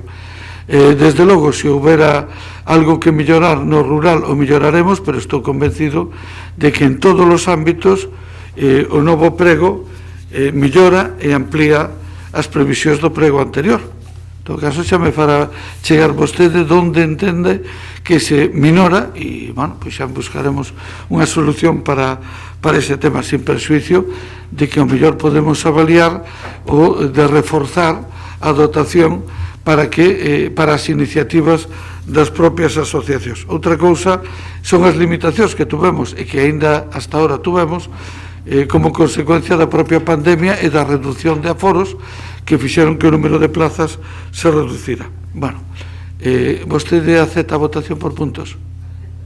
Acepta a votación por puntos. Son 2 puntos, non nos complica moito a votación, doña Branca. Moitas gracias, señor secretario. Ordena a votación. Sí, perdón. ¿Qué? Perdón, antes de nada, es que a enmenda a mayores, sería como un punto a mayores. Es que sustituyen, entendo, a emenda de sustitución por unha de adición, non? Serían 3 puntos. Sí, serían 3 puntos. Bueno, pues vale, veña, non vamos a discutir por eso. Ordena a votación dos 3 puntos. Moi ben, bueno, pois estamos esta emenda número 7 presentada por Compostela Aberta para a recuperación dunha oferta diversa e inclusiva de actividades... Ten que ordenar a votación dos 3 puntos, 1, 2 e 3. Sí, no, estou enunciando o contido do punto, sí, sí. Bueno, actividades rurais é a moción 7. Entonces, admitida a emenda de engada serían 3. Ben, punto 1, coñecen, queren que os lea? Non, coñecemos. Ben, entonces, punto número 1, votos a favor? Compostela Aberta, BNG e PP. Punto número 2, Compostela Aberta, BNG. Sí, en abstencións. PSOE. No anterior punto, si sirve de algo, nos abstemos. Sí, perdón, que di sí, pero no hice. El punto número sería sí, Compostela Aberta, BNG, PP, abstención Grupo Socialista, perdón. No, evidentemente ningún. El punto 2, sí, Compostela Aberta, BNG, abstencións. El 2, sí, punto 2. Abstencións PP. Non, entendo que... No, só ese abstuvo. Estamos no punto número 2. Só ese abstuvo, non, no 2 e no 3, para que non haya dudas. Ben. Abstencións PP e PSOE, de acordo. E el punto número 3, que sería esta de adicción, sí, sería PP, Compostela Aberta, BNG, abstencións, socialista, evidentemente non ningún, de acordo. Gracias. Bueno, moitas gracias. Se nota que está avanzando a hora do pleno e empeza a ter efectos secundarios. Ben, pasamos ao punto número 8, a moción número 8, que é a formulada por Compostela Aberta para a construción dunha senda peonil que conecte a Gracia co polígono do Tambre. Don Jorge Duarte? Don Xan Duro, don Xan. Grazas, alcalde. Unha das prioridades no noso mandato foi tentar mudar as inxustas dinámicas de abandono do medio rural que históricamente viña mantendo o Concello de Santiago e as que moito nos tememos que se está a volver actualmente. Buscábamos como obxectivo mellorar a calidad de vida das persoas que habitan o rural e aumentar todos os servicios e equipamentos municipais nas súas parroquias, buscando compensar esas décadas de desleixo. Por iso dedicáramos todos os fondos do Plan da Diputación íntegramente ao rural, conseguíndose a execución de infraestructuras pendentes e a posta en marcha de proxectos históricamente demandados. Foi unha etapa na que realmente apostamos por un rural máis vivo, cun tecido sociocomunitario fortalecido e que puidera dispor de actividades culturais diversas a desenvolver nas parroquias, descentralizando a oferta municipal antes moi concentrada na cidade.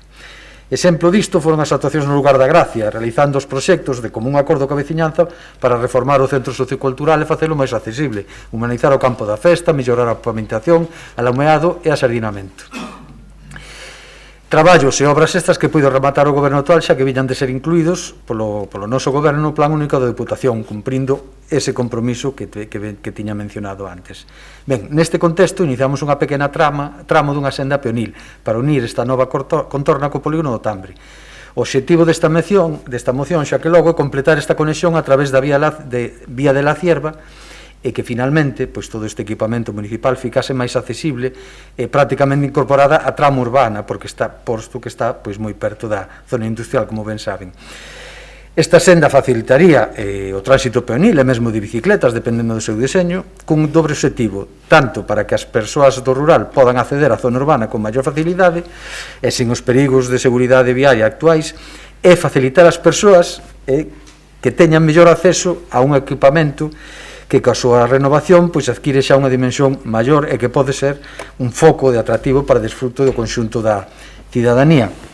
Por iso instamos con esta moción ao Goberno a continuar con estes traballos de mellora desta senda e realizar un proxecto e posterior construción da senda desde o contorno do Centro Sociocultural da Gracia, Ermida de San Silvestre co polígono do Tombre. Ben, respecto á emenda que nos presenta o Partido Popular, Eu propónolles cambiala en vez de sustitución por unha de engádega por unha razón en concreto, que dicir, a proposta é interesante. Se non queren sustituirla por engádega, pois pediríalles que a presenten no próximo pleno, que nos apoyaríamos sin dubidalo, pero que nos nesta moción atendemos unha petición expresa da Asociación de Veciños. Facendo unha emenda de sustitución, pois desvirtuaríamos un pouco o falado con eles. Así, simplemente que a preferimos que así la retiramos, les votamos a favor y la retiramos. Moi ben, vamos a abrir o turno de intervención. Doña Goretti. Sí, como levamos insistindo neste pleno e noutros, o que non pode ser é que as actuacións no rural sexan única exclusivamente as que fai a Deputación a través do plan único, e hai que ir a intentar conseguir outros compromisos e outras administracións, intentar conseguir compromisos tamén da Xunta a través de proxectos, e intentar conseguir que haxa máis recursos, tamén co orzamento municipal, que non pode ser que o orzamento municipal dedique 0 euros a investimentos no rural, fora de que xa sei que mo dirá o señor Pichel de algunhas cuestións que teñen que ver con temas de mantemento e tal, e xerais, senón cuestións específicas. Tendo en conta isto e coñecendo como coñecemos as necesidades da Gracia, e tamén falamos coa veciñanza dali, estamos de acordo con esta proposta. Sería unha proposta magnífica. Son moitas as ocasións en que entendo que non cambiou, non? Porque, vale. É igual que vou utilizar moi pouco tempo, aínda non o cambiara o do tempo. A verdade é que sería magnífico poder ter esa senda peonil do Tambre ao Centro Sociocultural. Creo que é unha proposta moi boa que nós imos apoiar, como tamén nos parecía ben a inclusión da proposta do Partido Popular de facelo en xeral con plan municipal de sendas peonís, que son totalmente necesarias tamén para conseguir que haxa moitísima máis dinamización e moita máis vida nese medio rural que moitas veces carece de servizos e de infraestructuras que son básicas, e lo facendo de maneira progresiva, pero sobre todo ir petando na mesa, e non que cada vez que nos vayamos a entrevistas con outras administracións o rural o metamos na gaveta, pois sería o que habería que facer. Así que nós imos votar a favor. Moitas grazas por parte do Grupo Popular. Quen vai intervir? Doña Ana Sabel, entendo. Doña Ana, cando queira. Gracias, señora Carlos. Boas tardes de novo. Bueno, pois esta petición que fai o Grupo de Compostela Aberta, pois é unha petición que xa ven de vello por parte da Asociación de Veciños da Gracia. Trátase dunha senda que ten unha distancia de 1 kilómetro de longo desde o que reconocemos que é Merca Galicia hasta o local social, non? Esta é unha ruta que utilizan moitísimos veciños, sobre todo porque é unha ruta moi chan, entonces, bueno, para camiñar e precisamente tamén para chegar hasta o polígono, porque a veces as frecuencias de autobuses non se coordinan coas necesidades da veciñanza, entonces a parada máis próxima é a que está na vía da Cierva. Esta senda, ademais, de facilitar o que é a seguridade vial para a zona, ben fixada no sentido de que a xente usa esa vía, pero esa vía tamén é moi usada polos, como xa dixemos moitas veces aquí neste pleno, polos concesionarios da zona tamén para probar os vehículos, non?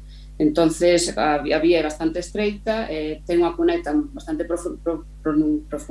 pronunciada, e o que fai é que moitas veces corre moito peligro a xente que transita por ela.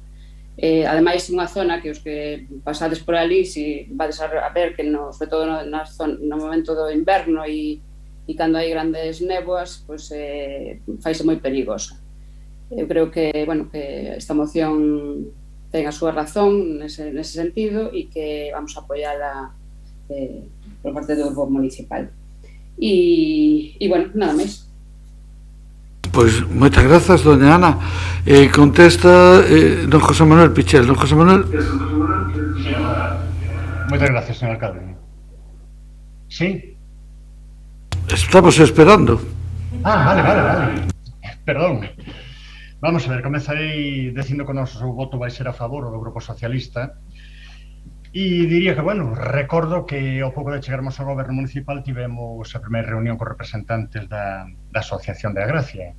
Esa por aquel entón nos plantexaron a posibilidade de conectar o que é o Centro Sociocultural Sito en San Silvestre co Polígono do Tambre. A partir de aí, o que fixen foi encargar unha memoria valorada que data de marzo do ano pasado, de marzo do ano 2020. Entendín que por aquel momento non procedía poñernos co proxecto xa que tiñamos pendente de feito, como ben decía Xan, de sacar adiante dúas obras que consideramos importantes, como era a Rúa do Tambre, tamén un turno, e o Centro Sociocultural de San Silvestre.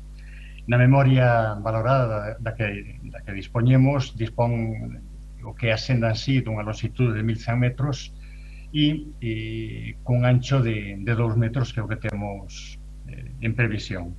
E o costo seu sería naquele entonces de 231.000 euros IBE incluído. Certo é que agora, a hora de facer un novo proxecto, supoño se incrementarán bastante os costes, non?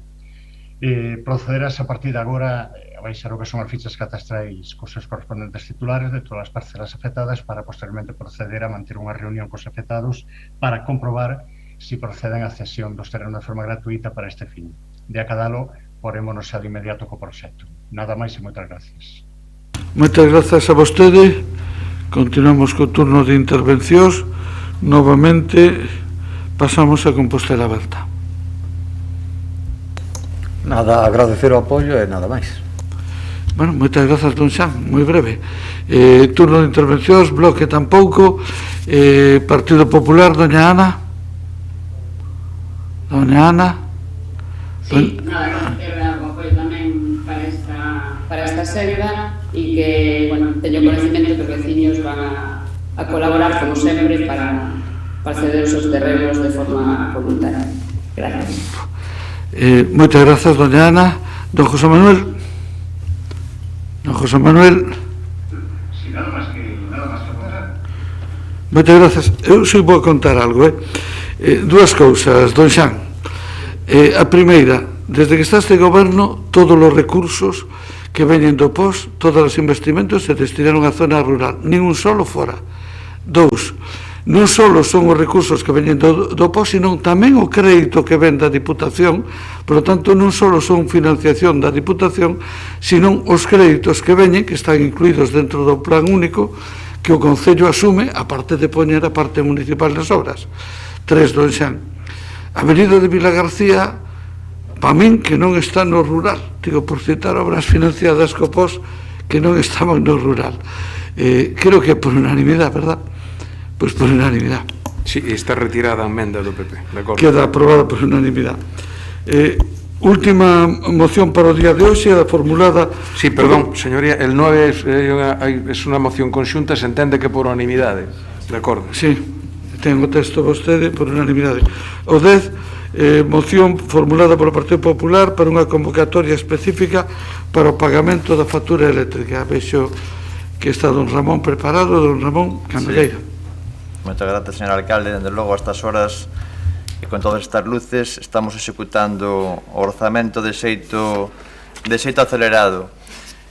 Fai uns días, cando presentábamos a preposición, publicaba o diario O País, que non será sospeitoso, que a factura da luz sube un 44% en un año e aviva el temor del invierno máis duro e máis complicado.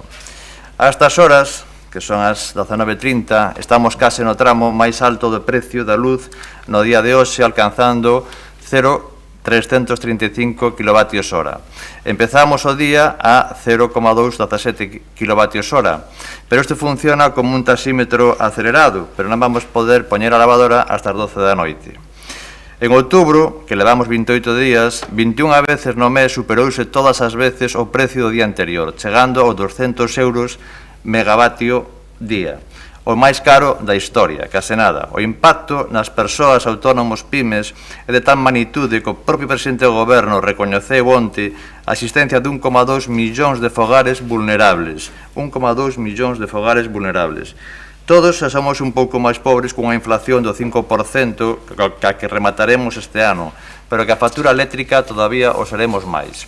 Son constantes as declaracións dos representantes dos diferentes sectores sobre o desproporcionado aumento da factura eléctrica que deriva a case un 45% acumulado neste ano. Así, o presidente da Asociación de Autónomos declaraba fai pouco que o aumento medio da factura da luz é completamente inasumible para este colectivo. Pequenos negocios atópanse con facturas de 500 euros inasumibles para eles. Moitos autónomos pagan de media 200 euros máis que fai poucos meses. Na hostelería xa non digamos. Uso de aire acondicionado, calefacción, cociñas, cámaras frigoríficas, etc. Inasumible completamente. Facturas que pasan de 500 a 1000 euros en poucos meses. En gastos de luz, en gastos inasumibles. Volví a publicar o País tamén fai uns días que o aumento da factura da luz afogaba os comercios. En definitiva, son todos os sectores, as persoas, os máis necesitados, que atópanse afogados por unha factura que non para de aumentar. Durante os últimos anos, elevados custos da factura eléctrica levaron a distintas administracións públicas a implantar axudas para que aqueles sectores da cidadanía máis necesitados, en función da súa renda disponible, puderan ter acceso e mantivesen un servicio básico esencial. O Goberno do Estado estableceu un Real Decreto no ano 2017 neste sentido e, así mesmo, a Xunta de Galicia tamén está a complementar as axudas do Estado para o caso dos consumidores vulnerables severos en risco de exclusión social. O Concello de Santiago, xa na época do goberno de Agustín Hernández, introduciu a renda social básica no ano 2015, na cal derivou nunha nova ordenanza aplicable agora no Concello que establece diversas liñas sobre esta situación. Non obstante, as anteriores axudas e un clamor social a deriva da factura da luz no marco dunha complicada situación económica actual marcada por un IPC do 5% en constante progresión en convertinosos ascensos dos precios da enerxía, hasta un 44% como comentamos antes. A maiores aparecen ameazas de novas cargas como o sistema de tarifación das autovías, do que haberá que estudar a súa concreta repercusión no futuro, pero sen dúbida vai afectar negativamente aos transportes, a produción de bens e servicios, en definitiva as economías domésticas. Neste escenario, as ditas axudas para afrontar o pagamento da factura eléctrica estánse a mostrar claramente insuficientes e non dan cobertura ao aumento disparado do custo do consumo eléctrico en diversos ámbitos. Por mor disto, para contribuir a imperiosa necesidade de axudar a reactivación económica, propoñemos ao Pleno instar a correspondente órgano de goberno local a creación dunha comisión municipal integrada consoante a un sistema de voto ponderado por 2 membros de cada grupo municipal para que, previo estudio pertinente, estableza as condicións dunha convocatoria específica de axuda destinada ao pagamento da factura eléctrica para os colectivos máis necesitados e para con carácter xeral as persoas segundo nivel mínimo de renda. Estas axudas tamén deberán atender aos autónomos e PEMES, xa remato, especialmente do sector comercial e hosteleiro, establecendo os colectivos e sectores prioritarios. Gracias. Nada máis, moitas gracias. Continuamos co turno de intervencións. Doña Goretti. Sí. Estando de acordo con moitas das cuestións que comentou agora o portavoz do Partido Popular, nós pensamos que hai nesta proposta un certo desenfoque do problema, porque non se vai á raíz do problema. Nós antes de onte fixemos non o primeiro, o terceiro ou o cuarto sesión, traballo, unha sesión con persoal técnico para falar justamente da factura da luz e do porqué, as causas, o que hai que ir é as causas, claro, porque senón podemoslo tratar de maneira oportunista. Nós poderíamos poñer e traer aquí pois unha emenda para decir que a Xunta asuma unha liña de axudas destinadas aos concellos para sufragar isto. Entón, claro, ao final son os concellos os que teñen que pagar o aumento do prezo da luz. Creo que non é moi de recibo iso. Estamos falando dos problemas de financiamento dos concellos e tal, teremos que ir á raíz dos problemas. Agora xa se falou aquí, existen instrumentos, existen ferramentas para aqueles colectivos máis débiles. Ao mellor o que hai que facer é que eses instrumentos pois estean mellor dotados, que haxa máis incrementos de axudas para a renda municipal de diñeiro, para a renda municipal de garantía básica cidadá, para as axudas para evitar a pobreza enerxéticas. Entendo que sin cambiar a ordenanza que temos nestes momentos, o que hai é que dotala mellor e ver que aqueles colectivos pois máis desfavorecidos, por suposto, e aquelas persoas que teñan maiores problemas para afrontar este sobrecusto da factura da luz, que poidan afrontalos. Eso sin ninguna dúbida, por parte do Concello e por parte do resto das administracións.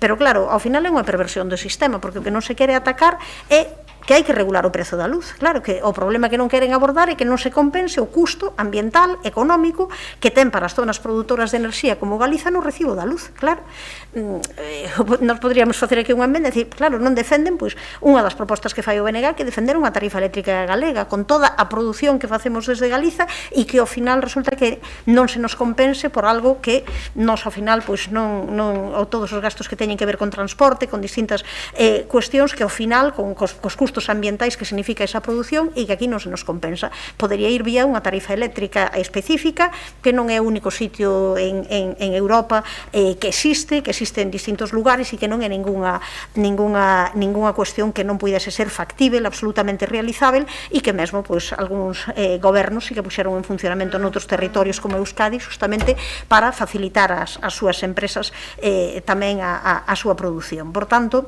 nós creemos que unha cuestión é que todo o mundo saibamos que o desta factura da luz é algo inasumível e outra cousa é non ir ás raíces dos problemas e que sexan os concellos ao final os que asuman ese sobrecusto. Por iso nós, desde logo, temos dúbidas con esta proposta tal e como está así, tal e como está enunciada, entendemos que faltaría bastante debate previo e non a imos apoiar así tal e como está. Entendemos que hai que utilizar os instrumentos que temos desde os servizos sociais, desde a renda municipal, desde esas axudas para evitar a pobreza enerxética, haberá que conseguir que haxa máis incremento para estas partidas e haberá que, por outro lado, estudar outras cuestións que muden tamén o apoio dos gobernos ás empresas eléctricas que siguen facendo e gañando unha cantidade de millóns anualmente que é unha cousa terrible, e como houve legislación tanto do Partido Popular como do Partido Socialista que o que fixeron foi simplemente seguir favorecendo que se enriquecesen. Que pasa cos beneficios caídos do ceo, que pasa con tantas outras cuestións, con como se fan as poxas. Isto todo sería unha cuestión para falar máis longo e tendido e quizáis non a esta hora primeira. E tamén, xa para rematar, tamén eu creo que ninguén podemos esquecer as portas giratorias, verdade, de aquelas persoas políticos de distintos partidos, tanto do PP como do PSOE, que primeiro estiveron na administración e logo pasaron a formar parte, verdade, das direccións das empresas eléctricas. Non vou citar ningunha persoa nestes momentos, pero eu creo que esta moción, estando de acordo na exposición de motivos, creo que o enfoque resolutorio, desde logo, nós non coincidimos con ele. Moitas gracias, doña Goretti, por Compostela Aberta. Quen vai intervir? Doña María Rozas. Por favor, acumúleme as dúas intervencións se me fixera falta. Vou comezar por contestarlle, por facer unha aclaración da súa intervención anterior, non antes de poñerme coa moción do Partido Popular, porque, señor alcalde, faltoulle a memoria en dúas cuestións. Primeiro, en que quen destinou todos os fondos do plan de deputación do POS ao rural foi Compostela Aberta. Fomos os primeiros que destinamos todos os fondos do plan de deputación ao medio rural. E segundo, a Avenida de Vilagarcía é unha obra que estaba incluída no POS do 2014, como rapa da folla. Non gobernaba Compostela Aberta daquela. Era unha obra do Partido Popular, deseñada e incluída con eses fondos polo Partido Popular no POS da Deputación, que, dado un error que houve na licitación, tocoulle executar a Compostela Aberta sen poder modificar o seu destino. Quería deixar isto claro, porque ás veces os monólogos do final que fai o señor alcalde pois non son de todo certos e danse malentendidos como este. Sobre a moción do Partido Popular, dende Compostela Aberta estamos moi preocupados, como non pode ser de outro xeito, polo incremento da factura da luz e pola situación de pobreza enerxética que se atopan moitas familias. Pero teño que recoñecer que esta moción presentada polo Partido Popular xérame moitísimas contradicións. Paréceme dunha incoherencia importante para o Partido Popular e incluso de certa hipocresía. O sistema tarifario que temos da enerxía eléctrica foi modificado para privatizalo por diferentes gobernos do Partido Socialista, pero tamén do Partido Popular, que fixo que este sistema tarifario fora o sistema tarifario máis injusto da Unión Europea.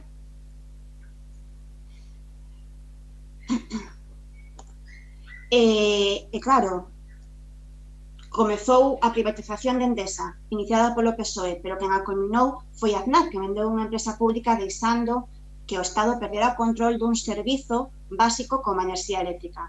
Que perdera o control fronte aos inversores privados, que son os que agora nos apretan nas facturas da luz a todas e a todos. E foi o Partido Popular tamén, por facer un pouco de memoria, que parece que andamos todos desmemoriados, foi o Partido Popular tamén que no ano 2014 introduciu novas figuras impositivas na tarifa eléctrica, como subir as peaxes de acceso, dándolle máis importancia á tarifa fixa que a variable, é dicir, o consumidor pagaba máis consumindo menos ou pagaba caso mesmo, non importaba o consumo que se realizaba, algo que non tiña ningún tipo de lógica, que non ten ningún tipo de lógica desde o punto de vista do aforro nin da eficiencia enerxética. Por iso falaba ao principio das contradicións que xeran esta moción e da incoherencia do Partido Popular, non? Pero é que ademais, se vamos máis alá, eu non vou a ser tan políticamente correcta como a voceira do Bloque Nacionalista Galego, e sí que vou a dar nomes, se vamos máis alá, quen está nos consellos de administración destas grandes empresas eléctricas, destas empresas millonarias? Dende 2011 está Aznar, cun salario de 200.000 euros, de consultor independente en Endesa. Pero podo falar de máis políticos do Partido Popular, Arsenio Fernández de Mesa, Isabel García Tejerina, Fátima Báñez, Ángela Cedes, Isabel Tocino, Ana Palacio, Luis de Guindos, e tamén do Partido Socialista. Tamén, non? Daí a hipocresía desta moción. A solución que se lle ten que dar a tarifa da luz non debe pasar, non pode pasar porque subvencionemos a luz, porque os concellos desembolsen fondos das súas arcas municipais para subvencionar grandes empresas e seguir engrosando os petos millonarios dos seus directivos, non? Non pode ser a solución que a xente pague de forma duplicada estes salarios aos expolíticos do Partido Popular ou do Partido Socialista. Primeiro a través da nosa factura eléctrica e despois a través das subvencións que se pagan na facenda municipal. O PP hoxe pola mañán non veía as subvencións do tecido cultural de Santiago. Poñalle pegas as subvencións do tecido cultural de Santiago, mas, sin embargo, sí que ve subvencionar as nóminas de 200.000 euros de grandes expolíticos. O Partido Popular, por poñer outro exemplo, por non ver o salario mínimo de 1.000 euros. Bueno, eu penso que a solución ten que ser outra. Que a solución ten que pasar por tomar medidas drásticas de controlar o mercado, por modificar a tarifa eléctrica, que as estruturas sexa máis acorde a outras estruturas que hai na Unión Europea, por plantexar unha baixada do IBE en consonancia co que hai en outros países europeos. Portugal, un 6%, Francia, un 5%, Reino Unido, un 5%. As solucións teñen que pasar por aí, non polo desembolso das arcas municipais e porque paguemos doblemente a tarifa da luz, polas facturas dos veciños e polas subvencións municipais. E, por suposto que hai que axudar cos recursos económicos públicos aos veciños que o necesiten, aos veciños que se topan unha pobreza enerxética ou en calquera situación de vulnerabilidade económica. Pero para iso, o Concello de Santiago xa ten un mecanismo, ten a ordenanza de garantía básica, que ten un importante orzamento, que pode e debe facer unha avaliación de todas as necesidades económicas que teñen os veciños. Nos creemos que esta debe ser a solución que aporte o Concello de Santiago, máis nada. Grazas. A continuación, pois, intervén o Grupo Socialista, doña Mila Castro. Sí, escoitase así? Perfectamente. Vale, grazas, señor alcalde, boa tarde de novo. Bueno, a verdade é que... Non, agora cortou. Doña Mila cortou. Ahora? Ahora sí. Xa non lle tocará nada. Decía que me gustaría ser breve, pero a verdade cando se fala destas cousas e encima pois falamos de persoas en situación de vulnerabilidade, pois claro, non me apetece ser escueta no tema. Vou empezar dicindo, falaba o señor Quiroga de publicacións de noticias que lle axudaron o seu argumentario. Eu non me acordo onde está publicado isto, pero o que si sei é que en novembro de 2013 o Partido Popular aprobou a reforma da eléctrica con toda a oposición en contra. Desde entón, a escalada de prezos é de vértigo, sí que é certo que en 2016 tuvo unha leve reducción. Tampouco me acordo onde está publicado, pero o certo é que o Real Decreto Lei 17/2021 de 14 de setembro de medidas urxentes para mitigar o impacto da escalada de prezos do gas natural nos mercados minoristas de gas e electricidade, o Partido Popular tamén votou en contra xunto a Vox, Ciudadanos, UPN e Foro de Asturias. Entón, claro, isto é aquilo que fai o que eu digo, pero non fagas o que eu fago. Aínda así, eu teño que decir que, como Goberno Municipal, nós compartimos totalmente a preocupación trasladada nesta moción en cuanto a suba do coste do suministro eléctrico, pero é un problema xeral que exixe medidas xerais, adoptadas especialmente pola Administración estatal, e de xeito subsidiario e complementario pola Administración autonómica. A isto teño que engadir que hai unhas semanas o Goberno do Estado aprobou en Consello de Ministros un plan de choque para abaratar a factura eléctrica, un paquete de medidas que tiña como finalidade facer a cidadanía que paga a finais de 2021 unha cifra similar, imos ver se o conseguimos, pero unha cifra similar ao 2018. E a isto hai que engadir que este pasado martes 26 tamén vende ampliar o Goberno para as familias vulnerables ata o 31 de marzo do próximo ano os bonos sociais tanto eléctrico como térmico, aumentando as axudas dun 25 a un 60% do recibo aos consumidores vulnerables e dun 40 a un 70% se son vulnerables severos. Ben, ningunha administración pública pode obviar o seu ámbito de competencias, e tamén a señora San Martín recordaba isto. E fíxese, hai administracións que non o fan. De feito, a Xunta de Galicia non o fan. Ela sigue coa liña de prestacións complementarias, coa acción do Estado. Estou falando do bono social eléctrico, das axudas urxentes de tipo social, doutro tipo de axudas máis generalistas, pero que inclúen, por exemplo, débedas por este concepto, como son as axudas de inclusión social. E este Concello non pode dar nin das costas a esta realidade, claro que non. Dentro da labor exercida polo persoal técnico de servicios sociais está a de trasladar información á nosa veciñanza sobre os recursos dos que dispoñemos para facer fronte ás súas necesidades. E a maiores dentro do catálogo de prestacións de rescate social, como todos vostedes saben, existe unha liña específica destinada á pobreza enerxética, como ben recoñecen na súa moción. Mire, as administracións locais non temos competencias propias en materia de prestacións económicas, sí no que respecta a actuación en situacións de emerxencia social e sempre de forma subsidiaria ou complementaria con outras administracións, como xa dixen moitas veces. É dicir, centrándonos nestes casos, actuaríamos cando as administracións do Estado ou autonómica non foran quen de solventar unha necesidade en concreto.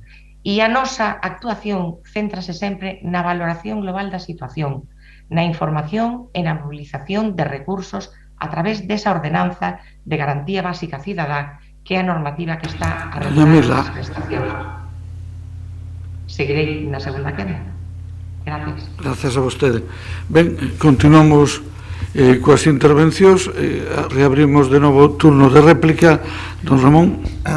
Sí, gracias, señor alcalde. Bueno, pois, como comentaba antes o noso voceiro, atopámonos novamente co principio de unidade de acción da esquerda, con excusas increíbles por parte dos tres grupos políticos presentes, na que, bueno, pois de unha outra maneira veñen a decir que non recoñecen unha situación que está recoñecida absolutamente por todo o país, por todos os medios de comunicación, que hasta o propio presidente do Goberno recoñecía onte a existencia de 1,2 millóns de fogares en situación de vulnerabilidade, que os presidentes dos sectores máis importantes como autónomos, comercio, hostalería recoñecen a situación tremenda que están a vivir estes sectores por aumento disparatado da factura eléctrica, e o que nos atopamos son con excusas de calquera tipo que valen para non facer unha votación favorable a unha proposta do Grupo Municipal Popular polo mero feito de que unha medida social proposta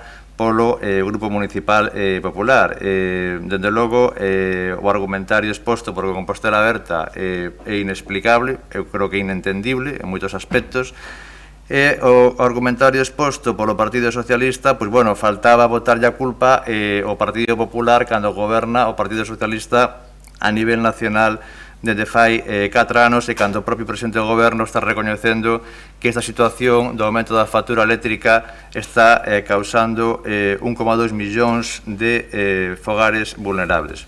En definitiva, atopámonos sorprendidos e decepcionados polas medidas propostas de carácter social no día de hoxe no pleno polo Grupo Municipal o que é a rebaixa de impostos e o que é o pagamento de axudas para a factura eléctrica que ha aumentado un 44%, en definitiva, esperamos que en este segundo turno se sean capaces de reflexionar e votar a favor desta proposta. Moitas grazas, doña Goretti. Non é nunca un bo conselleiro vitimismo, e sobre todo cando o vitimismo é faltar a verdade, porque aquí somos grupos políticos diferentes que pensamos de maneira distinta en cuestións moitas veces que teñen un tratamento máis ideolóxico. Desde logo o BNG sitúase moi lonxe do Partido Popular, pero logo hai cuestións prácticas que aquí apoiamos, que facémolo neste pleno e noutros.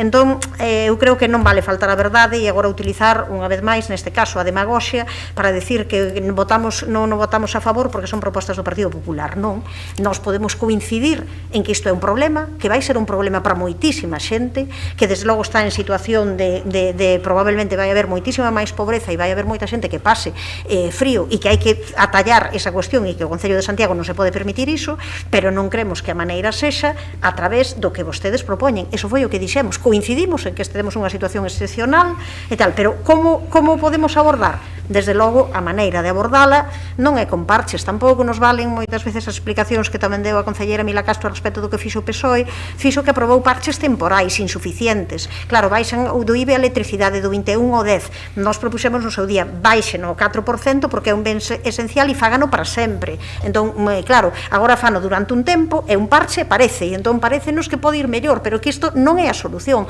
A solución é ir á raíz dos problemas. A raíz dos problemas é por que estamos permitindo que haxa moi pouquiñas empresas, moi pouquiñas empresas que se contan cos dedos dunha man, que se están enriquecendo e lucrando e obtendo beneficios millonarios por unha maneira xustamente de facer as poxas e de facer os tarifarios da luz que é absolutamente escandalosa. Entón, ese é o problema, e iso tamén se podería solucionar se se mirase desde unha perspectiva onde, pois tamén o Partido Popular puidese poñerse de lado de intentar aplicar, e o Partido Socialista, unha tarifa eléctrica galega, porque producimos electricidade, pero pola contra non recibimos ningunha compensación polos custos ambientais e de transporte que significa producila aquí e ao final onde se consume. Hai mapas e hai diagramas que foi unha pena que o puiden traer e sacar aquí, pero xa o traeremos como, Madrid consome, Galiza produce. Xa sabemos o que acontece, non? Moitas grazas, doña Goretti. Non lle queda tempo, pero si ten que facer algunha precisión en este último punto, doña María. Venga, segundos. Venga. Sí, gracias, señor alcalde. Ramón, non tergiversas, por favor, as nosas palabras. Por suposto que hai moita xente que está a pasar mal, e moita xente que está nunha situación moi vulnerable con unha pobreza energética, pero creo que non se pode extrañar que Compostela Aberta teña unha solución diferente a do Partido Popular, unha solución diferente a que o Partido Popular propón, que é finalmente financiar co público empresas privadas que teñen ingresos millonarios. Esa nunca vai a ser a solución de Compostela Aberta, nunca. Compostela Aberta propoñemos solucións que muden o sistema tarifario eléctrico actual, non subvencionar empresas privadas a ex políticos. Moitas grazas. Doña Mila. Un minuto. Bueno, ben, pois nada, volver a reiterar, por suposto, non é certo o que dice o señor Quiroga. Claro que recoñecemos esta situación lamentable que están pasando milleiros de familias. Ahora, este goberno e en concreto esta concelleira que fala, díxelo moitas veces, respetará sempre e acudirá sempre e vouno levar a política social porque é a concellería da que estou falando. Vouno levar sempre a valoración e a intervención do persoal técnico de servicios sociais, que cando detectan unha necesidade que non se pode abordar por recursos existentes, inmediatamente a trasladan para tentar darle unha solución. O que piden aquí, o plantexamento dunha comisión municipal integrada por cargos políticos para que sexamos os que establezamos unha convocatoria, pois mire, agora mesmo non a contemplamos. E se en algún momento se valora que é necesario modificar ou crear novos recursos, por suposto que o faremos, pero sempre respetando a esfera técnica, non dende unha esfera exclusivamente política, dado que son os profesionais que traballan neste Concello os que deben estudar, valorar e propoñer os recursos que estimen máis procedentes. Sempre se fixo así con este e outros gobernos, e texto estivo tamén o Partido Popular, e así seguirá sendo. O noso voto vai a ser en contra desta moción. Gracias. Moitas grazas, doña Mila. Eu, no turno final, hai algo que teño que decir. Non vou a cuestionar a explicación que dou doña María sobre a obra da Avenida de Vila García, supoño que ela contrastará o dato, en todo caso é certo que se executou no mandato de Compostela Aberta. Entendo que hai un reconocimento explícito de que a totalidade do POS e tamén dos créditos vinculados ao POS se destinaron ao rural, e ainda direi algo máis, e tamén tampouco é certo que non se destine ningún recurso máis, e voulle a poñer un exemplo. A obra da Pajuela se financia con cargo ao presuposto do Concello, en concreto con cargo a partidas remanentes. O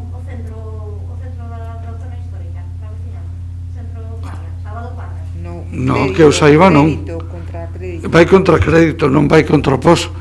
Nada vai contra o POS. Non, vai contra o crédito asumido. Por lo tanto, nada do urbano vai con cargo ao POS. Bueno, pois, sin máis, imos a someter a votación, señor secretario. Gracias, señoría. Moción 10, presentada polo Grupo Popular para establecer unha convocatoria específica para o pagamento de factura eléctrica. Votos a favor? Grupo Popular. Votos en contra? Grupo Socialista. Abstencións? BNG Compostela Aberta. Quedaría rexeitada.